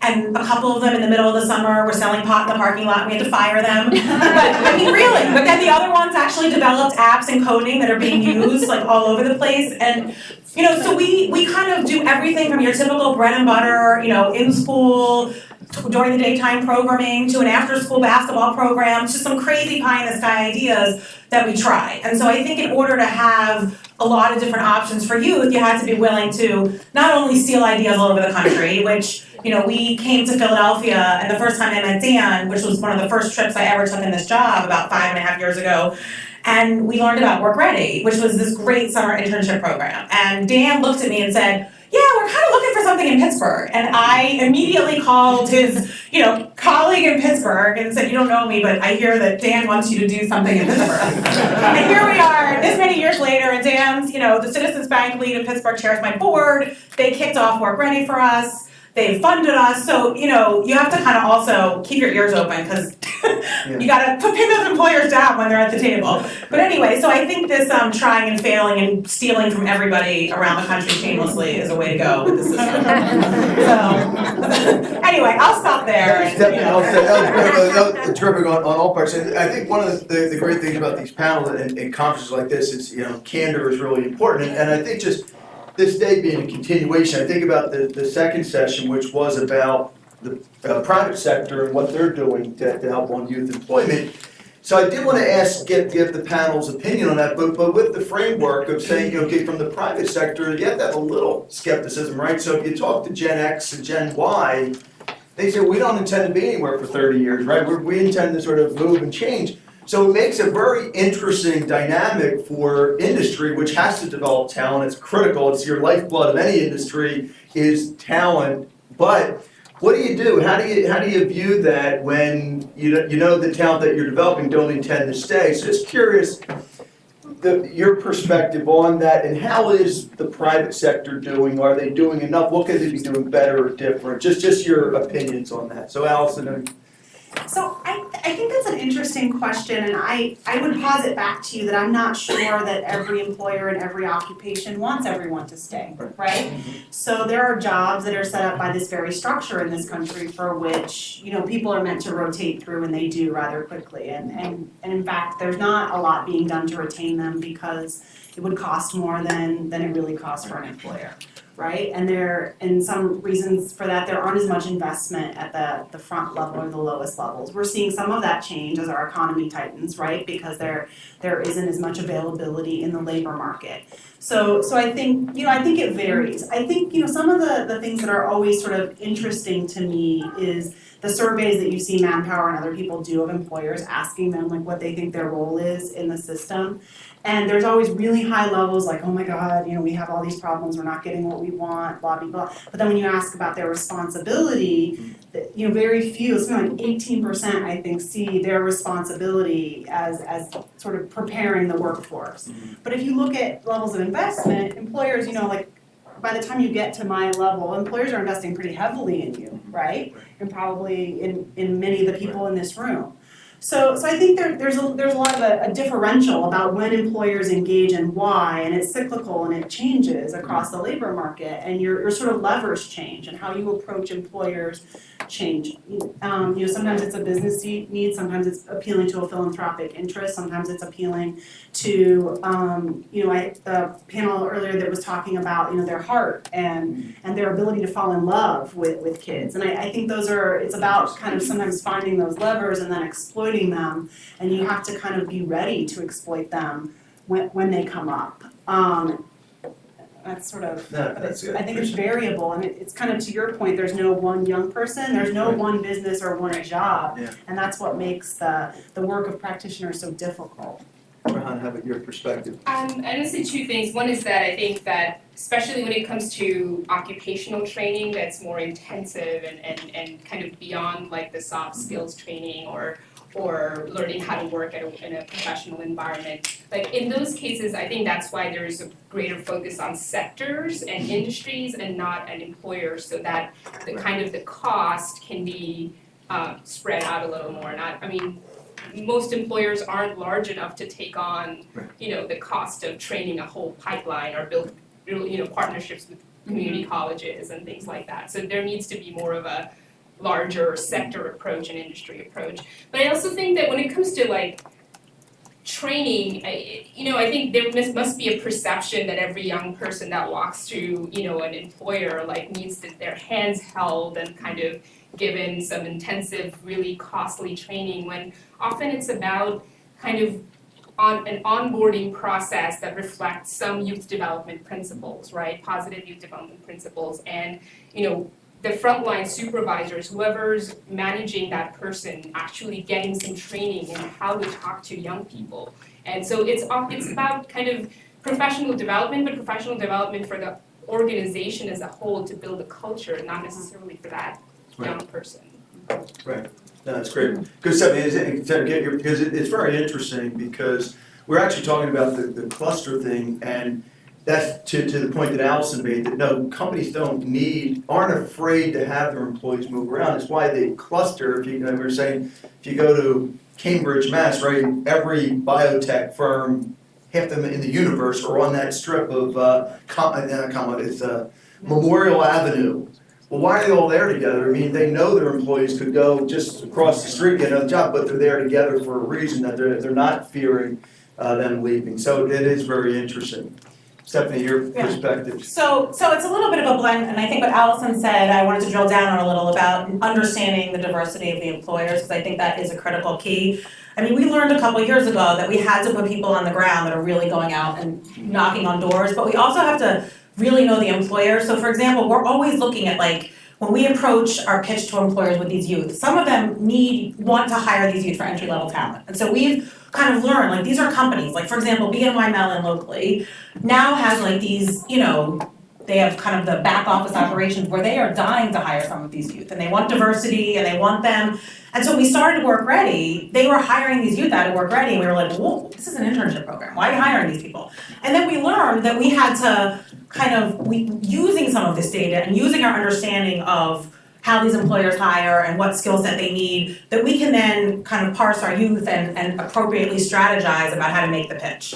If it is just the philanthropic, this is the right thing to do, or if it is, this is a concrete worker that's gonna fill the skill, or if this is somebody that's ready to go in this entry level and they're not gonna stay. So I think it is a mix, it is a lot about really refining that approach to the company and making sure you have a good sense of who they are and what they're looking for at the time. Right.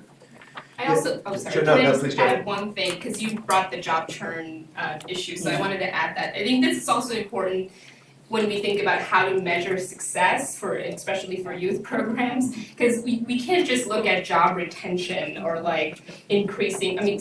Sometimes young people need to leave anyone needs to leave jobs to actually earn more money. So I think thinking about different ways to measure success, especially when it comes to like employment programs that place youth is important. Right. I want to just piggyback on that. I completely agree with that, and I think it's really critical when you look where most of us made our biggest wage gains, they're in your 20s, right?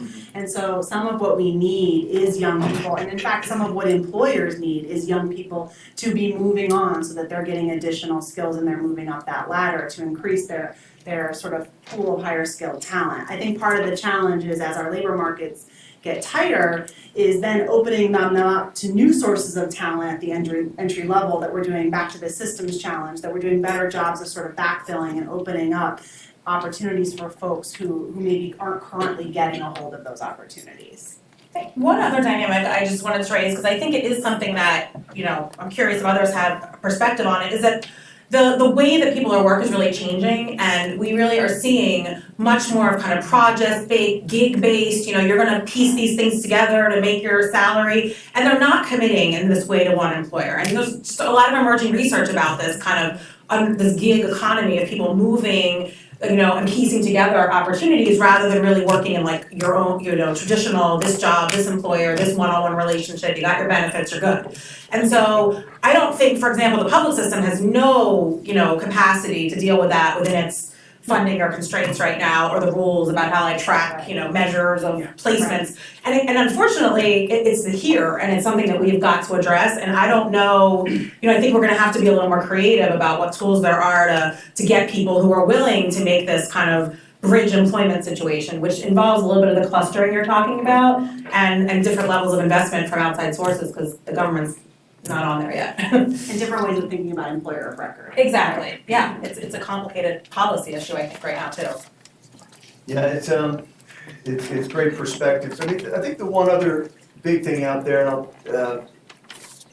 what you hear in the private sector will be the skills gap, right? And where does the skills gap start, right? And you talked about, it's been mentioned about some young people with high school diplomas not having proper literacy and numeracy skills. Where it's such a big question, but how in your study, how big is the youth employment issue related to skills gaps versus just lack of connectivity, things like that? I mean, how are you seeing it in your research and your practices? Allison? Yeah, so this is one of those things where maybe I'll be a little controversial. So, I think the skills gap actually masks a whole bunch of other gaps, and it's not really necessarily just a skills gap, right? So there's a skills gap, but then there's a pay gap that's related to that, right? Because if employers were sort of willing to pay a certain amount more, maybe they might be able to attract that candidate. But when you start to look at the cost of education to obtain a certain job, doesn't make sense for a candidate to go into that level of debt when they'll then get a job that doesn't necessarily cover it. So they're experiencing on the employer end a skills gap, right? But you have to think about what might be happening on the worker end, which could be in some ways a wage gap. But I think if you start digging a little bit below that, you start to see more troubling things around opportunity gaps and things that we talk about a lot at Casey. And it's a little bit around, thinking about who's getting connected to jobs and who's getting connected to opportunity, and the gaps that we're starting to see. So, for example, I think we've been talking in this room a lot about the gaps between young people and what we're seeing in the labor market as a whole, right? Numbers are improving for a lot of other groups. They're improving much more slowly for young people. We'll start to parse those groups of young people and see what groups of young people is it improving for or not. And Black and brown kids are not getting access to the same opportunities and the same jobs as white kids, right? Plain and simple. And so I think that's another of the gaps that you start to dig down. And when you start to look at why, I think that disparities are sort of compounding in that way, and that they're not that young people of color very often, I live in DC, I work in Baltimore, I can speak to those, but we're starting at the school level that living in neighborhoods where there's more trauma, where the education is poor, where there's less investment, right? And then they're not making their way into the pool of candidates, and then the ability to jump that gap, right, is even more expensive. And so I think, an employer experiences as, I can't find the people I want, But the gaps that happen all the way back in that chain, starting in kindergarten, are sort of much bigger than a skill. Right. I'm sorry if I kind of went quickly through that, if that didn't make sense. Yeah, absolutely. I mean, it's a mixed picture. I mean, there's actually a pretty, among academics who study this, there's a, vigorous debate about whether a skills gap really exists or not. And, I'm gonna piggyback off of Allison's comment about the Black and brown kids. I mean, yeah, so if you look at even youth with college degrees, Black and, minority youth are behind in terms of jobs, but at the same time also high school. So it's not, there's an intersection of race and income, and so you can't, just think about it as like, oh, it's just education. There are other factors at play. I mean, but there's also the fact that most of the middle skills jobs now require a post-secondary credential, which wasn't the case before. So part of the skills gap is that we now have more jobs that actually require a credential than before. Whether they require a credential for the right reasons or not, sometimes that's also controversial, right? Because there are some critics who say that, like, employers, when they're looking for skills or credentials, are really looking for experience and not skills. And those job-specific skills can only be obtained by working. Right. So I would say it's a mixed picture. Chicken or the egg? Yeah. Yeah, I was gonna say the same thing. It's an experience gap. And we know from our research that our job seekers with poor technical skills and poor soft skills are more likely to get hired if they've had more experience, if they have equal skills. And, the way employer practices work in hiring often aren't assessing those skills. I mean, so it's really, they're using bachelor's, as you're saying, as an experience proxy. So I think we have a challenge of getting youth into the door to work. And in Pittsburgh, we have half as many youth working now than we did 10 years ago. I mean, it's just this horrible curve that goes down. And they're working in primarily food service and some retail, and they're not getting broad experiences, and it's just a challenge to figure out how to make it go back up again. And those into more diverse occupations. And those skills don't come with certifications, right? Like No. you do learn soft skills working in fast food and skills that are actually, Yes. they matter in the professional world, but there's no way to really, prove that they have them. Yeah, that's what badge is about, right? Right. So we've identified the challenge really well at this point. Now it's about the solutions, right? So you have a lot of experience. What are the different models that you've seen that have been innovative, more successful? I think Stephanie made a good point earlier. If you talk, you read any books about great innovators, you can't have a fear of failure. Now, when you're talking about working with youth, you've got to be really careful. Failure oftentimes is not an option, right? Because it is that precious a resource and a person we're talking about. So you have to be careful there. But innovation is critical. The world's changing every day. So Stephanie, how about your perspective? Yeah, well, I think I gave you my 5 kind of like best practice ideas.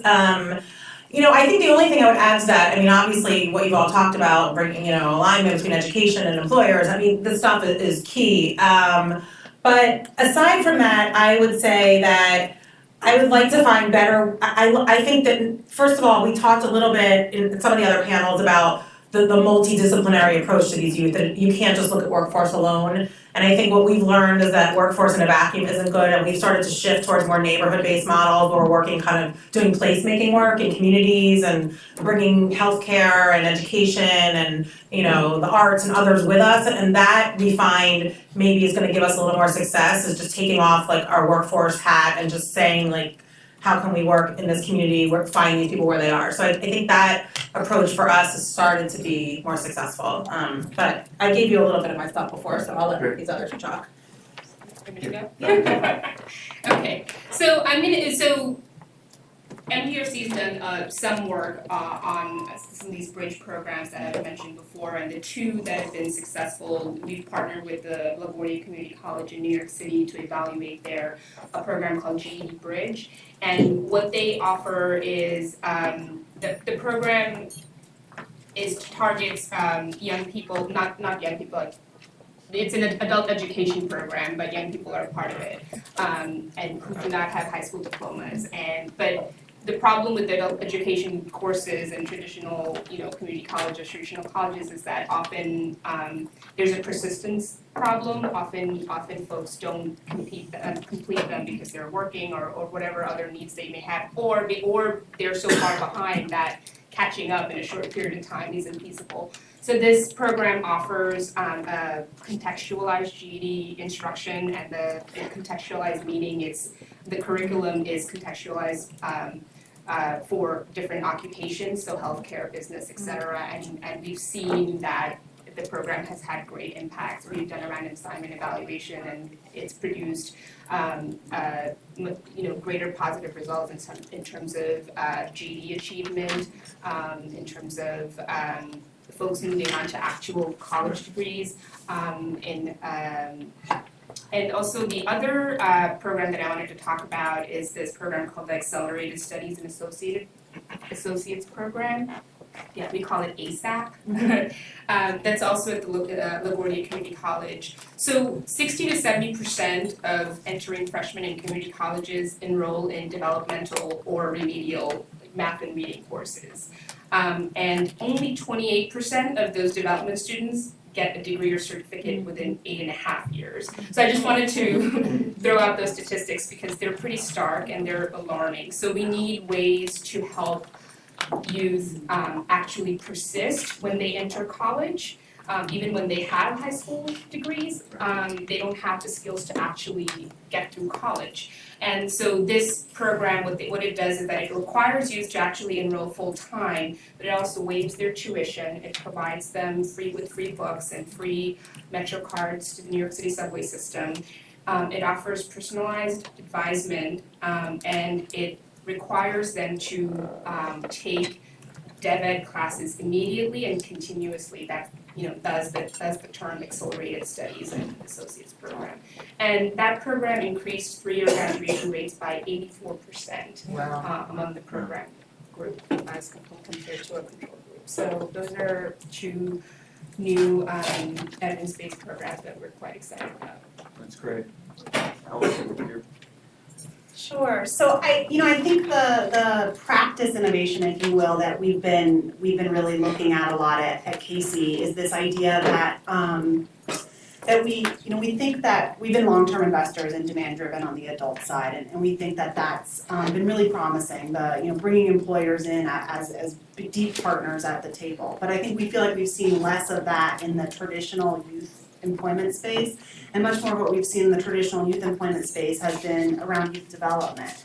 And I think that, as somebody who's more of an adult person, when I first started looking at what does positive youth development look like, I was a little like, what does that mean, relationship with a caring adult in an employment context?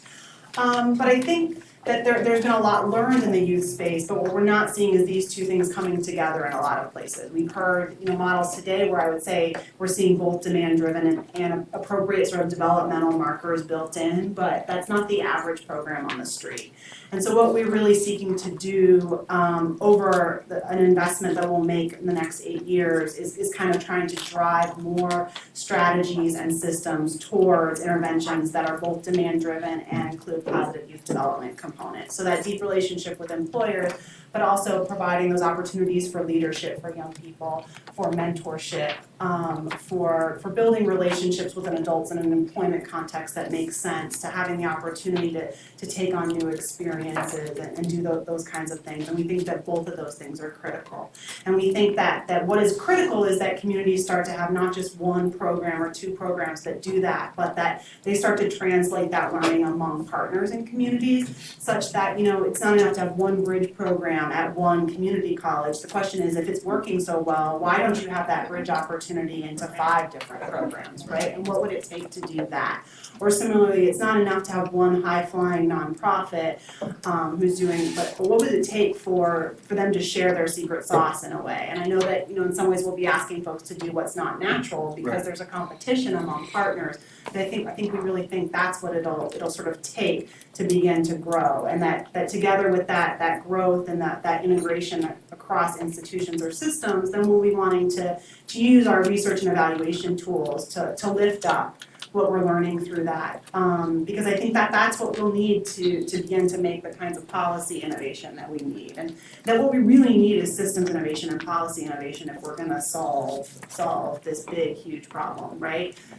Seeing more strategies is probably not what we need. A lot of people are doing good things. Yeah, no, it's interesting because there's so many themes, whether we're talking about what the not-for-profit community is doing to help on youth employment and youth workforce development, and it's all about collegiality and collaboration, and that's the same thing in corporate America. It's not about monolith giant companies that are completely self-sustaining. It's all about collaborative things, whether it's, you're finding the cure to cancer, it's usually 3 companies or 4 companies working together across various continents to do that. And I think in the contextual framework, that we partner with the University City, so it's University of Pennsylvania, Drexel, and some of the other academia out there on a part of that University City CDC program, and it was a nurses aid program. It was specific cohort, about 100 nurses aides per year, but they immediately, because you got Children's Hospital, the Veterans Hospital out there, University of Pennsylvania, right there, but immediate jobs and careers, which also led to additional, so persistence rates were very high because it was a program that led to about a 15-month curriculum leading right into a assured job, which also had a career path. As everyone knows in healthcare, a nurse's aide becomes into a nurse, and there's very few doctors. It's really, the nurses are doing wonderful things, and everybody's pushing responsibility down. So that role becomes more and more important, and a really strong career path. So, but again, it's that very direct training. The hard part about that is instead of getting everything to scale. That's a cohort of 100 people every 15 months. Allison, you did the segue well to the next question, because what you're talking about is really about policy, and it's a big issue of all these topics is accurate information, accurate understanding, and of course the misinformation and disinformation that's out there on these topics. So what do we need to do to better inform policymakers, and for everyone in the room, what can we all be doing to advance the cause of keeping this from a policy perspective on the right track of what works versus what we know doesn't work? Anyone? Rahana, you get started on that one. And then we'll open up the group for, I'm not a policy person, right? I'm an investor in education efforts is what we like to call them at the foundation. I think from just an investor perspective in how we think about advocacy and policy related stuff, I'm looking at both sort of micro and macro levers. And we've really been in a micro environment right now. Even WIOA, everybody's talking about it. It's a micro environment, right? We're making a shift to make some fixes that have been sort of long term in the works that we've known we needed to make in a while. We seemed like we had an opportunity there for TANF reform that might have moved us towards maybe not quite a macro, but a bigger shift that seems to have died, right? But I think what we're looking for is some combination of the macro and the micro, finding the fixes that we can make sometimes in our local areas about how our TANF systems and our WIA systems and our SNAP systems connect and making the shifts between our nonprofit funded and our community college and our K through 12. But I think all of that is building a bigger case for when we have our opportunity windows open up for our sort of macro policy shifts. I mean, it's not that I think that more money will solve everything in this country, because I think living in DC, I can see that you can put a lot of money into something and not see better outcomes. But I do think that, Bob made the very good case that we're not putting proportionally money into our alternative, or our, not even alternative, additional pathways that young people need, that we're putting into our traditional pathways, right? And so we need to be kind of prepared for the moment when those opportunities open up to say we can make some more big bets in terms of the ways that we're preparing ourselves to be competitive. And I don't think that's, doesn't seem like won't be this Congress for sure. It may not be the next Congress. It may be the Congress after that, right? But I think a lot of the micro policy things we're doing is helping make sure that when we have those opportunities, we can be more successful. I'm going to piggyback on what Allison and also what Bob has said about kind of underinvestment in workforce development and jobs in general. So one of the things that's happened is that the funding for summer jobs has dwindled over the years, and so I love statistics, I'm a researcher, so I'm going to provide another one. In 2000, nearly 2/3 of US born youth worked during the summer. And in the last 12 years, it declined 40%. So that's a pretty stark number, and largely that's due to severe reduction in state and federal financial support. A lot of what we talked about today has been about skill building and more occupational training. But when you think about younger youth, sometimes they need to work during the summer, right? Like, I think all of us probably did when we were young, right? If you're 16, 17, you're still in school, but you need some work experience. So there isn't concrete evidence on the impact of summer jobs on long-term employment outcomes for youth, and we are actually evaluating the New York City Summer Youth Employment Program, which is the largest one in the country. But I talked to 120 youth this summer who were in this New York City Summer Youth Employment Program, and they may not be learning hard skills, but they are learning how to communicate with people. They're learning how to, show up on time. Some of the things that we heard about here, and I think that, more investment in opportunities for youth to work would be especially during the summer, would be good. That's great. Just for perspective, how big is the summer youth in New York City? How big is the program? How many youth are they able to get employed for the summer? This year, don't quote me, I believe it was like 40,000. Mm-hmm. Yeah. That's great, and it gets to the point what you're saying is you can't get a job without experience. How do you get the experience if you don't get a job? And so it's a chicken. And the demand is tremendous. It's a lottery system, which is why we were able to do like a natural random assignment evaluation without actually doing random assignment. Because most people, only like about 25% of the youth who apply get into the program. Right. So. Right. And then I think also the point made on the hard skills versus soft skills. I think most employers would say if you have good soft skills, they're happy to invest in teaching the hard skills. It's just you got to show up. So Stephanie, your respectful policy. Okay. So I think, and maybe I'm going to be a little negative on this, but I think on this policy front, I think us chickens in the workforce world are really good at like talking to each other and being in our own little world. And I think until we get business kind of help us make the case and really value some of this. And also I think one of the things we're seeing in Pittsburgh is we really have a demographic problem. We just don't have enough young bodies to fill the jobs of people who are retiring. People are starting to wake up and say like, we're not gonna have value in our business if we don't get those people in. So I think until we can get a different voice than just the workforce system arguing about our policy stuff, I don't know that we're gonna succeed in getting your big moment. So that's my kind of, Yeah, I think we and Casey definitely agree with you. Yeah. I think that getting business voice in has been critical, but I think this is actually something that we've been struggling with a little bit. Maybe I can turn the tables on you, Dan. Yeah, no, I was gonna say that. Please. Because I think one of in the apprenticeship space, what we've been asking in various places from various employers is, why not? What are the disincentives, the deterrents, or another way to put it is what are the ways that we could make it easier, we could make it better? And are they, in particular for a foundation, I won't probably subsidize for forever, something like that for business, but what would it take to get you started that, we could do? It's interesting because I'll just share the Citizens Bank experience with the summer internship program. What I had worked with Lisa Nutter at Philadelphia Academies, and we have some academies focused on business and saying, great careers that are well-paying careers in accounting, finance, insurance, and we actually had a goal to say have folks come in that take in one of those business curriculums in high school, come take a summer internship at the bank, and hopefully then start. We have what most corporations have. We have the tuition reimbursement programs that get like an 8% utilization rate. It's ridiculously low. We promote it. You try to do it. It's 80 to 90% coverage of a college tuition bill to go at night, which many of us did MBA at night on tuition reimbursement.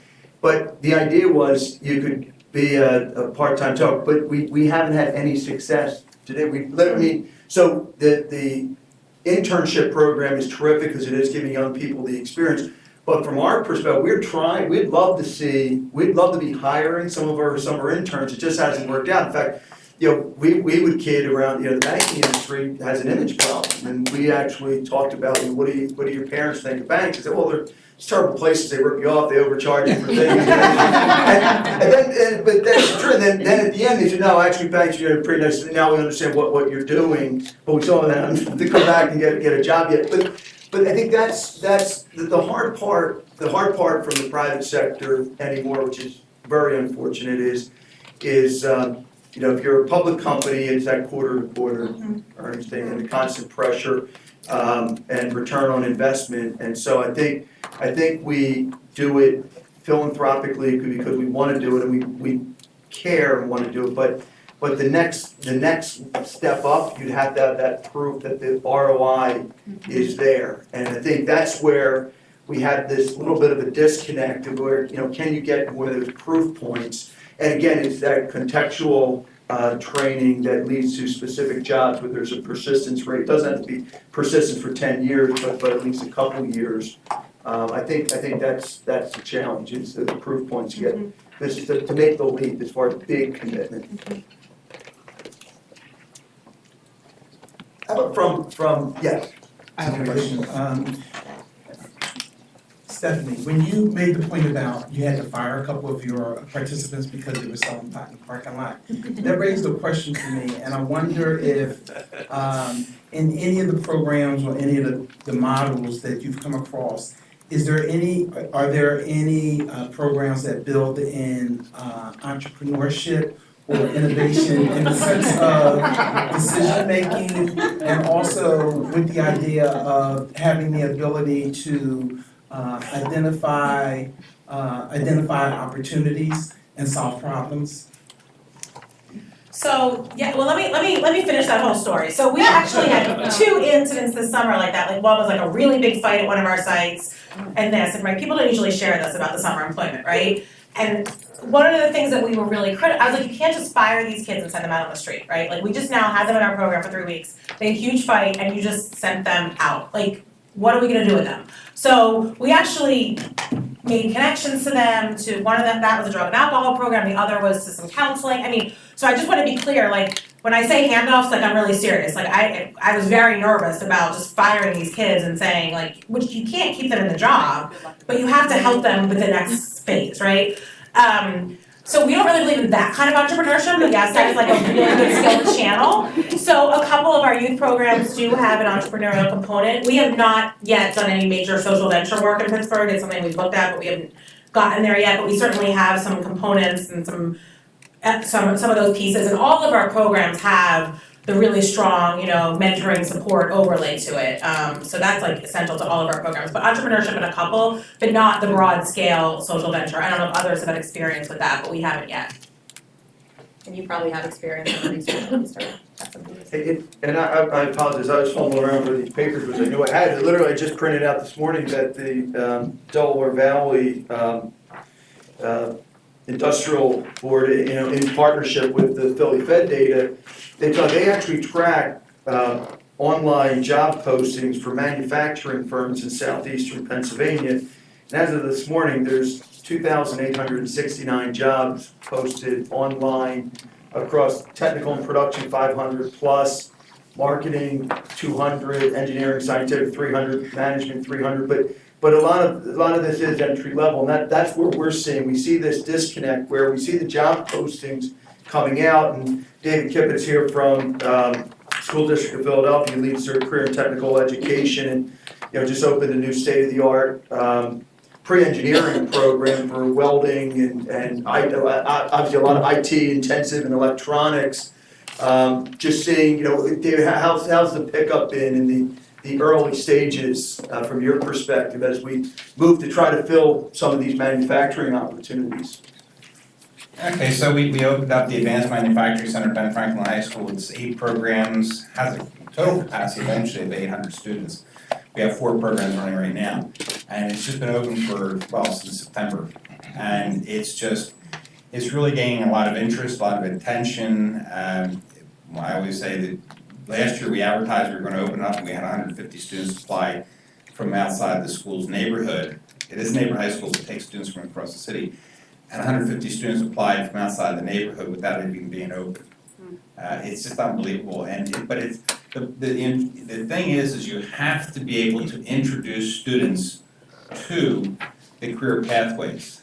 They don't understand what advanced manufacturing is. They don't understand a lot of the career pathways.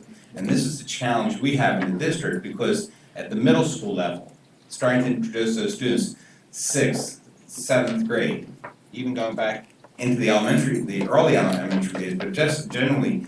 And so we've been very successful working with different organizations, Manufacturers Alliance, BVRC, the different organizations, just to get students out into workplaces to see what's happening, especially at the middle grades, because without that knowledge, it's really difficult for us to make that up at the high school level. And David, thanks for the perspective. Obviously, student knowledge is important, but also as you're talking about 12-year-olds, 14-year-olds, parental knowledge and understanding is really the key there. And that's what we talk about it from a policy perspective, the awareness of, how big a part of policy should be awareness campaigns. And, that nobody wants to say they want to spend money on advertising, but bottom line is how do we reach parents and students to make them aware of the opportunities and the skills that are available and the opportunities available.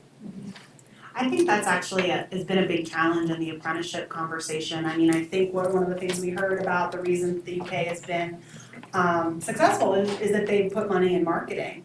That's not necessarily an allowable use of government funds. And the truth is philanthropy balks a little bit at saying, well, my money is really supposed to be towards hard to serve families and individuals, and like a marketing campaign feels awkward, right? But I do think we keep coming back to that. It's needed, but what is the right path forward? Right now, she's Stephanie. No, I mean, I think one of my views with this is, and that I'm spending a lot of time on, is we have to do something better about our career and tech ed system to make a pull from really having companies get out there to help us draw the students in. I mean, we only have 5% of our local high school kids going into career tech ed, and of those, more than half are going into automotive, cosmetology, or culinary, and our jobs are 20-30% in production sectors. I mean, there's a total mismatch just there. But yet it's the only ways that we've been successful with that is either some way with funding incentive. We have a college scholarship program that's pulled people in a little bit, but it's also been kind of having companies put internships on the table and dangle that as a carrot to say, like, if your kid goes into this, they're gonna get a summer job, and that real alignment, and also the college credit piece. But I think the career and tech ed, revitalization for us is really, really critical to doing some of these things we're talking about. Thanks. Perspectives? I think I'll talk about it from a youth perspective, and I think one of the things that I hear from youth and also from practitioners often in programs is that, for example, if you place a youth in a fast food restaurant, right, like they don't often understand what the value of that job is. So I'm going to talk about the marketing piece from a more youth development perspective. I think everything is really about marketing, and everything we've talked about here today is kind of, PR. So for the youth, like, you really have to point out to youth that, certain jobs are valuable, right? And because in our culture, you think of certain jobs as being sexy and certain jobs as being important, but not necessarily others. And I hear from youth and focus groups and all the time, it's just I just flipped burgers, like, what did I learn? But I think, you kind of have to help them see what they learned. You talk to customers and you counted money, and just in terms of, you really have to point out, what the skills are that they learned. It's I feel like that's a PR campaign too within programs. And also there's the communication to employers too. I wanted to talk a little bit about that. I think, to tackle this problem, we have 6.5 million, disconnected youth. You need really large-scale private sector participation, and I think that marketing has to be a piece of that, right? And so we recently did a study of these alternative staffing organizations. So they're like temporary staffing organizations, but they work with disadvantaged workers, like workers with disabilities, youth in foster care, and so they place them in temporary jobs in the hopes that employers can try them out and then make them permanent.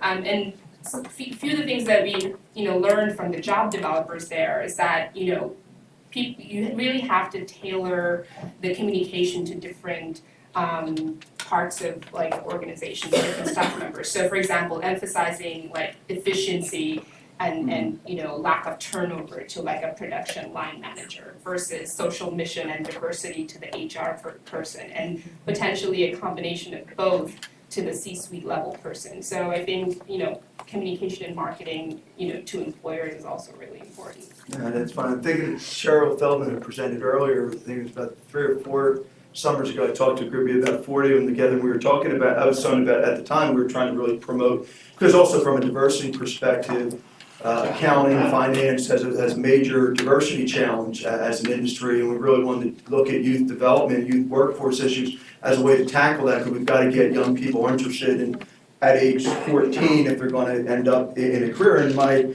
lame attempt as a nerdy dad trying to tell the story of said, well, as Facebook was doing its IPO, it was an accountant who valued it at $25 billion. I mean, that's the thing. It's innovation, social media, creating YouTube videos. That creative economy is really important. Innovation and creativity, whether it's music or the arts or so many different venues for entrepreneurism. But at the end of the day, it always takes some accounting skills to make a realization of a business plan, and whether that's managing your household finances or your business finances or whatever entity you're managing, there is that aspect of it. But just try to do any way you can to get that interest in that skill set that it does have good paying careers, and it's out there, and the industries really want to build diversity in that case. So that's where those are. Maybe lame effort to try to do outreach, but we're going to keep after it. Robbie, you had a comment. Thank you. Yeah, a couple comments. First, on the demand-driven and positive youth development, I would recommend to people that they read this book, The Means to Grow Up, by Robert Halpern, who studied very closely the youth development benefits of youth apprenticeship, as a way of understanding that it does go together with demand-driven programs. But I want to pick up on your last point on accounting and ask you, why can't we change the accounting for human capital? Right now, the accounting for physical capital is such that if you make a physical capital investment, you build a building, you're going to depreciate it over a number of years. Because obviously you're not using it up this year within that cost framework. In human capital, it's good for tax purposes, but for profit purposes, we're depreciating it all in 1 year. We're costing it all in 1 year. So I make a challenge to you to take the lead. I'd be happy to help you, but to take the lead in campaigning to change the way we account for human capital investments. Because after all, what you expect is that when you invest in, not so much in a summer internship, but in a real say, apprenticeship program, that the gains are going to be spread over some years. And yet you're going to have to count it as you were talking about the quarterly demands. Part of it is that the quarterly reports and the annual reports are distorted away from making those investments. No, it's an excellent point. It really is an excellent point. I'm a CPA. I'm not active, so I won't be blogging on that. But it's an excellent point. In fact, it was interesting. I think it was listening to Bloomberg News yesterday morning. Driving to the airport early yesterday morning, and they were talking about the need for, we were talking about manufacturing opportunities. Everybody thinks there are no manufacturing opportunities because manufacturing is dead. Because in places like Philadelphia, the Rust Belt happened 40 years ago, so employment dropped precipitously, but now it's sort of stabilized and you have automation, so it's a different job. And so we're working on awareness there. However, the point I'm getting to is that automation, that downsized blue-collar employment is very rapidly coming after white-collar employment as well. And in fact, the theory they were talking about, you want to start looking at, everybody's debating whether, you need a minimum wage, increase the minimum wage. They're talking, do you need a minimum salary level for different jobs because of the fact that somebody's out here saying, be an accountant or in finance, but again, automation keeps coming there, offshoring and outsourcing, and that keeps moving rapidly. So it is a real challenge for all occupations, but that's where I think as a country, it's about innovation and staying ahead, and then investing in what our competitive strengths are. But I think the point you make is business does generally complain about workforce issues and not having enough. But to your point, the accounting is detrimental to the development of workforce. So it's a very fair point. Can I weigh in on that a little bit? My thought about that, and I just been pondering this all day when you talk about Germany, I mean, Germany they value their employees. I mean, they give them I think a woman can get maternity leave for a year. So there's a different respect for work. So when you think about juxtaposing that with the apprenticeship program that they're doing and what's happening here. Right. And in the United States, if we look historically about the world of work, right. It was like, oh, Ma Bell, I'll stay for Ma Bell for 30 years, retire, get a gold watch. There's that loyalty factor. Your employer was loyal to you, you're loyal to them. And so now, through all that, it was like, then there's layoffs and we won't rehire and all that. So there's all these kinds of dynamics that are going on about how employers look at their workforce, their human capital. And I think we have to understand that, and what we're saying, that this system has to be, for right now, nimble, or either go back to where it used to be, where people valued your employees and people would stay, and that would get people excited about being able to move up and prosper. I just think that we have to keep that conversation going about how people look at their employees. No, it's a great point, and I think we're gradually on the path, because what we saw, and observing, again, literally thousands of corporate clients over, and I had a similar role at Bank of America previously, I've seen a lot of different businesses, and many of them global. What you saw is the offshoring of manufacturing. Well, what happens is with automation, all of a sudden, quality concerns in China have come in, and actually talk about wage pressures in China. But with automation, you're seeing a lot of back onshoring. So the manufacturing that you're seeing now in the U.S. is actually globally competitive because of a sufficient automation. But what we end up having is we do actually have a worker shortage for some of those sectors that are doing well. So I think what happens is,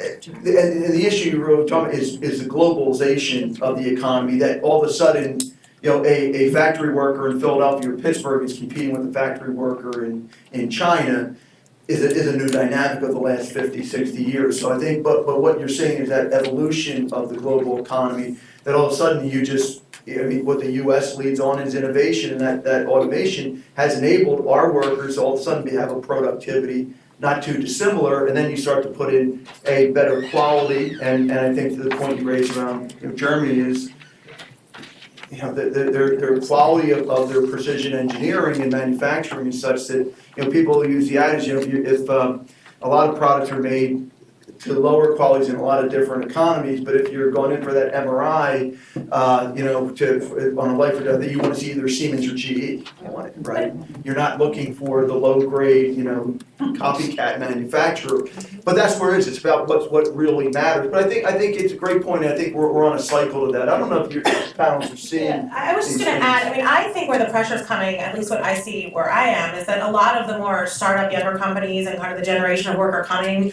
that first of all are going to work a zillion hours, and are going to put it in as long as there are ping pong tables and snacks and flexibility, and they can work the hours they want, and we have a maker space that's open 24 hours, and people are using it at all hours, and I think that pressure, that worker bumping into kind of like the classic economy of Citizens Bank or our established employers isn't really blending, and so I think what we're seeing is kind of those are becoming some of the attractive workers, right? They have a lot of skills. They know how to code. They're good for your location, but they're not willing to go into these more stodgy, traditional places. And so I think we're going to see.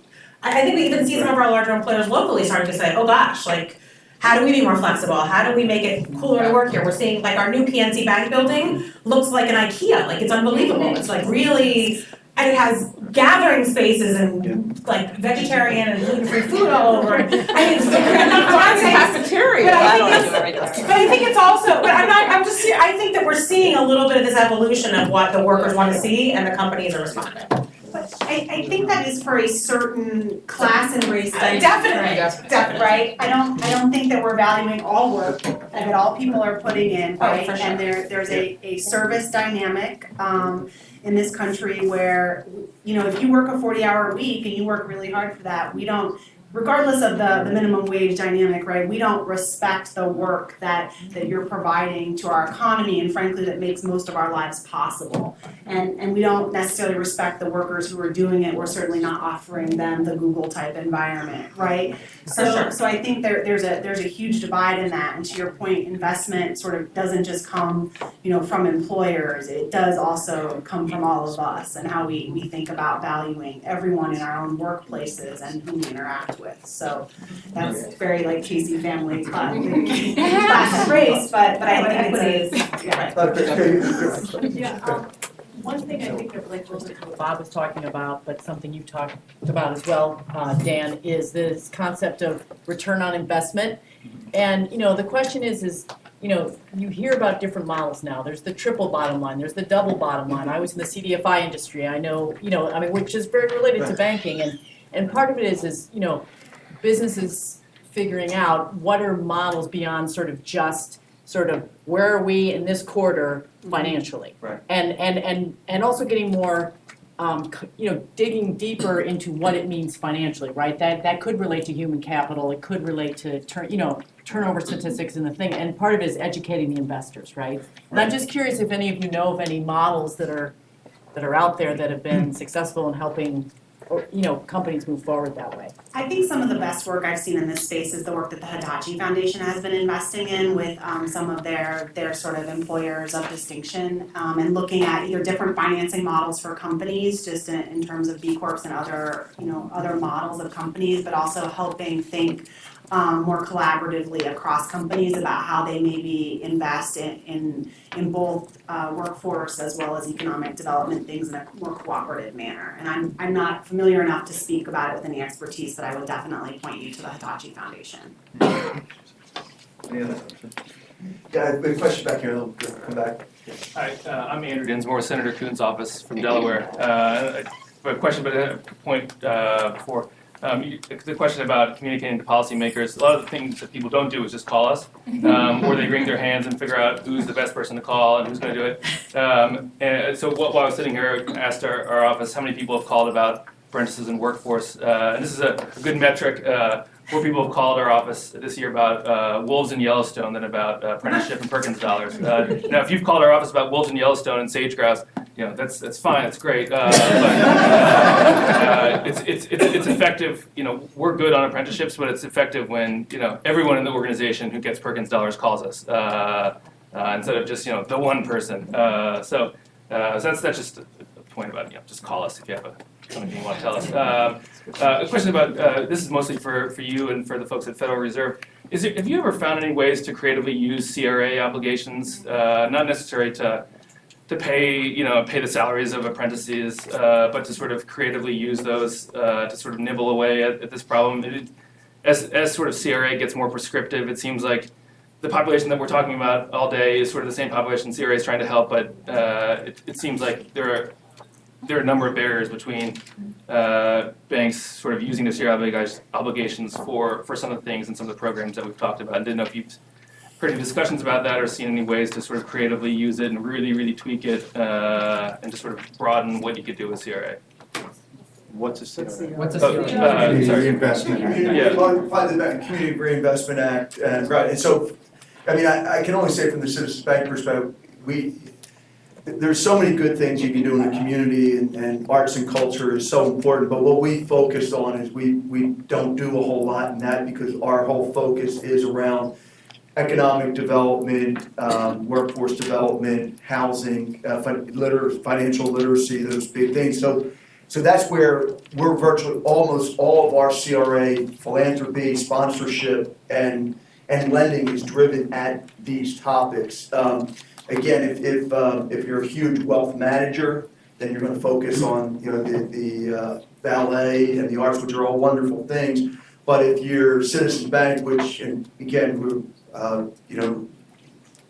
largest number of LMI branches in the city of Philadelphia, things like that, we're really committed to the neighborhoods of Philadelphia, making sure that everyone in Philadelphia benefits. So that's our focus. The innovative programs, I think, are more just around what do we do with the CDCs and the lending of how they can expand the use of our dollars, which are arguably limited. Any other perspectives? Question over here. And thanks for the perspective too from Senator Kunzel, because he's got a great perspective on from heading up chambers of commerce to the U.S. Senate. He understands these issues really well, so appreciate your participation, and Senator does a terrific job. Yes? My name is Petra Buder, and I would like to introduce myself real quick. I work together with Hamburg University regarding a program to get students, disadvantaged students in Germany, from Germany into the workforce, but this is not the reason I wanted to make a comment, not so much a question. We've heard a lot about German vocational trainings and situation in Germany, and a big compliment to the lady over there. Yes, females in Germany can have a year of maternity leave, but let's flip the coin a little bit. We are talking not about maternity leave, and this maternity leave is only accessible for somebody who is in the middle class and has a decent income. It's not accessible for those we are talking about, for the low income families, and it's not accessible, of course, not for youth. We are talking about youth. Let's flip the coin. We are facing a common problem, which is the demographic factor. In Germany, we had been focusing for many, many years on the elites. But now it comes out, it's a huge burden to the society that we have too many children at the edge of poverty with parents who had not even been in the workforce. So there comes the parental factor. They do not have parents who can tell them the value of being employed and gaining valuable vocational skills. So these children are dropping out of high school because parents didn't see the value of having a high school diploma because they didn't have one, and they can make a living collecting welfare. So these kids are part of this welfare pipeline. And if we want to get these kids into jobs, and here comes the point, we need also in Germany desperately students who fill into those jobs, which are left behind from those who are retiring, and we don't have these kids getting into the jobs. So now we are looking to the refugees, but I'm asking, what are we doing with our own children? So the question which has been raised and we try to answer is to partner up students at the earliest level in high school with businesses in the area who are willingly to give them some training and give them some attachment to the business and also some feeling of attachment to the workforce itself. So, let me add one more thing, and I was kind of resistant to say something. We have the biggest number of German-run or German-related companies in the state of Pennsylvania. We have a very active German-American Chamber of Commerce down on Broad Street, in the Bellevue building. Just 2 weeks ago, and I'm a year-long member of the German-American Chamber of Commerce, just 2 weeks ago, we launched the Sister City Partnership between Philadelphia and Frankfurt, Germany. There's a German representative of industry and trade in Washington. Those are people who counsel, and you know this, who counsel companies who wanna have their apprentices certified. So there is a real nice network which is not connected here in Philadelphia to start thinking about, to partner up businesses in the areas, in the communities with those high schools, and I really liked this program from Georgia. I think this could be possible also here in Philadelphia, and specifically with, to focus also on the importance of local chambers of commerce, which should be really at the table. So I will go back, I will meet the executive director of the GICC later on this afternoon. I will go back and take some ideas over, perhaps to launch a conference, with businesses in the area and with those people who are at this conference table here or in the conference, who are focusing on getting youth employed and getting youth not only employed but trained to be a valuable part of the workforce. Thank you. Great. No, I appreciate the commentary. It's a lot of wonderful German companies here in Pennsylvania. It is a big part of the economy. We're very familiar with that, with the chamber and the Greater Philadelphia Chamber got very, very engaged in the topic. The bottom line for all of us, our youth are our most valuable asset. If you talk in economic terms, they are our most valuable asset. It's globally competitive. The one thing we have, you have to remember in Philadelphia's population is growing for the first time in 40 years. That's a positive. There's a lot of regions that can't say that. Oftentimes there's people shortages in a lot of regions. We don't have the people shortage here. So from the Greater Philadelphia regional perspective, we have challenges, but what we really have is a great opportunity. So again, I want to first thank our Allison, Rahana, Stephanie Clark, thank our panelists for just a great job on this really important topic. So anyway, but now we talked about collaboration. So collaboration, we started out with President Dr. Pat Harker, and now we'll finish with the great partnership from the Federal Reserve Bank of Cleveland. So I'm going to welcome Paul Cabot, the Vice President, Community Development Officer from the Cleveland Fed, to give our closing remarks. So Paul, thank you. Thank you very much. Thanks so much. So I stand between you and the door, and I have done enough of these programs to know that if I go too long, you're out anyway, so I can't keep you. So I had, Teresa said she had one job to do today. I actually have two. I have an easy one and a hard one, and I'm going to start with the hard one. In your folders, you have an evaluation form. Please, please, please, please fill this out. This is how we can make sure that we can provide you the programming that you want. And the easy job then is to sum up the day. So while you're filling out your evaluation, you can tune me out as I try to sum up the day. That's the fun part.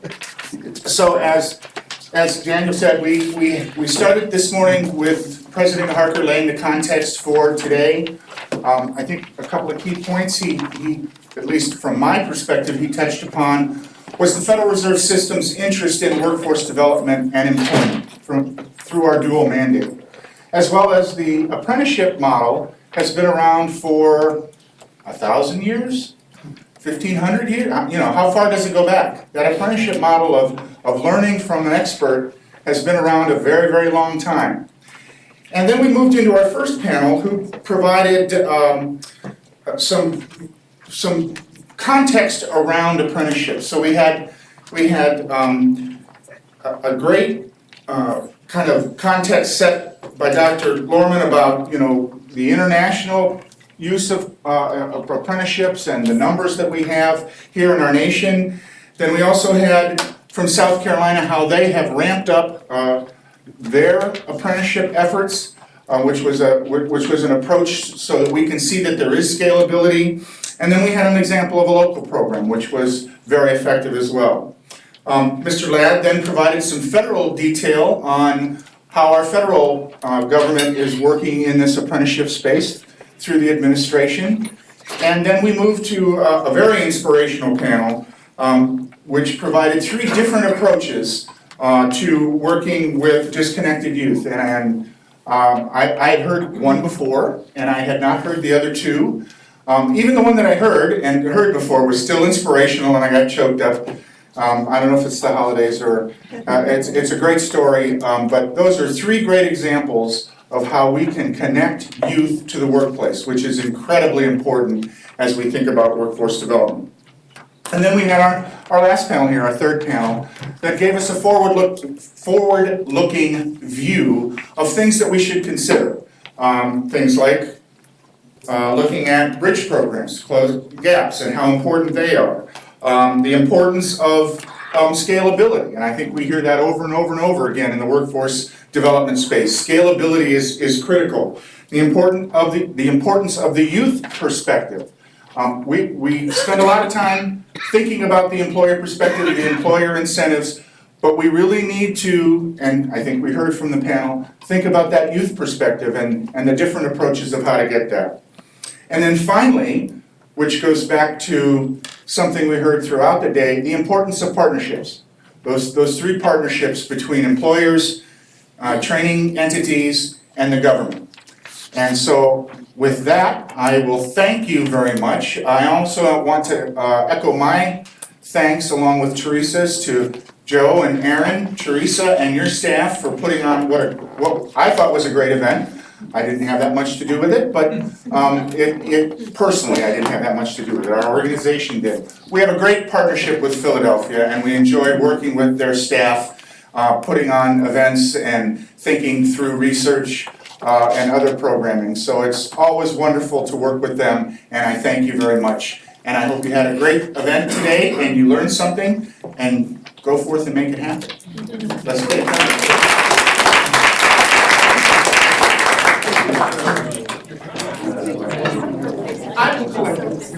That will be my other job. Thank you.